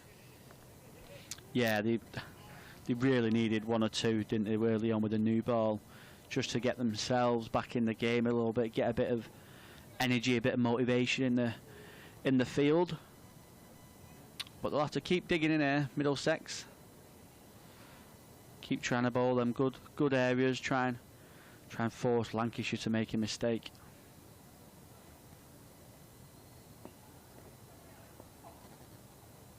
In comes Higgins, bowls. Wells just plays that into the leg side for no run. Just take a little look at 1 or 2 of the other games around the country at the end of this.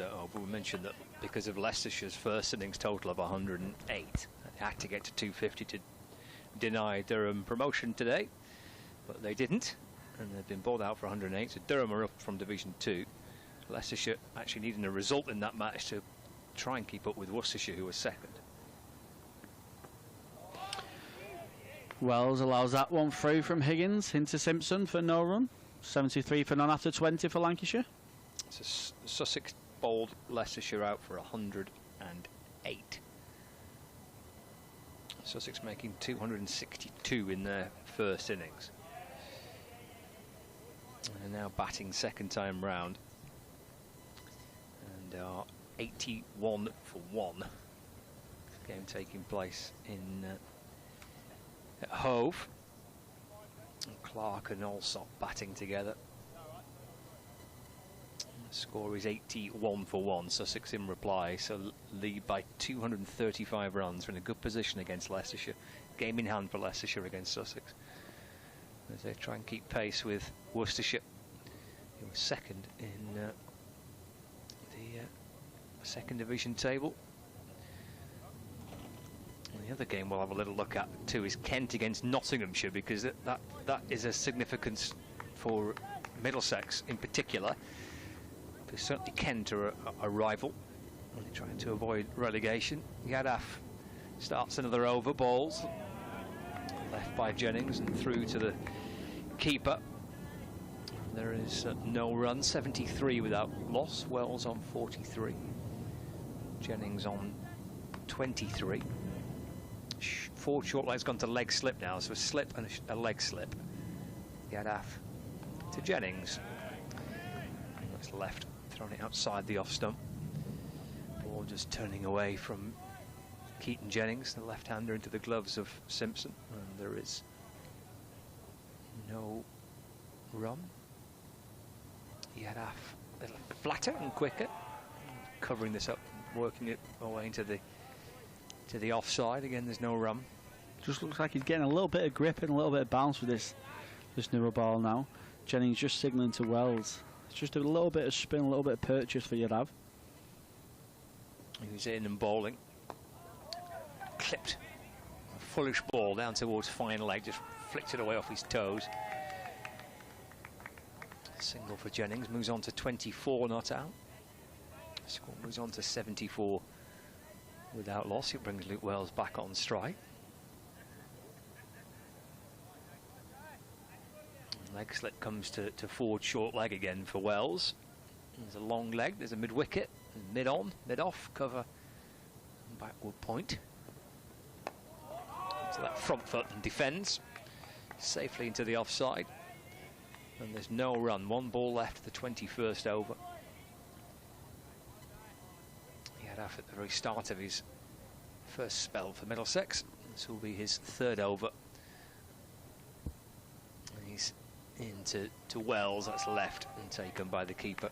And there's no run. End of the over, 74 without loss. Yeah, probably his best over so far I'd have there. It's a lovely line of length, a little bit of flight, a little bit of bounce as well, outside the off stump. Little look at the game involving Warwickshire and Northamptonshire. Warwickshire 23 for 1. That's in reply to a Northamptonshire total of 250. So Yates and Rhodes are batting for the Bears at the minute, and they trail Northamptonshire by 227 runs. That game's also in Division 1. And the Kent-Nottinghamshire match. Kent are second from bottom, not so a little bit of a gap above Middlesex and Notts, but a defeat for Nottinghamshire in Canterbury this week would make it potentially quite awkward for Notts going into the final couple of games. They come here next, and then they welcome Middlesex as well, as Higgins comes in and bowls, and Jennings off the front foot defends, and there is no run. At what point next week are you going to drop this little hint to the great man Dave Bracegirdle that they might be in trouble? Well, only if they lose this week. Okay. They're not in trouble if they don't lose this week, are they? But if they lose this week, they're in trouble, aren't they? So if start time is 10:25 on air, will you have mentioned this by like 10:27? It's Higgins. I'll be listening. It's Higgins to Jennings. He's around the wicket. And Jennings plays forward in defence. Is no run. Looks like, for viewers on Lex TV, we're trying to bring you the little flavour of what's happening at Canterbury, but it looks like there's a problem with their live stream. So I'll just tell you the score. Nottinghamshire 99 for 2 in reply to a Kent total of 446 all out. So Kent has anybody got 25 pence? I think that's there's a problem with the. So there's a problem with their live stream. 25p for the video signal, I think is what it's saying, doesn't it? Is that what it's saying?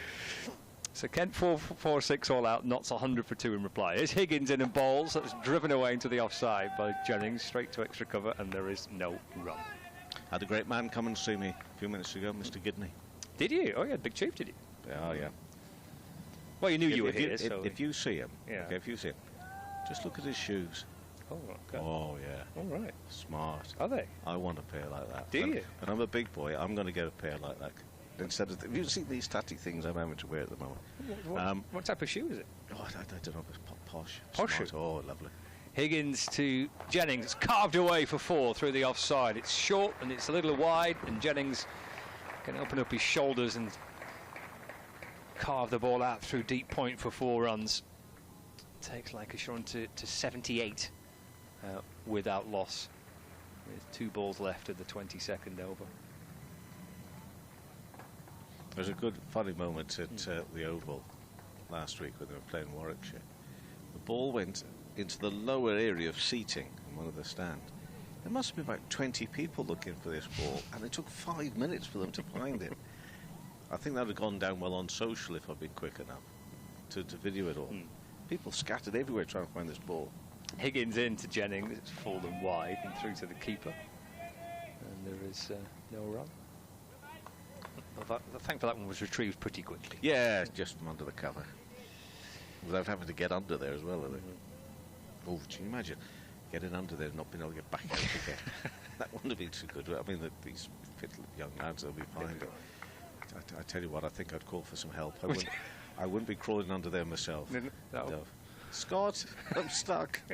Higgins to Jennings on the walk again. Keaton Jennings step towards Higgins and just defends safely out to the onside. No run. End of the over. 78 without loss. 22 overs gone. Wells has 43. Jennings has 28. We've had a look at those Division 1 games. Some Division 2 games, including Yorkshire, who have now reached 500 in their first innings. 500 for 9 in their match against Glamorgan in Cardiff.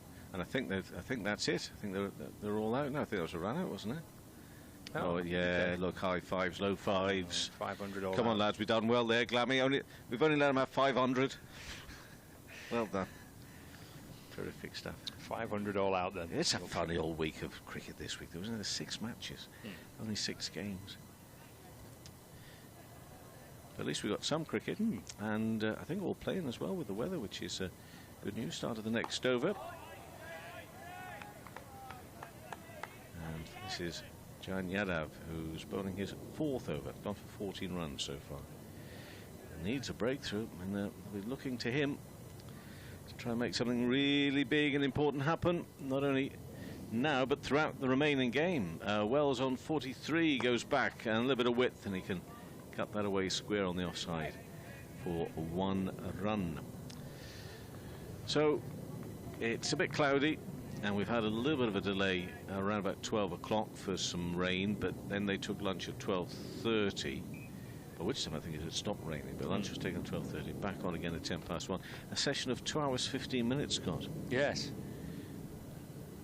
He had a around the wicket again. Oh, a little bit of turn there, maybe had one of the footholds, but into the gloves of Simpson, keeping wicket for Middlesex. Jennings it is facing. 80 balls he's been out there for. 28 5-4s, and we're holding things up here. Why is that? Oh, Yadav's not happy with the position of a fielder, and he's moved him yet again. I love it. Half a yard to his left-hand side. Sits up nicely for a push into the offside for Jennings. He'll go through for 1. It is one of my favourite moments during a cricketing day, that when bowlers get really animated about one of their colleagues in the wrong fielding position, and they move them by like half a yard to the left or right. I'm sure it makes a lot of difference. 80 for no wicket. He had a bowls and forward punch, but for no run, just defensively. So there's a nice little battle here now. And Keaton goes down, just gets rid of a little bit of debris on the pitch. And now Jain Yadav can come in and bowl to Wells. Well, what on earth was that? He went to push it defensively, I think, in the offside, decided to change his mind, did the old magic 1 bit with his bat. I think it came off the bottom of the bat in the end, didn't down into the ground. He's pondering himself, thinking to himself, what on earth did I do there? But he survived. Wells on 44, Jennings on 29. 23 overs gone, 80 for no wicket. Trailed by 114 runs here. Lancashire. cloudy, overcast day in Manchester. But yeah, we'll be keeping an eye on the other games. Building up, it could be, and I think you mentioned this a little earlier today, it could be the Battle of the Bridge in the last round at Trent Bridge. Could be Nottinghamshire versus Middlesex. They've still only got those 2 wickets there at Canterbury, though. Slater and Hamid are the not up. Mulaney, our good friend Mulaney, he's not out on 60 off 83 balls. Clark not out 35, so they've settled it all down there, really, haven't they, from a Nottinghamshire point of view. So we won't be getting too tense just yet for the boys and girls and the men of Robin Hood County, as you say, are coming here to Manchester next week. No, I suppose for Kent, a kind of high-scoring draw is not the worst outcome if Middlesex lose this one. Well, that's what, when I saw those runs being scored yesterday, I'm thinking that's exactly what they've done down there. Here's Josh de Carys from the James Anderson end, bowling to Keaton Jennings. He's got him straight away. First ball sent down by Josh de Carys here at Old Trafford, and Jennings has gone for 29. LBW. Success straight away for de Carys, who got a stack of wickets for Middlesex against Essex last time out. 80 for 1. He's not happy, is the captain. He's gone for 29. When I take a look at this reef, de Carys, he's a smiley boy. He's happy with things, isn't he? And why not? First ball, gets a wicket. And you'll be saying, hold on, why didn't you call on me earlier? What do you reckon on this? Because Jennings didn't like it at all. Well, I think he thinks that's darting straight down the leg side, doesn't he? Or, well, he's looking at the distance. Well, that's something that batters do, of course. It's such a big stride and all that. That's what I think he's looking at, isn't it? Just the fact that he was a long way forward to that.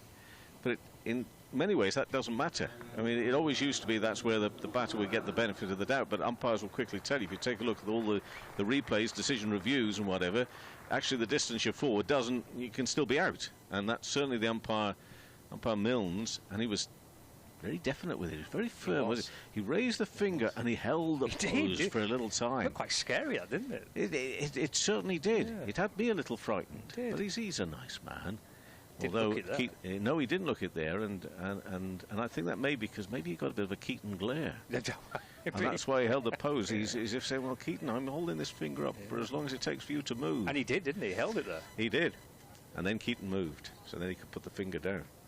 Anyway, more important than that, in some ways, from a Middlesex perspective, is the man de Carys strikes again. Brilliant, straight into his stride. His dad's watching, isn't he? His dad's got to be watching. Is he? He's got to be, hasn't he? Yeah. Watching his lad ball. What are you two on about this morning?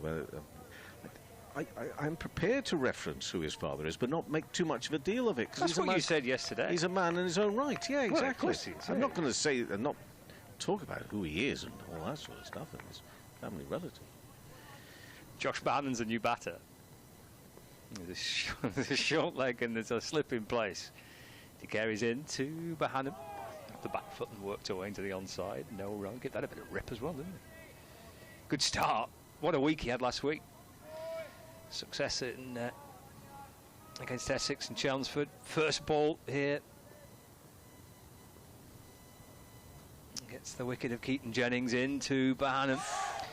And just turns him round. He's looking to try and work the ball away to the leg side. The ball squirts away down towards backward point. No run. As you say, if it was me, blooming shoulder would be out of its socket if I was doing that now. I mean, he's really giving it some, isn't he?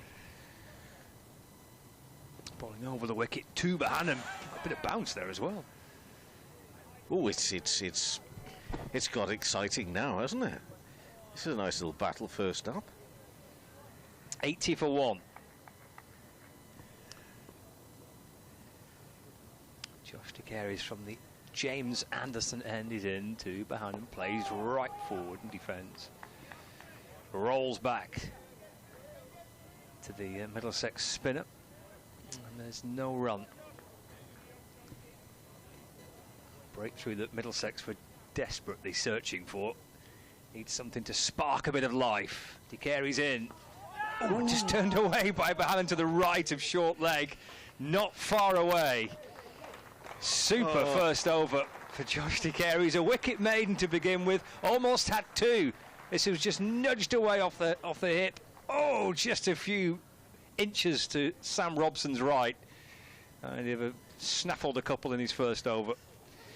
He has to settle for one. 80 for one, Wells on 44, Bohannon on noughts, and the wicket was Keaton Jennings, LBW, for 29.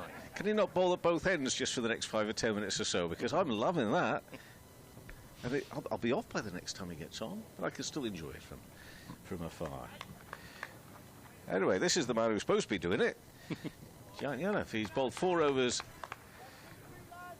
16 runs. That's good from De Carey. He'll love that 1 over. Here at Old Trafford as well, 1 over, 1 maiden, 1 wicket. Next ball is driven hard and firm out there through extra cover. That's got to be 4 runs. Well, they'll enjoy that for the fact that there's a bit of pressure at the other end at the moment. It's Wells who brings up his 48. And I've never seen a player get to 48 in such style. Just terrific. Oh, who's coming in here? Oh, it's you, yeah. It was you before. So 48 off 61. The score is 84 for 1. 11 fours. Some way to bring it to 48, wasn't it? Yeah, it's terrific. It was with style. And it's driven straight back to the bowler. There'll be no run. It's my very good close friends and colleagues on the best scoreboard in the country. Quick, aren't they? They're quick. They're quick. Wells on 48 at the moment, everybody. And that's just angled away. Down to the fielder behind square on the offside. I tell you what, you'll be struggling to find a more excitable piece of commentary on somebody getting to 48 than that today up and down the country. Giant Yadav again. Stay the men around the wicket in bowls and defensively from Wells. I really would appreciate it, Luke, actually, if you could get that 4 now so I could finish off with a 50 here from you, but I don't think he's going to do that for me. 2 balls left of this over. It's got a bit cloudier again, hasn't it? A little bit gloomier out there. Again, he bowls, leans back, and that's carved away. Is that going to get to the boundary? I don't think it will. It shouldn't do. There's a fielder sweeping around, picking up its 2 runs, but it does mean it's 50 for Wells. He gets his half-century. 65 balls, 11 fours, out there for 102 minutes, raises the bat all around. I knew he'd get there in the end. 86 for 1, trailed by 108 runs. Good old Luke, didn't let me down. So he just gets himself all set again. Giant Yadav will bowl what should be the last ball of the over, and 4 defensive, nice and solid. From the tall opener in Wells, so he's on 50. Bohannon's faced 5 balls for naught at the moment. 86 for 1, trailed by 108. And I do believe that is my time up. And I look to the rotor. Who's replacing me? It's a double change. Oh, yes. Yeah. Kevin Patrick coming on to the It is. Okay, well, I'll just move aside first. Okay, move aside first. Kevin will come in, and Callum as well. 10 to 3. T is at 25 past 3. Today, slightly readjusted timings because of the we're making for a bit of time on with we lost yesterday. A slightly extended day as a result of that. Here's De Carey's into Bohannon, who's hopping back and turning the ball away towards the onside, picked up at mid wicket, and there's no run. Callum's back alongside me. You take it away, and then Kevin will join you. Yeah, very quick change. Josh De Carey's again changing the game here with Jennings out. And creating a little bit of something. Just had the drop catch of Bohannon as well in the same over. Very close to taking 2 wickets in his first, but he started really well for Middlesex here. Lancashire 86 for 1. De Carey's bowling from the Anderson end. Bohannon pushes that down the ground for no run. Timed it nicely. Speaking of timing it nicely, Callum, we've lulled them into a full sense of security here. Scott's done the rotor up to T. You and me up to T. T's about 50 minutes away. Oh. Bohannon down the track, advances, pumps it down the ground, all the way for 6. Beautiful footwork from Josh Bohannon. He's been in excellent form for Lancashire. a shot like that early on in his innings shows Josh De Kerr's not doing much wrong there, putting it into the footholes, but Bohannon takes that spin and bounce out as he advances and pumps it down the ground for 6. Beautiful shot. Quick lock the door. Keep Howes and Reed out. 40 minutes of ye and me. He's not got his timings right then, has he? In comes De Kerr's. Bowles and Bohannon on the front foot, just push it down the ground, gets a single as mid-on drops back ever so slightly. It's kind of like the halfway to the boundary, just teasing the shot over the top, but allowing the single as well. Brings Luke Wells on strike. I think this could be an interesting battle. Josh De Kerr's with his height and spin going away from the bat of Luke Wells. Well, that's it. It's you know, when he gets a bit of bounce to Kerry's, that's when it really feels like it's fun out there. In he comes, Bowles. Lovely left, nice pace as well. And Luke Wells just prods it forward. A little bit aerial, but... Where's your forward short legs, lads? And that's the end of the 26 over. Lancashire 93 for 1. He had one like that to Alistair Cook last week, right at the beginning of the match. And he just thought, this is on. And obviously he picked up a 10 for Harmer. Picked up 5 in the second innings. And that's why Yadav's here. You know, and there is all eyes on Yadav at the moment, because it talks about the 7 for De Kerr's and then the 10 for last week, 12 for Dawson. Harmer's picked up 6 in the game last week and won it for Essex. They've done it at a better economy. It's fully understandable, young bowler, but there's a certain excitement around him for sure. But you can imagine there's a few Middlesex fans now. They've already raised the question. You kind of see it. The members follow the game and they have their opinions and questions. Middlesex 19 for 5 yesterday. De Kerr's taking wickets. Why are you bringing in another spinner? We need batters. You know, that's been the problem all season. Pointed out yesterday, only 1 Centurion all season, only 2 batting points. So it does just... Yadav's not going to feel it as pressure, but it puts a spotlight onto Yadav at the moment to come up with some goods as well as he's right arm over the wicket. Spinner, and oh, goodness me, Bohannon backed right up to that. Played a back foot defence halfway up the off stump. We'd like to think it'll help Josh De Kerr's with that as well, won't it? A bit of a weight off his shoulders. Oh, absolutely. He's an international spinner. Kind of all the weight goes onto Yadav. It's a learning curve for De Kerr's in the nets with Yadav as well. He bowls once more. One is slightly flatter and shorter, and Bohannon rightly backs up to it. He's tried to cut, there wasn't so much room for it. Dan O'Driscoll's the sub-fielder, who's actually released by Middlesex at the end of the season, so interesting that he's here. He's one of 3 youngsters being released. Max Harris, Toby Greatwood and Dan O'Driscoll. This ball's pushed back up the track defensively by Bohannon, there's no run. I'm hoping I haven't got that horribly wrong for Dan O'Driscoll at backward point, but no, I was a little surprised because I like the look of Harris and Greatwood have been released, young bowlers, and O'Driscoll came through the seconds in club cricket in Middlesex with a great reputation for run scoring, young wicket-keeper as Yadav bowls, and this is worked by Bohannon to backward point and there's no run. So I was a little bit surprised that he was let go without ever given the chance in the first team, but perhaps didn't have the weight of runs in the seconds of late to force his way through. But there we go, identifying the sub-fielder at last. It's Dan O'Driscoll as we await the arrival of Eskenazi. Yadav bowls, this is pushed to mid-wicket defensively by Bohannon. Now how's he going to get him forward here? Because he's playing it all off the back foot at the moment, which Yadav won't mind actually. No, I was just want to say 2 complete different techniques of playing spin here, and Josh Bohannon, the smaller batsman, playing it off the back foot. It's that little squat just as Yadav starts his run up and he bowls him! Well, there we go, he's backed up one too many times. Yadav strikes in his, 6th over for Middlesex, 1 for 22 for Yadav. Bohannon's gone for 7, backing up, looking to cut off the top of off stump and paying the price, and it really felt like Giant Yadav was in the over all the way through there. End of the 27th, Lancashire 93 for 2.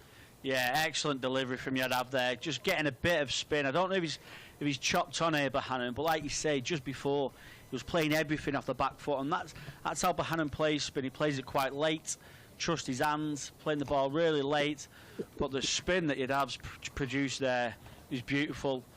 And I tell you what, Middlesex just turning it a little bit. Well, listen, that's rag, doesn't it? That's come from a long way outside off stump. Like yourself, I wondered at first, did he chop on? But my instinct was, I'm not sure he did. I think actually that's done a bit for Yadav, and he's got himself into an awkward position. The disservice that I've done for Bohannon is that has turned from a long way outside the off stump. So whether he did or didn't get a little inside tickle on it, that's gone a long way from where that's pitched. to where that has or has not taken a little tickle on an inside edge. The top of off stump is rocked back, and Yadav and Decaries right now, and the Lancashire spinners as well. But all of a sudden, that decision to bat first for Middlesex, look, 21 for 5, inescapable. You don't, and it's come back all season long, where Middlesex have had, obviously they haven't got a rough batting average across the board as they have without a number of batting collapses this season. And 21 for 5 is another. And at the end of the match, you speak to the captain, you speak to the coach, and said, look, 21 for 5, you're not, or 19 for 5 it was this match, wasn't it? You're not winning matches when that happens. However, they've got to 194, and something's happening out there for the spinners already for Middlesex, and it is Lancashire that will bat last. And we've said from the start of this innings, pressure's on Middlesex to keep them in sight. It didn't happen at the off. 50 partnership for the opening wicket.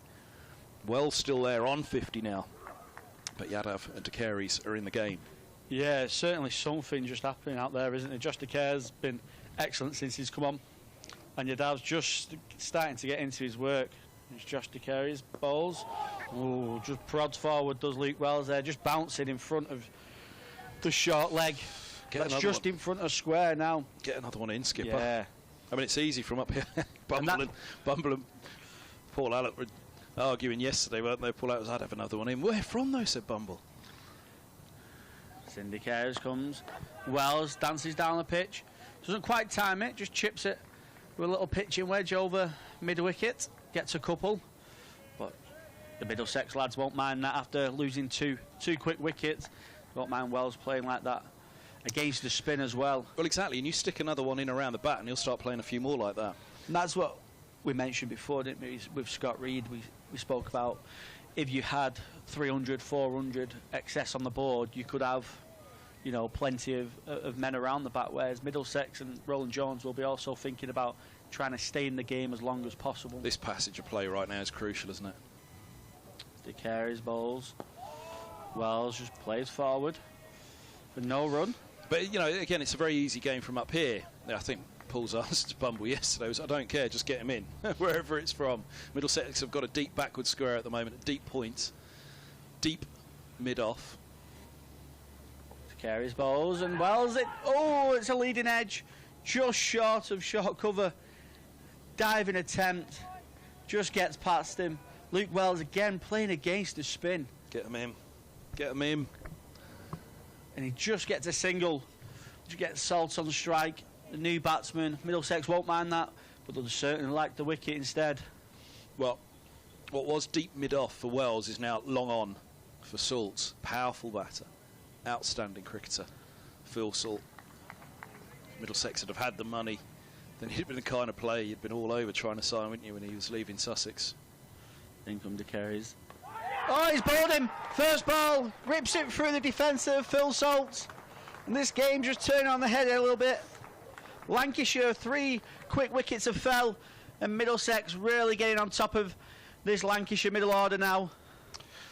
Turning on its head a lot, it feels. This is such a crucial passage of play now to tee. This ball's doing a bit at both ends, and young Decaries 2 for 10 with 1 ball to go of his third.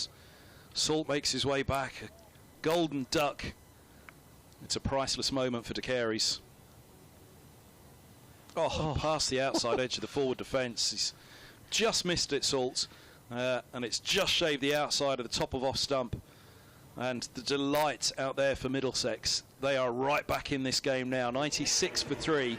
And the reason they're right back in it is because Lancashire have to bat last on this. And unless they come up with something brilliant which puts them out of sight in this innings, then no matter what Middlesex set them in that final innings, it should be tough. He's not done too much wrong there, Phil Salt, as he's not far off covering all the stumps. I think he's played for the spin slightly, and it just seems to have not really turned. I don't know if it was the arm ball of Decaries. Just skidded on and just took top of off. Beautiful delivery, and they're building some real pressure here now, Middlesex. I love cricket. What a sport, what a game. Absolutely brilliant. 19 for 5 yesterday. The world was against Middlesex. Winning the toss, batting firsts. They were so up against it. Question marks over the decision, and a bold decision it was, and I mentioned the reasons why that had led to it, and it looked as though it had backfired. But right now, all of a sudden, fast forward to the second afternoon, and you start to think, well, it's happening for Decaries and Yadav out there, and If Middlesex can find a way with the bat in the second innings, as Robson did in the first, he and Higgins really the sole pair that were able to put something substantial together, or relatively substantial.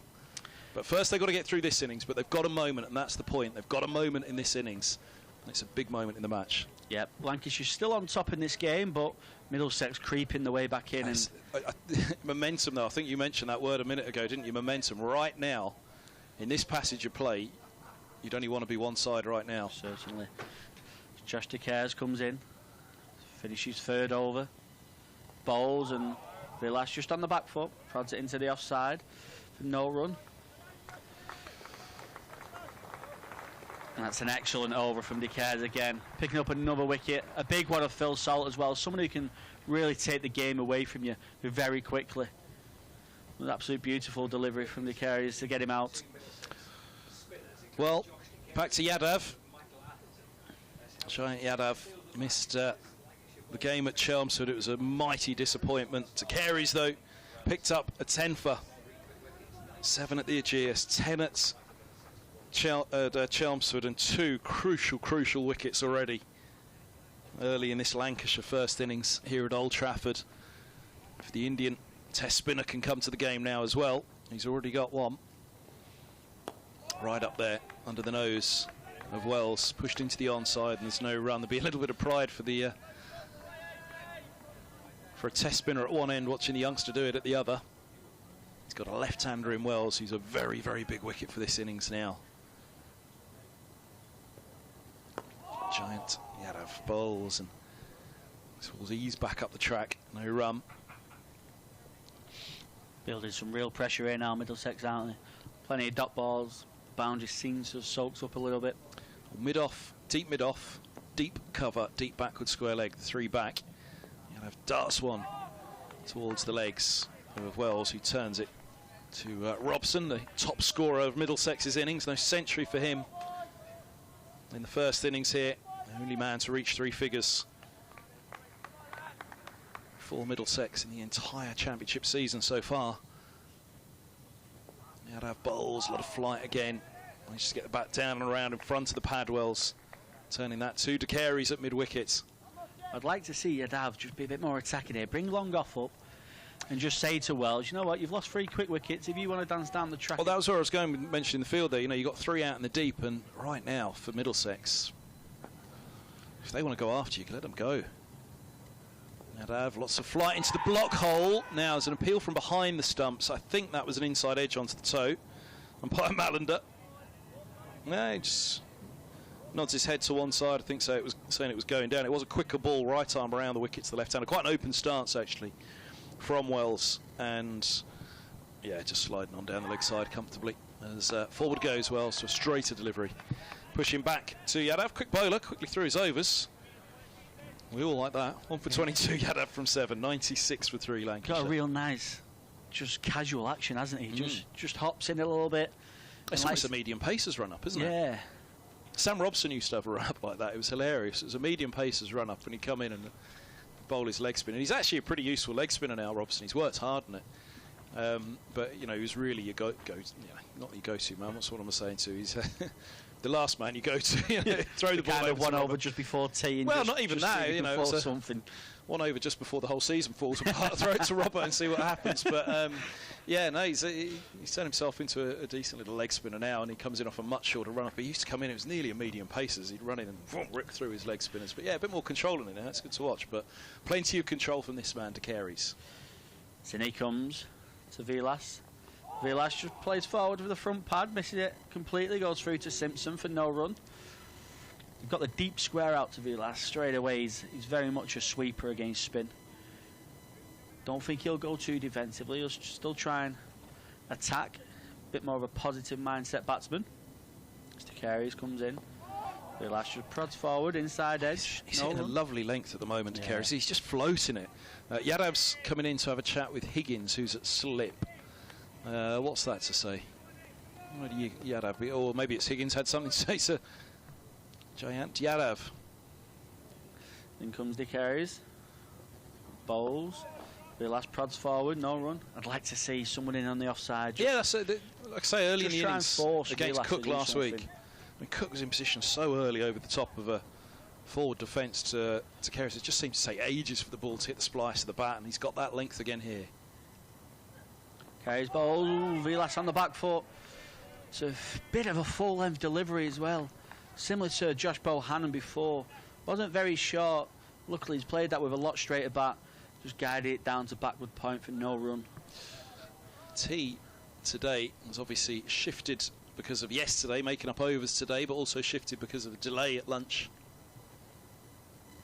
In comes the Keres. Vilas just across the stumps a little bit. And he just plays that back to the bowler for no run. Middlesex would love as long a session as they could possibly have right now. I was going to say, I think Lancashire will be happy with T right now. Absolutely. Get in, have a break. Middlesex, like you say, want to keep pouncing on this momentum they've got.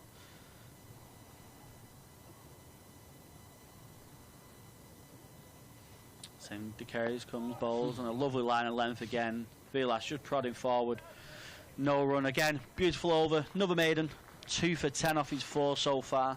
As someone who knows Josh De Keres a bit more than most, you'd have probably interviewed him a few times. What's he like as a character? Oh, he's great fun. I was just about to say, last ball of the over there, he's gone really wide on the crease to deliver that one. And if you just watch him after he delivers the ball in his next over, it's the reaction after he's delivered the ball. Every ball, big event for him, and he's living every moment of it. He's all energy, action man, I call him. Yeah, literally everything. He's fielding, he's batting, he's bowling. It's all action.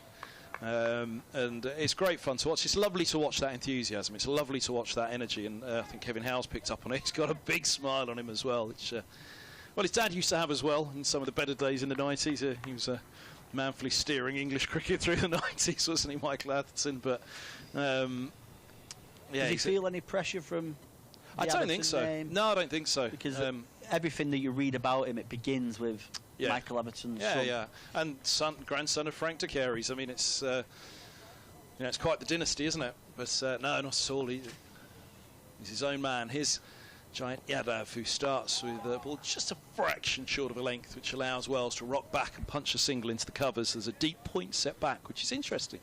That Yadav would have a deep point back. They brought up deep backward square for Yadav, but they're keeping one out at the moment.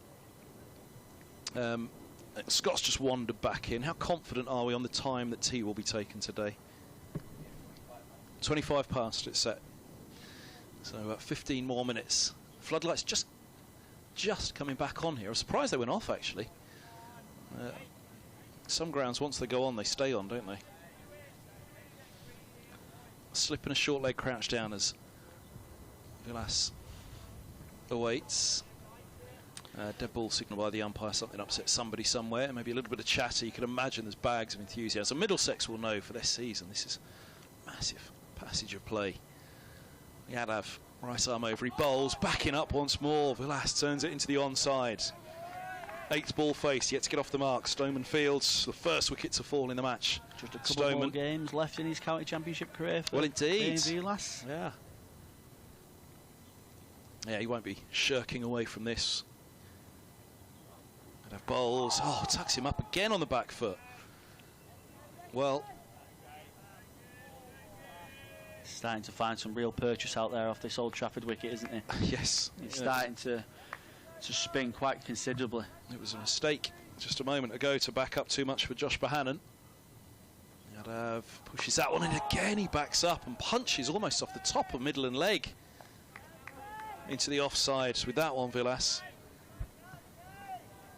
This is top-class cricket here at the moment. They're under real pressure from both ends. Wells and Vilas from Yadav, a test bowler, and De Keres, an upcoming spinner. Lots of flight, and swept this time. He's plunged forward, Vilas, and sweeps it to the deep square, which is Jack Davies. Had to dig in a very difficult time himself for Middlesex in the first innings. Managed an hour out there while wickets were tumbling. Tried not to lose his head, but couldn't help but lose his wicket as part of that 19 for 5. 98 for 3 Lancashire. Middlesex will hope they can force a collapse in the second half of the hosts' innings as around the wicket comes Yadav onto the pads but down the leg sides. Wells trying to help it on its way. It just scuttles away off the outside edge of the pad. The leg bite taken to end the over. 31 bowled, 99 for 3 Lancashire as the floodlights start to take effect. And it does gloom over a bit. There is the threat of a shower or two in the evening session, isn't there? Let's hope not, because this game is really bubbling along quite nicely now. Yeah, Lancashire 99 for 3. Just trying to dig themselves out of this little pressure bubble that Middlesex have put himself under. 2 spinners operating and hitting their areas. Lovely. Getting a bit of purchase from this Old Trafford wicket. Bit of spin, bit of bounce. Yadav changing his pace, lovely. He's kind of getting a few to skid through to the right-hander, whereas against Wells he's getting them to spit out of the rough, out of the seamers' footholes. Josh DeCares will continue. Do well to get the ball off him at the moment. 2 for 10 off 4. Higgins was just practicing a moment ago at this end, did you see? He bowls and Wells returns that into the leg side for a single. Practicing seam or tweaks. Well, yeah. Spin. That brings the 100 up for Lancashire. 100 for 3 off 31.1 overs. A gentle applause from the Lancashire crowd. Pacing Scott Reed at the back of the box. Just going through his numbers in the table again, making sure that Lancashire can't get dragged into this with Nottinghamshire and Kent. DeCares bowls. Vilas down the ground. Well played, tucked into kind of the 3/4 mid-on they've got. Just teasing the shot over the top, but it does allow the single as well. Vilas 2 off 12. Wells 55 off 80. 50 without loss. I think Scott and I were talking up whether Kent could drag Nottinghamshire into it. A Middlesex and Kent victory this week. Better head down to Nottinghamshire and check on Bracegirdle by the end of this round, let alone by the start of the final round. The carries, bowls. Wells prods forward, plays it nicely into the offside for no run. A big talk about a huge difference between Division 1 and Division 2 at the moment, but Nottinghamshire, who in Division 2 last year were regarded as potentially one of the best sides in the country if you saw the way the season finished the year before. Carries in, bowls, and Wells plays that nice and softly just in front of square where the short leg fielder is. If not the best side, and then there was the argument that really they should have been county champions with the way the conferences worked back then and so on and so on. But it reverted back to the 2019 season last year, and Notts were in Division 2 where quite a storm all before them in Division 2. In comes DeCares. Bowls and Wells just tucks that nicely off his legs. Gets 4 runs, played against the spin, but was full enough to control, and he gets 4 runs through the straightest square. There's a lovely shot from Luke Wells, just released the pressure slightly, but Josh DeCares won't mind that shot, going against the spin. The previous over he got a leading edge off Wells, which nearly produced a wicket, so he won't mind that too much. Not the only shadow of doubt that of the 3 to go down with Northants out of Nottinghamshire, Middlesex and Kent, Nottinghamshire are the only one of the 3 that you think, yeah, they'd bounce straight back up, to be fair. But again, that says a bit about Division 2. You know, it's not as weak as... Well, look at Leicestershire at the moment. All right, they've got tumbled today and Durham are up as a result. In comes DeCares. Wells just prods forward for no run. That's the end of the over. 105 for 3 after 32. We're looking to producer Reed. There's 10 minutes to tea. Keep it going, lads. There's a wicket hasn't fallen for 2 minutes, so he doesn't want to change anything. He's looking nervously at that table again, just to make sure all the math's right. Lancashire can finish second. Bottom.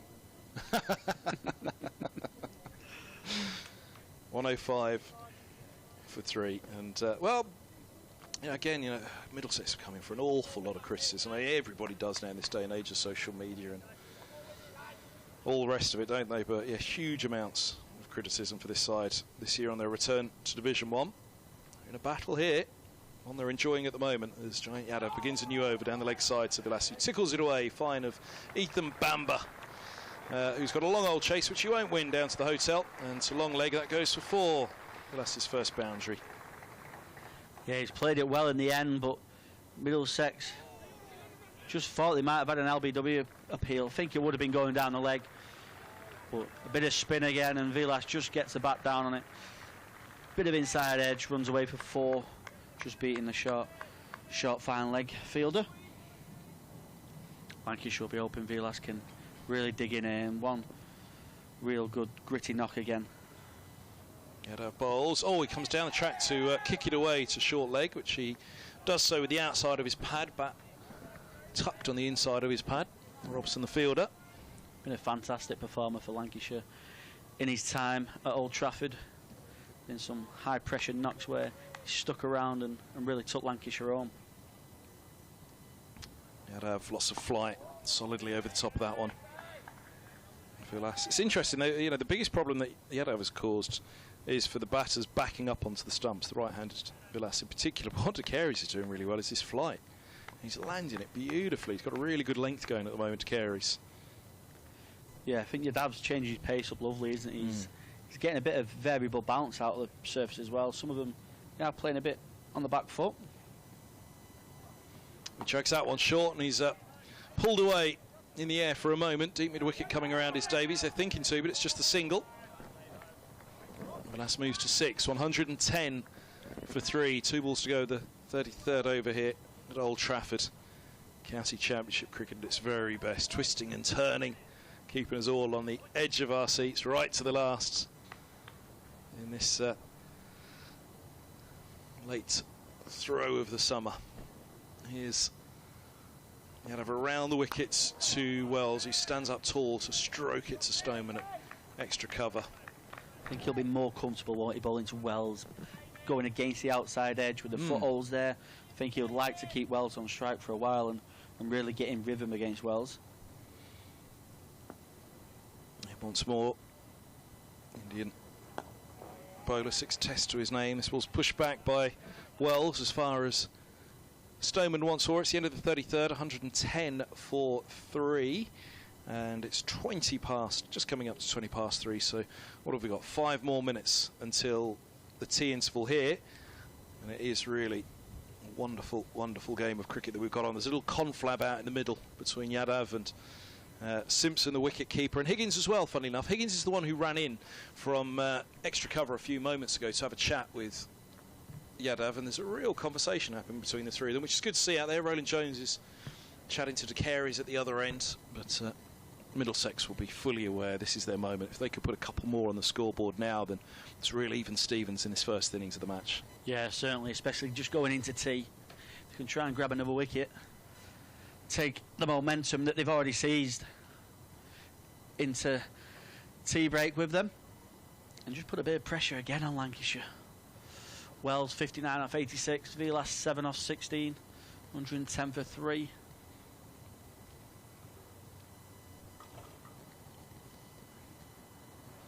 Josh Cares continues from the James Anderson end. Balls outside off stump, and Vilas plays that through the covers. Yadav doing the fielding for no run. Just a short, silly square leg and a deep square leg to Vilas here. He's the skilled sweeper of the spinner. De Cares bowls, and he just prods that forward, not far off De Cares. He just runs to his left on his follow through. I mean, look, we keep calling for another one to come in, don't we? There's been one leading edge into the offside, one leading edge for the left-hander, one for the right-hander. Now, to be fair, both of them probably would have gone straight of a silly point. But even still, the pressure's on. Bring another one in. Josh De Cares bowls, and Vilas on the back foot. No run. It's more the psychological factor, isn't it? If there's a fielders there, like Allett and Bumble were saying yesterday, you're not as confident lunging forward. And you got a deep mid on in place at the moment. Look, if he goes over deep mid on for run, if he goes over, even if deep mid on if he isn't there, if he goes at all through mid on for 4. De Cares in and bowls, and Vilas pushes that through the offside. Bit over pitch from De Cares, should pick up 2. Yadav does the fielding, and Vilas picks up a couple. Yeah, it's risk and reward cricket, isn't it? Where you got to take the risk of moving fielders here and there and see if the batters fall in the trap. It'll be a big risk for Vilas or Wells at this moment to come down the track, play an expansive shot, and well, they'll give him the single. Lose a wicket. Yeah, they'll give him the single to mid on at the moment, won't they? So you're not going over the top for 4 there. In comes De Carey's. Bowls outside off stump again, just a bit over pitched. Vilas again, just through a straightish point, pick up a couple of runs. takes the score on to 114 for 3.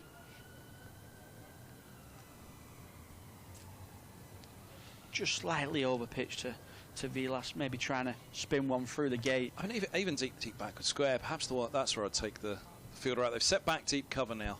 They're obviously wary of runs, and you can understand. Like I say, that's where it's an easy game up here, isn't it? They're the side that are going to be relegated and cop the flack if they can't avoid the chop back to Division 2. So they're thinking about runs out there at the moment. They know runs are at a premium because second innings, you're talking about really bucking a trend for the Middlesex batting lineup.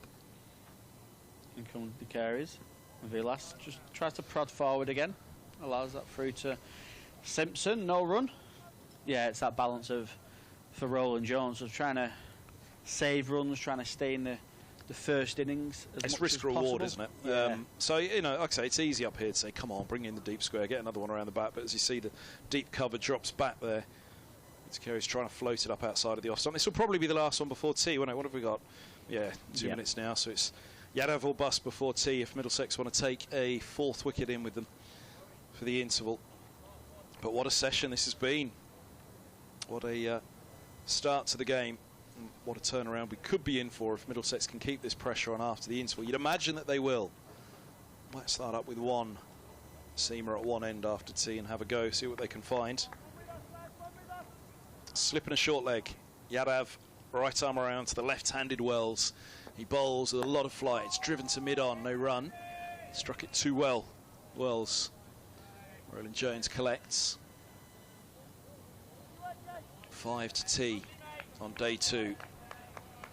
Trailing by 80 runs, 7 wickets standing. Yadav bowls and forward goes Wells. Pushing back up the track. There's no run. There's not that pressure of the table this season on Lancashire as there is on Middlesex, but even for them they'll be thinking, look, 7 wickets, a lead of, bearing in mind you have to bat last on this, you want a minimum lead of 30 runs going into the second innings of the match because you've got to bat last. As here's Yadav bowls and this is eased to backward point, there's no run. Well, that's another 110 runs away.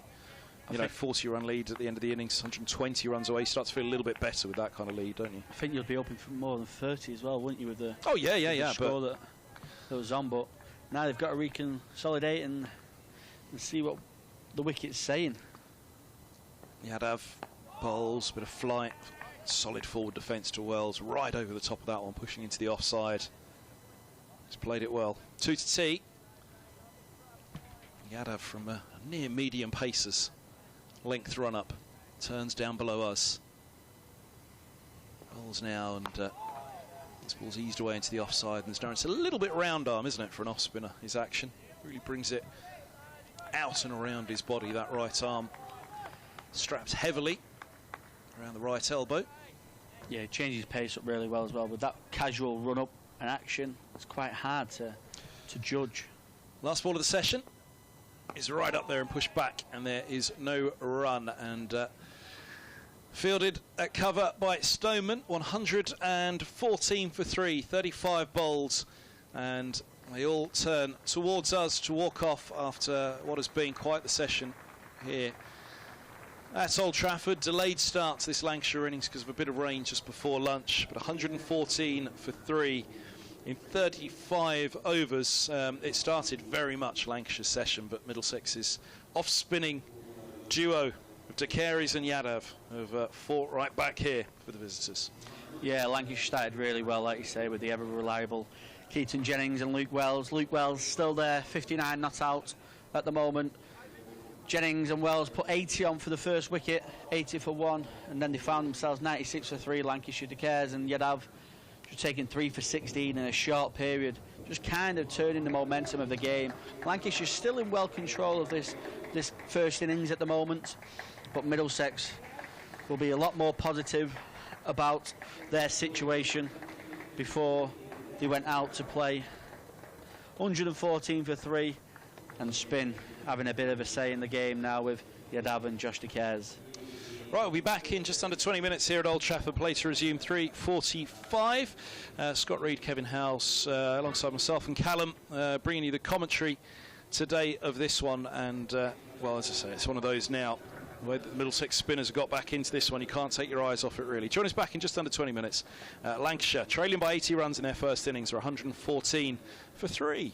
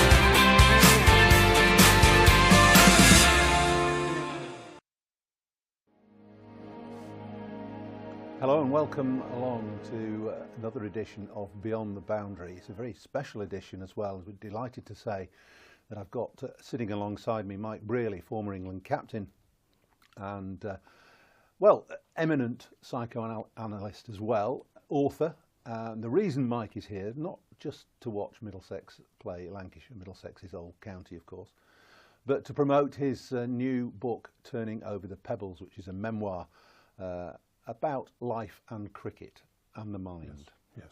So Michael, really good to see you. Good to be here, thank you, Paul. Emirates Old Trafford has changed dramatically since your time as a player. First impressions? I remember playing here for Cambridge University against Lancashire, and we were, of course, playing, changing in the pavilion, square onto the pitch as it was, and Slacky Hilton was bowling. He was fast. I'd never seen anything like it.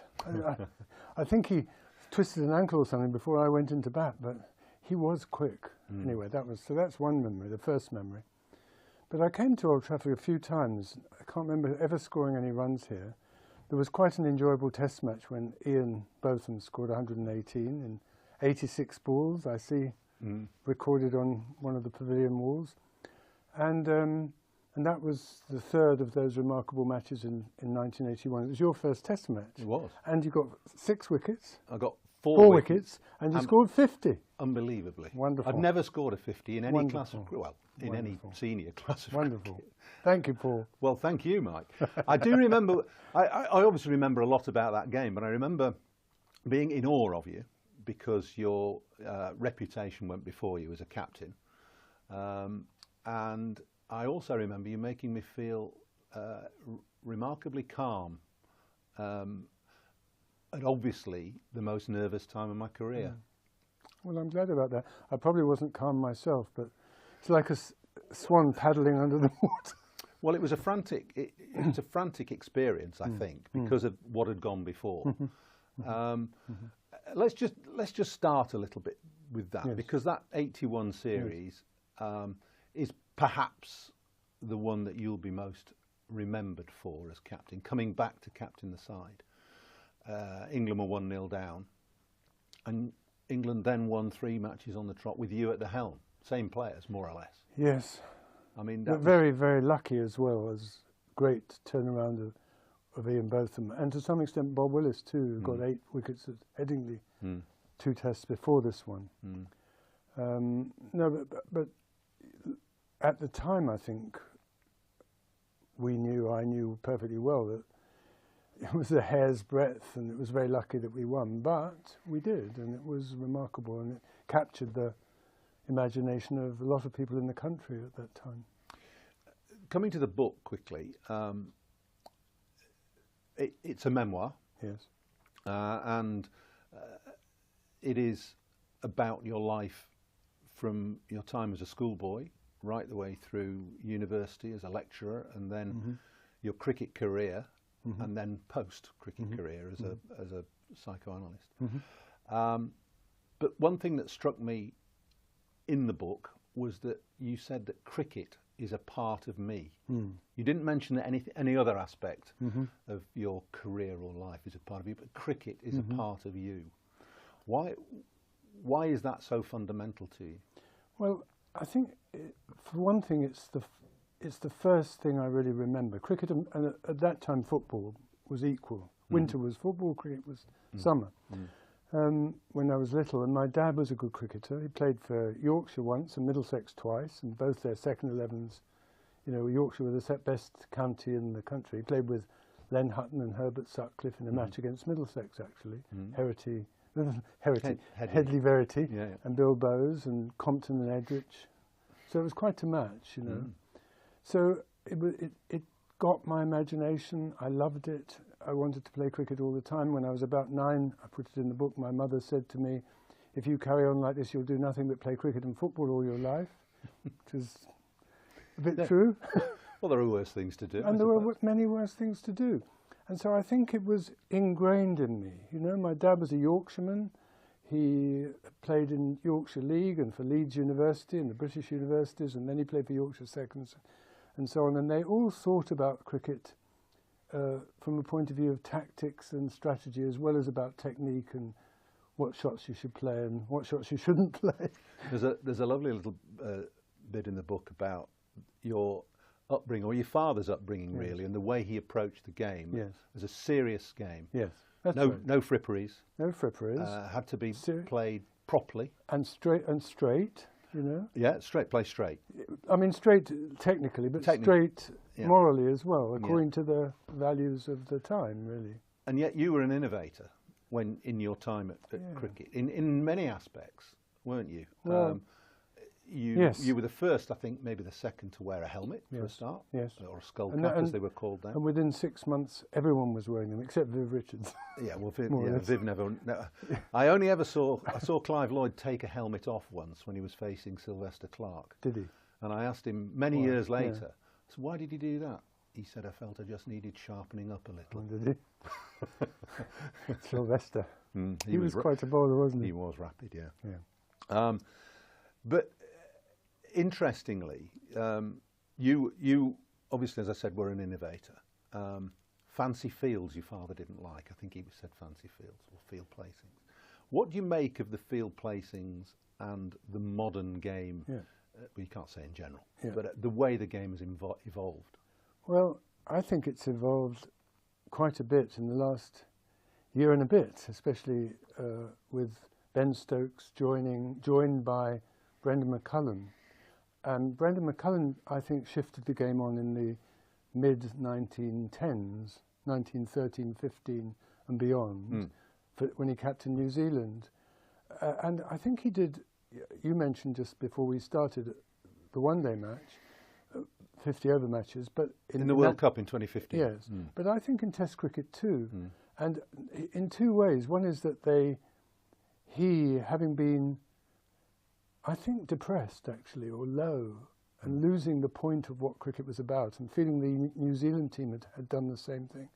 He tried to get people back to playing as they had, with the same mentality, similar mentality to what they had played in as a child when they started playing cricket just for love of the game. Remember the age, remember the innocence with which you played the game. And then you can, he said, then you can look for what you hope to do and might do and not be too preoccupied with how things will go wrong.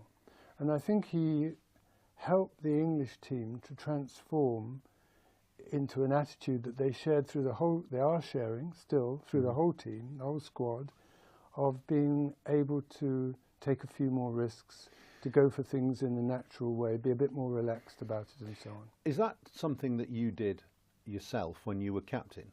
Well, I think I did with some people. I think I did with Ian Botham and his batting when he came back, because he'd got, you know, he was very unlucky, you know. He might have had a Stokes, if he'd had a different set of teams to play against, because of his 11 matches as captain, I think it was, 8 or 9 were against the West Indies, who were easily the best team in the world at the time. And then Australia, the other two. They were the next best team, and we were probably the one after that. And, you know, that was really bad luck. But he had lost his form, both as a bowler and as a batsman, during that time. And I think he needed to... But it's quite... still amazes me that he was at such a low after the Lord's Test when he resigned or was going to be removed, or whichever way it was, both probably. And yet, almost instantly, because it was the next Test match, he became, yet again, this talismanic figure. Did you say anything to him? Well, you must have done. We only met in between those times on the lunchtime or the afternoon, the day before the Test, and, as you did in those days. And I was a little nervous, you know, how was he going to be? I thought we'd always got on, very different people. But you'd known him for 5 quite years, a while. 4 or 5 years. But I still felt, how bitter was he going to be? How negative would he be about anything? You know, about, was he happy that it was me and not somebody else? I think he was, actually, because he knew me and we got on. And I could give him his head, but sometimes I could just take him off or say, I'm not going to bowl you if you bowl medium pace half volleys, which I did during that match, took him off after 3 overs. And he didn't like it, but we could get through over that. But batting-wise, I think the luck was that it was such a good pitch to bowl on. We let them get 400 in the first innings. We were, when he came into bat, probably 100 for 5 or something like that, or maybe 80, I don't know, I can't remember. And he played a big shot against Dennis Lilly, and it was a good length, just short of a length ball on Lilly's usual line, just outside off stump, going away, and it reared up. He was trying to hit it off the back foot. It reared up, just missed his gloves and his chin, and went through to Rodney Marsh like that. And he looked up to me. I was sitting in the balcony, which was quite close to the pitch in those days, square on, long leg really, but square on. And I sort of said, enjoy yourself, you know, carry on, because on that pitch I knew, probably on any pitch at that time, but on that pitch in particular, he was better off playing all the shots he felt like playing. And yet I do seem to remember that when he got his 100, there was a camera shot of you, which I've seen subsequently, of you saying, keep going. Yes. Basically. Yes, but that's the same thing. It was the same thing, really. I didn't want him to stop playing shots, but I just thought he's got to 100, and I think it was when Chris Old had come in as well, and how was Chris going to play? He got at 29. He played 27, 29. They put on probably 60 odd, which is also crucial, like your 52 in the first. That was the latest. That was at Old Trafford. I'm sorry, at Old Trafford. Yeah. But anyway, it was so. I did, and I think that's on the BBC programme of highlights of the Test match, that gesture from me. And I was given credit by Richie Benner saying that I was saying carry on hitting to Chris Old, but I think I was also saying to Chris Old, you know, keep that left foot, his back foot, somewhere in line with the stumps. Well, he was, yes, he was quite good at giving himself a little giving room. himself a little room. Yeah. But actually he did very well as well in that match and in that stand. He also bowled, in the second innings, he bowled 7 overs for 10 runs and got Alan Border out just after lunch. And then Ray Bright slogged him for a couple of 4s from straight to square leg. But he'd done a good job too. So,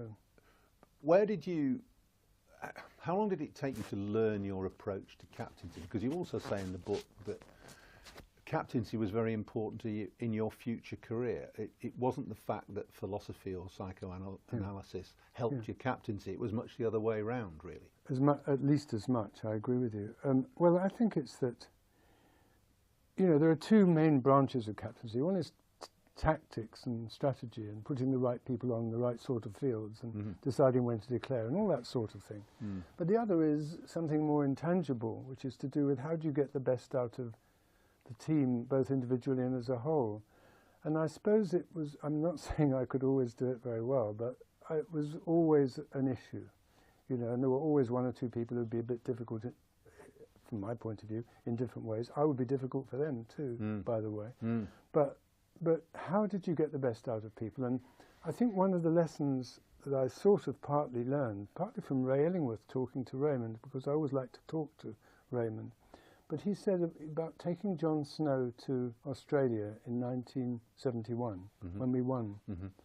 And he decided that with John Snow, he said to John Snow, look, until the first test, the key bowler, I want you, you're going to do what everyone else does in the way of practice and so on, turn up to the nets and really try and get yourself fully fit.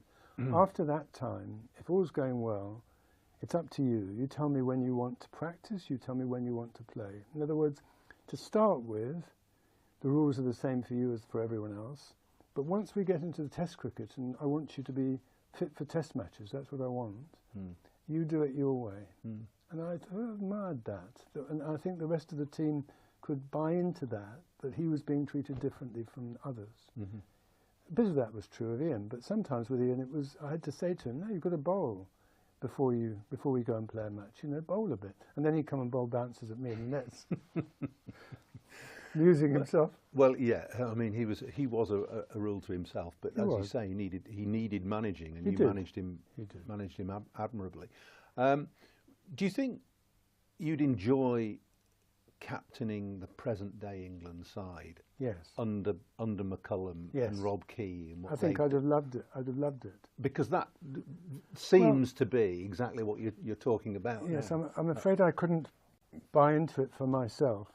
But because I still remain tense and uptight. Well, and you say in the book, you were, before your first game of cricket at school, you were sick. You felt sick, too sick to play. Yes, yeah. And also your test match. The second test match, the first one at Lord's. Was yeah. But at least you can appreciate how the others feel then, of course. Well, I think there's something in that.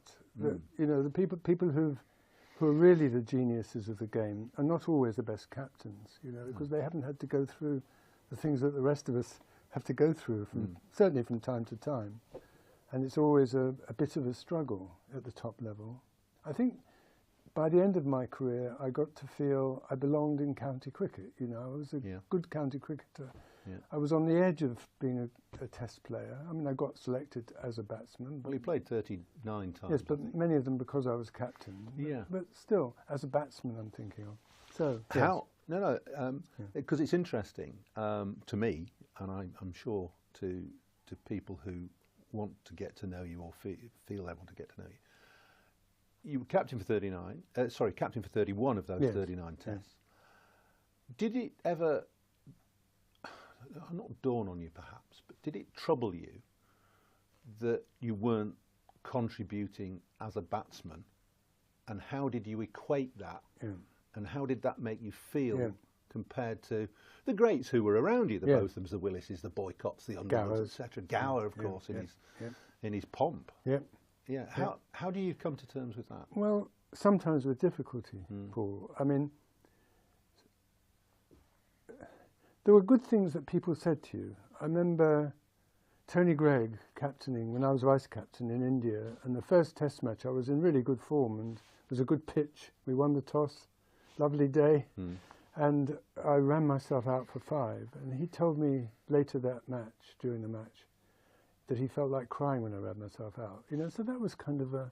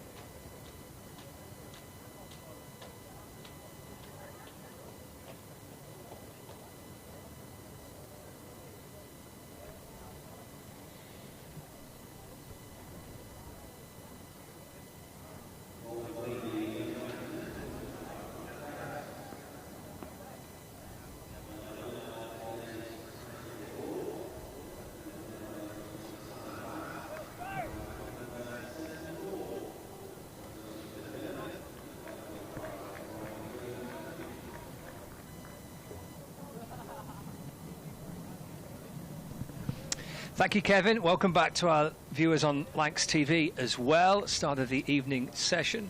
40 overs to go today. If we can get them all in. We've been playing under floodlights for the last couple of hours. Fascinating afternoon session, which started so positively for Lancashire in kind of complete control with Wells and Jennings batting beautifully, and everything looked quite serene and calm, and then it burst into life. Or really, when this man came into the attack, Josh Takaris, who starts up straight away after tea. Bit of a loosener to Villas, who hammers it away through extra cover for 4 runs. So he moves on to 15, 118 for 3. But Josh Takaris with a wicket with his first delivery sparked a real fight back for Middlesex. 3 quick wickets, the spinners in tandem, Takaris and Yadav, and it all of a sudden looked quite difficult and quite tricky. And we're set potentially for a very intriguing evening session, and from a Middlesex point of view they'll need that to continue. Will it still be the 2 spinners to continue straight after tea? Looks like it. Yadav is warming up. It looks like they might go with both spinners straight away after the tea break. Will be De Carries, who's picked up 2 wickets, 2 for 24. And he's into to Villas. That's edged but down into the ground. And there is no run. Scott Reed and Kevin Hand to start you up after tea. Brilliant session, that wasn't it? Really enjoyable cricket, Kevin. Oh, it's great. Absolutely brilliant, isn't it? I mean, it's cricket at its best when all of a sudden the game seems to be heading in one direction and then handbrake turn in the other. De Carries in, Villas forward, defending. Simpson comes from behind the stumps to field, and there is no run. I always say about cricket, you can be 5-0 down at Anfield at half-time. There ain't no coming back. You know, the cricketing equivalent of being 5-0 down at half-time, there's every coming back, isn't there? De Carries to Villas, and just rocks onto that front foot, could stride forward and eases the ball back towards De Carries. No run. I could have picked the other club just over the road there, but 5-0 down at Old Trafford at half-time, there's every chance you're winning 10-5 at the moment, isn't there? 118 for 3. Slip and a forward short leg into position. Josh De Carries in and bowls. And Villas looks to sweep, and does. And takes a single as he sweeps the ball out to deep square leg. And takes his total on to 16. The score moves on to 119 for 3. Is he a cricket fan, Eric Ten Hag? We need to bring him along and... No idea. No. Enjoy a few days of the cricket. Take some time off, Eric. There was even ventured across from that the other side of the road. He's a proud Dutchman. He'd be following the Dutch in the World Cup these last few years, wouldn't he, I bet? Wells on strike now. First time he's facing after tea. De Carries comes around the wicket to Wells. Played up towards extra cover, and there is no run. And that is indeed actually the end of the first over after tea. So it's 119 for 3. Wells has 59. Villas unbeaten on 16. He'd have to continue down below us. Or is he? Is it going to be Ethan Bamber? Bamber's. No, it's going to be Bamber. Late call that, I reckon, because Yadav was warming up. Yeah, and you know, there's the argument that you start the session with your best bowlers. Well, your best bowlers in that afternoon session picking up the wickets, Yadav and De Carries, but Bamber's Mr. Reliable. Just put it on the spot again straight away after tea, see if the feed are moving. You know what you're going to get from Ethan Bamber, top of off, top of off, top of off. So I think the right move to go to Bamber right now, and you can quickly go back to Yadav if you need to. Roland Jones orchestrating the field. How many has he bowled so far, Roland Jones? He's still only bowled the 3, hasn't he? He hasn't been back for a second spell since. 3 for 19. The overs to begin with for Roland Jones, having thrown the new ball immediately to Higgins and Bamber, so he kept himself out of the attack. Notts, as I'm sure Kevin Howes on BBC Radio 5 Sports Extra has been updating, 160 for 3. A bit nervy down at the bottom at the moment. So just look at the scores elsewhere. Warwickshire 63 for 2 against Northamptonshire. Edgerton, who are 250 all out. Yes, Roland Jones, number 19 off 3. As here's Bamber right arm over. He bowls right up there, first ball. Villas digs it out to Roland Jones at mid-off. Those bowling figures. Bamber, 8 overs, none for 9, which just sums Ethan Bamber up perfectly. 4 maidens.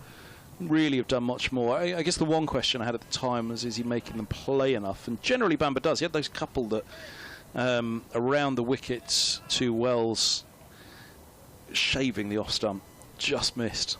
One of them in particular. It's Bamber's over the wicket to Villas, who's forward defending that one. Looks like there's a bit of shape on that. Look, getting the replay again. See if we've got a straighter view of whether that bit ball did just straighten on the right-hander. But good length from Bamber once more. Good line, very open stance. South African, and actually, if it did anything else, it was actually just nipping back ever so slightly. As we watch the replay, bang in line. You can just feel the excitement and kind of the moment's pause before it hit the bat, which had suggested a little bit of movement. As here's Bamber very full, and Villas forwards that, pushes back to Roland Jones. No run once more. Higgins, number 35 from 8, so going at 4.3. Roland Jones going at 6.3 from his 3 overs. Yadav 1 for 29 from 10, and De Carries 2 for 25 from 7. But Yeah, I think you start the session with your best bowler as well. I suppose De Carey's got the couple of wickets and really blew things open there, didn't he? And Bamba's economy has been outstanding, and that's what Middlesex need to do, is pick up wickets quite economically. As here's Bambury bowls, and this is eased just wide of Roland Jones for a single. Villas moves to 17. 120 for 3, Lancashire. Yeah, that's the balance, isn't it? You've been in that position to try and bowl Lancashire out here and try and take wickets, but the deficit's now just 74. So even with those 3 wickets that Lancashire lost pretty quickly, the base was already in set by Jennings and Wells. Wells is still there. So back to your Nottinghamshire theory. Middlesex win this one. Lancashire aren't going to want to go out with 2 home defeats on the bounce. So they beat Notts next week, and then Middlesex goes to Trent Bridge final round. It's all on, isn't it? I think it's only. I think it would only be on if Nottinghamshire lost, wouldn't it? In terms of bringing Notts into it. If to Kent and here. Well, if they lost to Kent this week, then yeah. Then they come here, and Lancashire aren't going to want to lose 2 on the bounce. If Middlesex win this, there's real rewards. Lancashire will be firing for Notts next week. Here's Bamba. Right arm over, right up there. Pushed back by Wells. Hampshire all the way up to 4th. Climbing above Warwickshire and Somerset. Pulling away from Nottinghamshire, which is there or thereabouts where Lancashire was sitting all season alongside Notts. Notts on the slide, according to Scott Reed. You heard it here first, folks. Reporting to Dave Bracegirdle on Twitter. Well, not at the minute. They're batting quite well, aren't they? I mean, 3 down, long way behind. 160 for 3, trailing by 286. This ball's full outside of the off stump to Bamba across Wells it goes, and it's the end of the over. 120 for 3, 30. Is it the end of the over? Yeah, it is. Scoreboards are all going to come together in a moment, I'm sure. 120 for 3 after 37. I suppose with the Notts thing, it's because they're playing Kent and Middlesex in 2 of their last 3, isn't it? So that's what potentially brings them into it, if they were to lose to Kent. Still with Middlesex to play as well. What Kent's mindset is, I suppose, having got a big score first innings, obviously they'll be quite fancy the chances of winning that match, but draws could be enough for Kent. You know, good draws with batting points could be enough to keep them up. Not necessarily would have to win Kent, I don't think. Depending, of course, on what Middlesex do. Oh, we're going to see Yadav replacing De Carey's. Oh, so it's change of ends. Oh, that's clever. Kevin House just came in to tell us, lads, you've missed the point here. It's a change of ends for Yadav. He's in chirpy mood, isn't he? He thinks this is a 3-dayer. He thinks your boys are going to collapse, Scott. Salacious, he says, salacious. Here's Yadav then for the first time from the Anderson end to Villas. He's asking for an LBW. He's getting forward, Villas. And that face. Turns around to the umpire. Oh. Why not? Why is that not out? That's a bit like the face that Kevin Howes pulls if you and I aren't talking early enough before the start of a session. Nearly got a smile out of him there. 120 for 3. Yadav in to Villas. Back, flicks the ball down to the onside. Picked up at forward short leg. Oh, I tell you what, Mr. Howes is a pretty decent short leg there, isn't he? Yeah, the hammies are going. Wicket. What do you reckon? Was he a wicket keeper or a short leg? He's always been a short leg. Yadav to Villas. Oh, how is that? That not got through. Again, Villas going right back into his crease. Umpire says, well, bold. It's happening out there, isn't it? Even the umpires are enjoying it. Right back, the ball spins sharply back in, does ever so well. The edge of a foothole there. Brings the bat down, gets a bit of wood on that, Villas. Forward this time in defence. Yeah, that was the second of the footholes. Just the third one there that landed and really troubled Villas the ball before. 20 for 3. Umpire Milnes at that end with the little nod after the previous ball. Yadav in, just outside the off stump, encouraging Villas to do just that. Hammering the ball away into the offside for 4 runs along the ground through extra cover. 124 for 3 now. Terrific contest this when Yadav and De Carey are bowling in tandem, as it was at the back end of the afternoon session. different game, isn't it? Well, yeah. I mean, there was a lot of talk yesterday on the commentary about transfers and county cricket now, and players in for this and in for that. Well, Milan due to be Middlesex's overseas all season long, but recalled early. He had after Villas and just nudged defensively away into the onside. It's the end of the over. 124 for 3. Lancashire, Villas 21, Wells on 59. And deficit of 70 between the two sides. So it leaves Middlesex in a position whereby there's the possibility to bring in another overseas, and they have in Giant Yadav. And right now it looks a pretty good decision, because you'd imagine spin is going to play a very, very big part for, well, every remaining over of this match, really. It'll be there or thereabouts. I'm sure Williams and Bailey and Wood will all come back hard at Middlesex. Coming back hard, Kevin Howells is on the mic once more. I'm enjoying it. I'm enjoying it. This is our first time on the mic together this season. Yeah, they don't care. Well, they do care. They wish it down. I care. Look, this is what they care about. They're checking the light. Oh, no, come on, Umps, don't be silly. They are. Get They're Bamber only off. going on and checking the light. And this is for your man Ethan, you see. Look at the overheads. What's wrong? What? I'm always looking at the overheads, mate. It doesn't make for pretty reading. It's not heavy skies overhead at the moment, is it? Respect the umpires, will you? Eh? And they're carrying on. They are carrying on, I tell you. Mallender and Milnes. Gear on with it. Top men for the top job. Gear on. Well, that's the commentary box, you mean, of course. I have to say, though, it looks pretty grim, doesn't it? I mean, look. For Lancashire? No, come on now. See. All the shadow's being cast off, you know, the players and the umpires out there as he's walking back across. No, you can see I'm not having it. Just because you've got your tail up here. Anyway. There's Bamber. 2 slips, Gully. Deep cover. Extra cover mid-off. Mid-on, mid-wicket and long leg, and Bamber bowls leg side, and it's turned just fine at the mid-wicket, which is Takeris, who races around, throws to the non-strikers, and Bamber! Oh, back through his legs, and he's going to throw it away for 4 as well, is he? Goodness me, it went over his head, the throw, the enthusiasm of Takeris, who ripped it back in. Bamber had to leap in the air, take it two-handed, and up above his head, he had one choice, really, I guess, which was to grab it and throw it down between his legs to try and hit the stumps. Extraordinary cricket. That would have been an amazing run out had he have executed it. It missed. Lancashire survive, and they get an overthrow for it as well. Last time I tried anything like that, it was past the parcel. But I was so desperate as the music about to stop, I just chucked it through my legs. That's what he did. Music stopped. Oh, he's just missed it.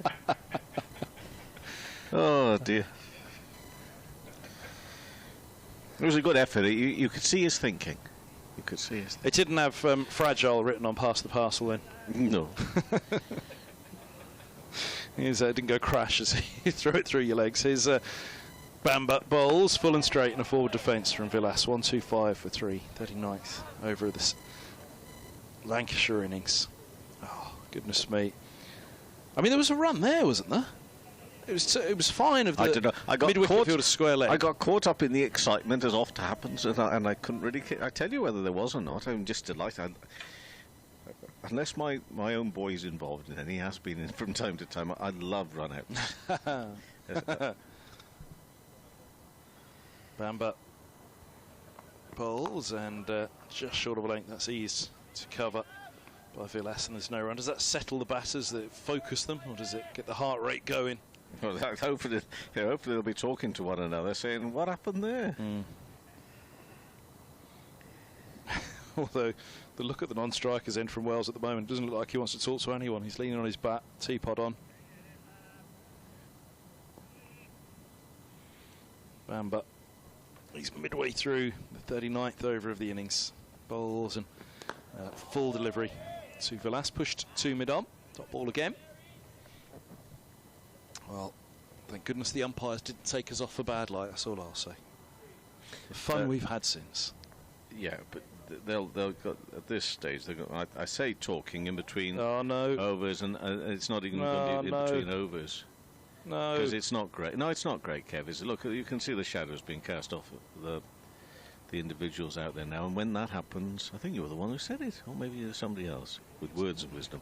When you see that, you know the natural light has been overtaken and all that sort of stuff. So it's not a pretty picture, I'm afraid, at the moment, is it? It's breaking up that skyline out there. Look behind the pavilion.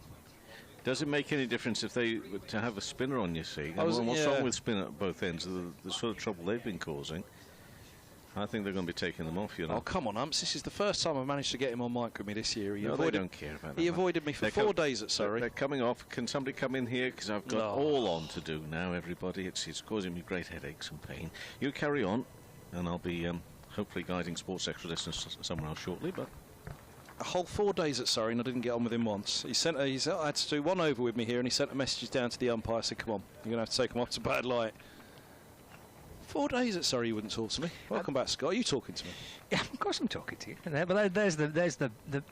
We went off a bad light yesterday, so they've obviously got the level in which it deteriorates to go off. So it's not kind of like we think it might be a bit dodgy, off we go. They've gone off once, they have to stick to that meter reading for the rest of the game. As you look at the stream at the moment on Lancashire TV, to be fair, you look at the umpires and you could almost say it was a day-nighter. But the weird thing is it's the time of year, isn't it? Because actually the sky's not that heavy, is it? It's a pretty light cloud up above us. Unless there's one particularly dark cloud over where the sun sits at the moment. Over Old Trafford, but you know, again, the skyline in the distance looks pretty. I agree. Bright. Certainly, yesterday, I know one or two Lancashire fans, Middlesex fans here as well, were frustrated that we went off yesterday because the floodlights was on, and and you could, there was enough natural light around to think, well, maybe we can just muddle through. But it's what would Dickie Bird say? Unless there's lightning, gear on with it. Speaking of which, I didn't leave my sat nav yesterday. The lightning was leading me to Old Trafford last night. Yeah. The appropriately named lightning up here. Up the M1. Oh, need to turn left here. Look, the lightning's over there now, sitting over Old Manchester the whole way. Oh, very serious look from umpire Malander. Did you see that? I did. Yeah, I did. Goodness, yeah. Don't be asking him if he's all right at the minute. Howes is going to be upset with us. He said he had to do an over and a half with hand. He'd almost managed to make a whole season, including. How did he manage to dodge me for 4 days at the Oval? He did it. 125 for 3, 2 balls to go. The 39th. Wells 60, Villas 21. Umpires remain out there. Wells and Villas remain padded up. Yeah, they've not retreated fully into the dressing room just yet, have they? The guy said the two umpires are still out there nattering away. Which we did have this yesterday. They stayed out for a bit and then headed back inside. It is frustrating, clearly, because it's a really intriguing passage of play. You know, it was built up beautifully through the afternoon, and you're thinking, well, we're set for a really intriguing final session.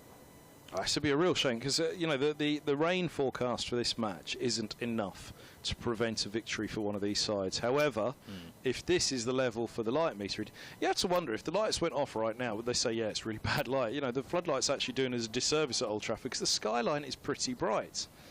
But it's that time of year, isn't it? So the floodlights are on. Yeah, you haven't got the same kind of high sun in the sky that you had midsummer, but if you actually turn the floodlights off now, how bad would the light be? But the artificial light, granted, with the floodlights on, you got 4 shadows. I don't know. Yeah, it's frustrating. And this is not particularly encouraging because how many times do you see though that the off now? How many times do you see that the floodlights go on? Oh, night light's not good enough now because there's 4 shadows. Just don't turn them on then. It really isn't that dark at Old Trafford. But granted, the shadows of the umpires as they walk off now don't look great. I'm just looking around. It's a bit more filled in over the back of the empty Scott Reed party stand. How many times can I ring that joke out? It's a bit brighter over the city to our right, and it's an awful lot brighter over the back of the pavilion. Annoyingly, actually, the wind's blowing over from the back of the party stand, isn't it? So party's over for us right now. Well, it is at the minute. The umpires have disappeared.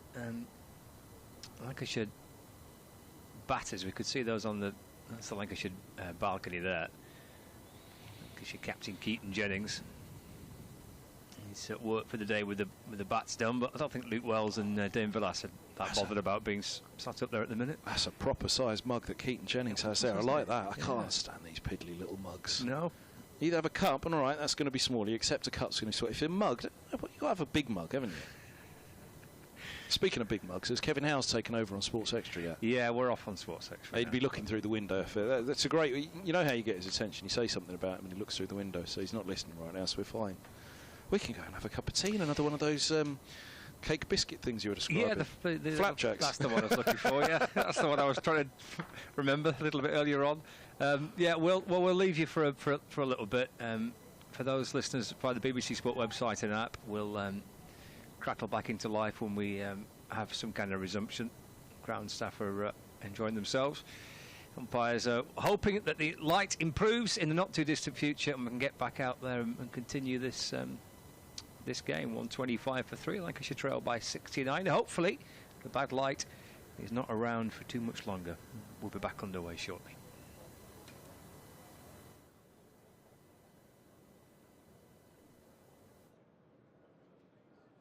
How's that?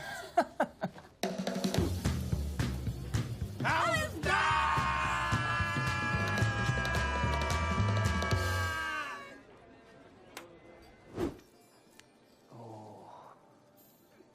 Oh. How's that? How's that?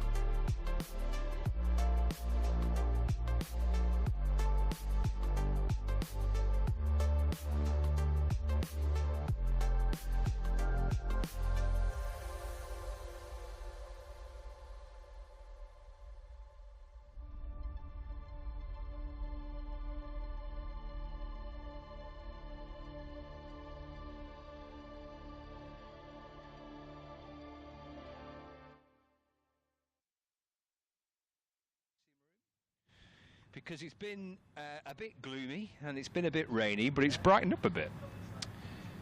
Some good moves there by Ethan Bamber. He's got a good shuffle, hasn't he? The Bamber shuffle. So we're gonna start at 5:40. There's going to be 11 or potentially 11.2 overs of play. Fingers crossed we'll get the majority of these in.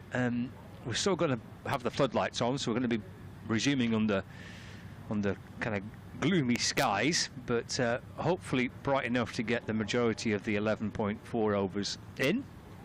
They've been on all day, haven't they? The old floodlights. The chief exec will be counting the Lecky bill, but it has been too dark, unfortunately, for them not to be on, really. You could see plenty of cloud cover above Manchester, and that's been the issue for large parts of yesterday afternoon and a little bit of today as well. So 11.2 overs, and play to resume in the next few minutes, and we'll see how Middlesex and Lancashire battling out through the final part of this second day. It looks a bit brighter out towards the city centre. I mean, I say bright, I mean it's hardly got kind of cracking the flags, but it looks a little drier and a little more cheerful out towards the city centre. The forecast for tomorrow is okay. I think there's a potential chance of a little bit of rain. Luke Wells, he's chomping at the bit to get back out there and have a bat. Can't wait to face 11 overs tonight. He's unbeaten on 60, and Dane Velas is somewhere in there. He's 21 not. There he is. There's Dane Velas alongside Luke Wells. So they're both on the balcony, prowling around, waiting to get going. Here they come, heading down the steps from the Lancashire dressing room. The hover cover, is that coming off? I hope it is. Looks like it, yeah. The stumps are in, so the hover cover's coming off. The umpires, they're re-emerging from hibernation. They're coming out. Well done. Off they come, and the Middlesex players just a little bit behind them as well. So Scott Reed and Kevin Hand will get you back underway in the next few moments. Where's the rotor? Okay, I forgot about that. We've had a union meeting at the back of the box, and we said we're not working unless there's a rotor. Well, it's going to be Callum, not me. The rotor is it's me and Callum to start off, and then we'll see from there. So here we go. The overcover is making its way off, and well, it's going to be a particularly tricky little period, but it has been pretty tricky for the batters for most of the game. There's that little period, wasn't there, when Lancashire started their first innings. They put on 80 runs for the first wicket, Keaton Jennings and Luke Wells, and then that little rattle of wickets following. The spinners causing problems. 2 wickets for Josh DeCaires, 2 for 25 his figures. Yadav 1 for 33. The spinners were causing some troubles for the Lancashire batters. Bamber's bowled beautifully. He's gone for 11 runs. He's bowled almost 10 overs. Higgins 8 overs for 35. Toby Rowland-Jones just the 3 overs. So yeah, it has been a game so far in which the batters have had to work very hard for their runs. Callum's alongside me. We're gonna get back underway. I'd written it off. Yeah, so did I. I think there's only one set of players that'll be happy to be out there. I reckon that'll be Middlesex. Like you say, a tricky period for Wells and Villas to get through. But Middlesex now have a nice little 11 over period here where they can just take a little bit of advantage. Not exactly ideal batting conditions. You know, the ball might swing around, just do a little bit under the floodlights. Looks like it's got even darker again since they get out there. It does a bit, doesn't it? Yeah. But I mean, they've gone to the effort of getting out there. We might as well have a little go. Yeah, I thought the umpires were very good at that yesterday as well. They really waited around. They tried the best to get the plays on and off. There was a couple of short periods of play yesterday, but again, they've stuck around and they could have quite easily called the day's play, I reckon. But we're getting 11.2 overs of cricket in. Yes, yeah, potentially. Well, there's 2 balls left of this Bamber over. He's bowling from the Brian Statham end, so he's got 2 balls left to complete it. As Jennings gets forward and defends, the ball squirts away to the offside. Sorry, Villas, and there is no run. There's not a lot to be gained here, is there, for Dane Villas and for Luke Wells, really? No. There's a lot that could go wrong in this little period, but not much that potentially could go right. It's kind of night watchman material, and these two would much rather be sat in the shed with a cup of tea, I think. Yeah, hoping that tomorrow's a bit brighter. Final ball then of the over. Bamba to Villas. And brings his bat firmly forward and defends. And it bounces back down the pitch, and there is no run. So that's the end of that Bamba over. 125 for 3. It'd be worth having a little scout around if you've been waiting for the pictures on Lancs TV to get back underway, or been sitting there on the BBC Sport website and the app. Things have bounced along at a pace elsewhere, in particular the game involving Kent and Nottinghamshire, which is one that we're keeping an extra close eye on, because certainly Middlesex supporters will be. Because Kent are just below them, and Nottinghamshire, who they play, are not a million miles beyond them. So Kent making 446 in their first innings.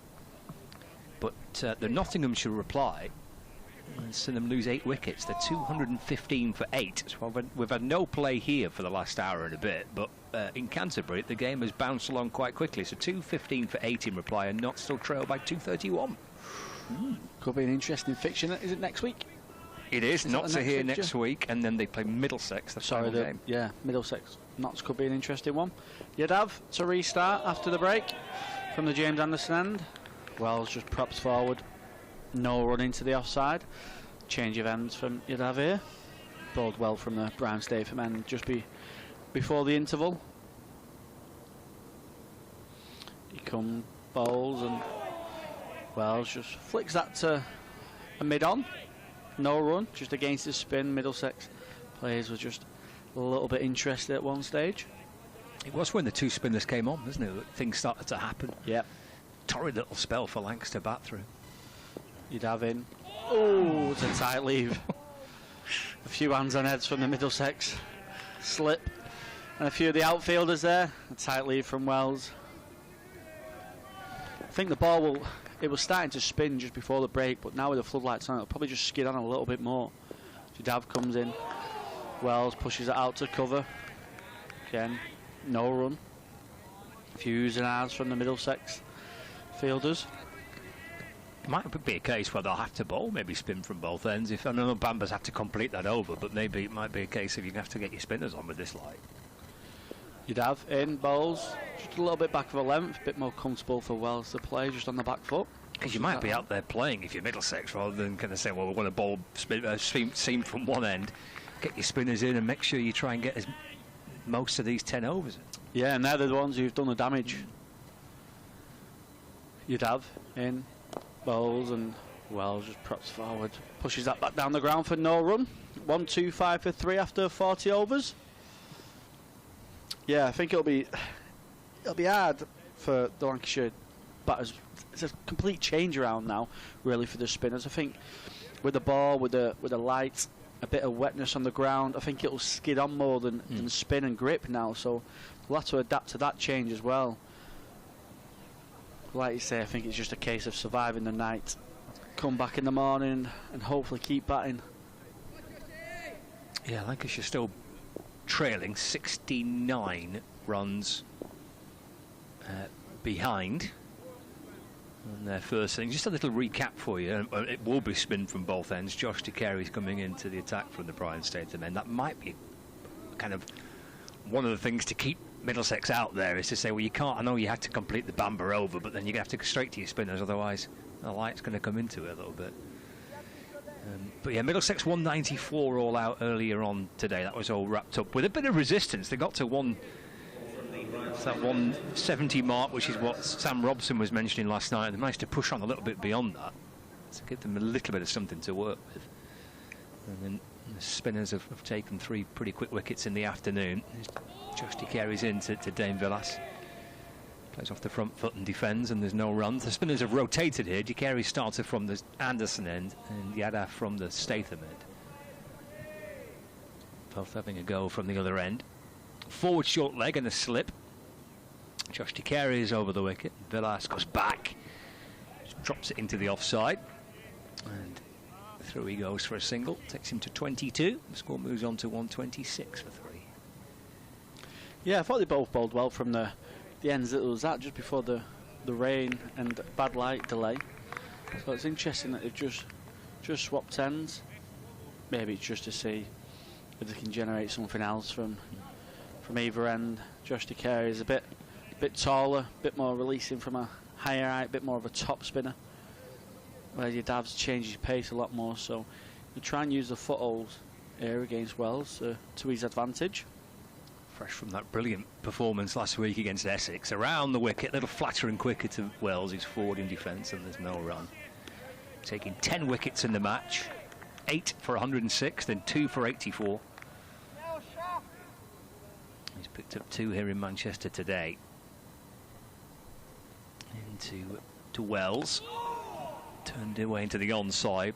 The bat across the front pad just turns it out to mid-wicket, no run. I've seen something on Twitter a moment ago that he started as an opening batsman at the start of the season, but I think it was just with 1 wicket in first class, and now all of a sudden he's getting in the team as an out-and-out spinner. The carries to Wells, who's dancing down the pitch, playing a nice shot, driven away through mid-off for a single. 61 to Wells, 127 for 3.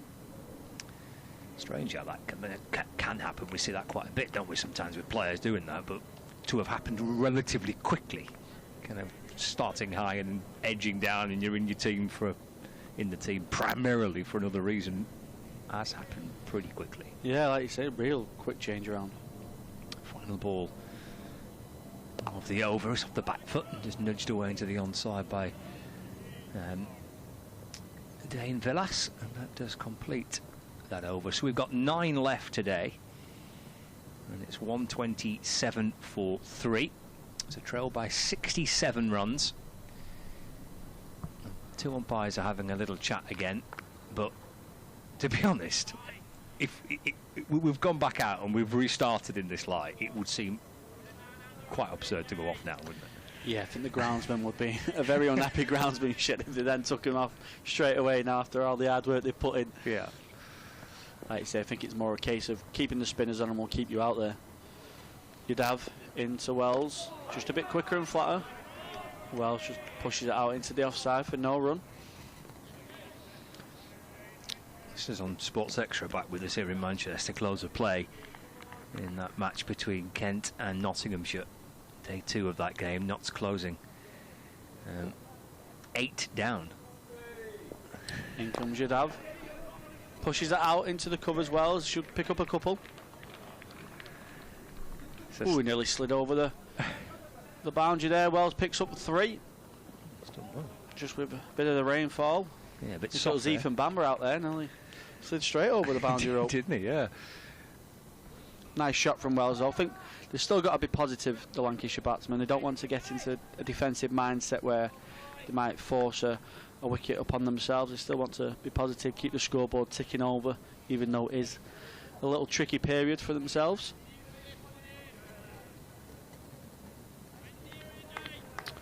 Villas on strike. We've got a big open gap in the offside. Yadav will just be open. Villas tries to force something through the offside, just a deep cover.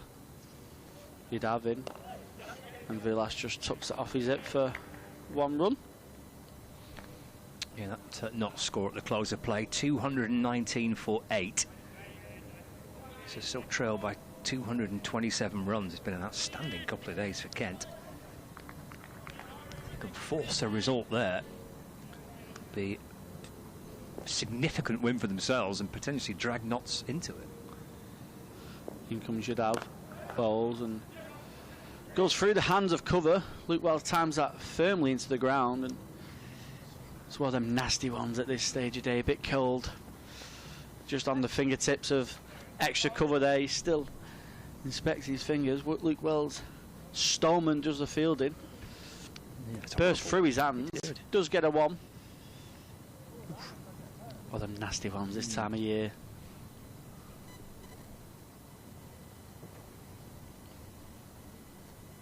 That's why you'd much rather be at like a short fine leg than anything.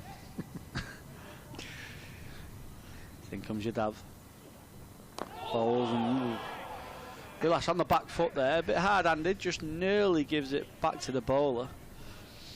A couple of the Middlesex lads with their hands on the head again. Still a little bit happening out there for the Middlesex bowlers. Yeah, definitely.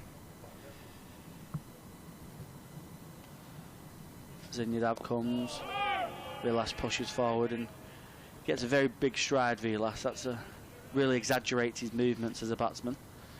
Pushing into the offside for no run, takes a score to 1-3-2 for 3 after 42. Yeah, he's quite committed both forward and back, isn't he, Vilas, so far? He's got right forward at times to Yadav. He's hopped deep back into his crease as well, facing to Carey. He's not been kind of caught in between yet, hasn't Vilas? He's been quite committed one way or the other.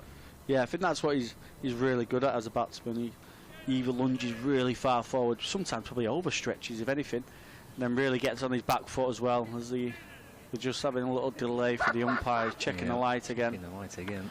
We have got a reading from yesterday, which I think is the benchmark that they use to go against. Looks like we're happy to continue. Yep.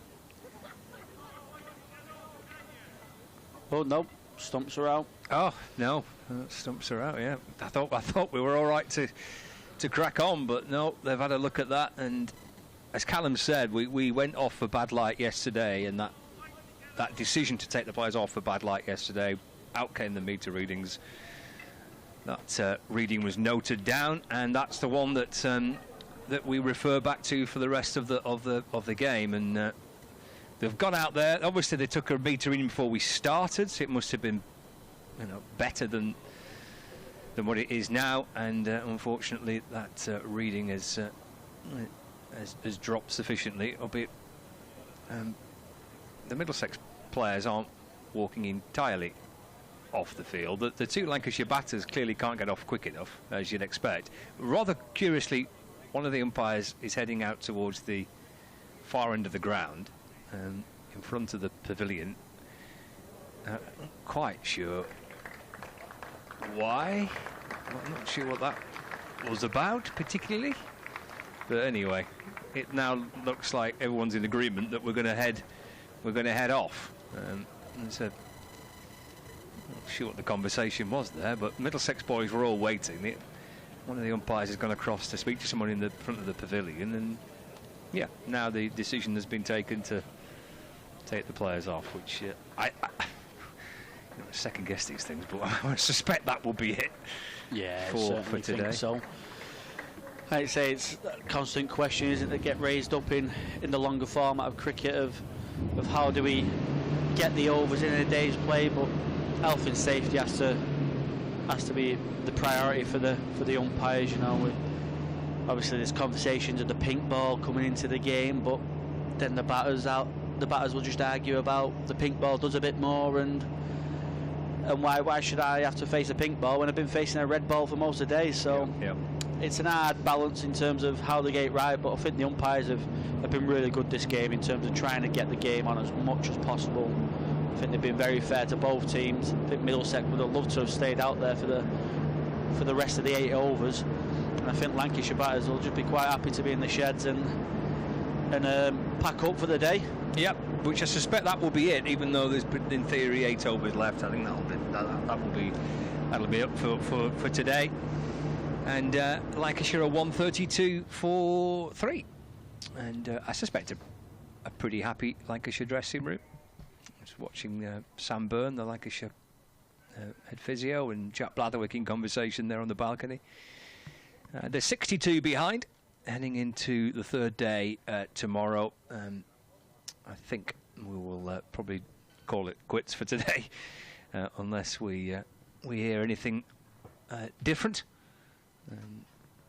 Then we will leave you for the time being. 132 for 3, trail by 62.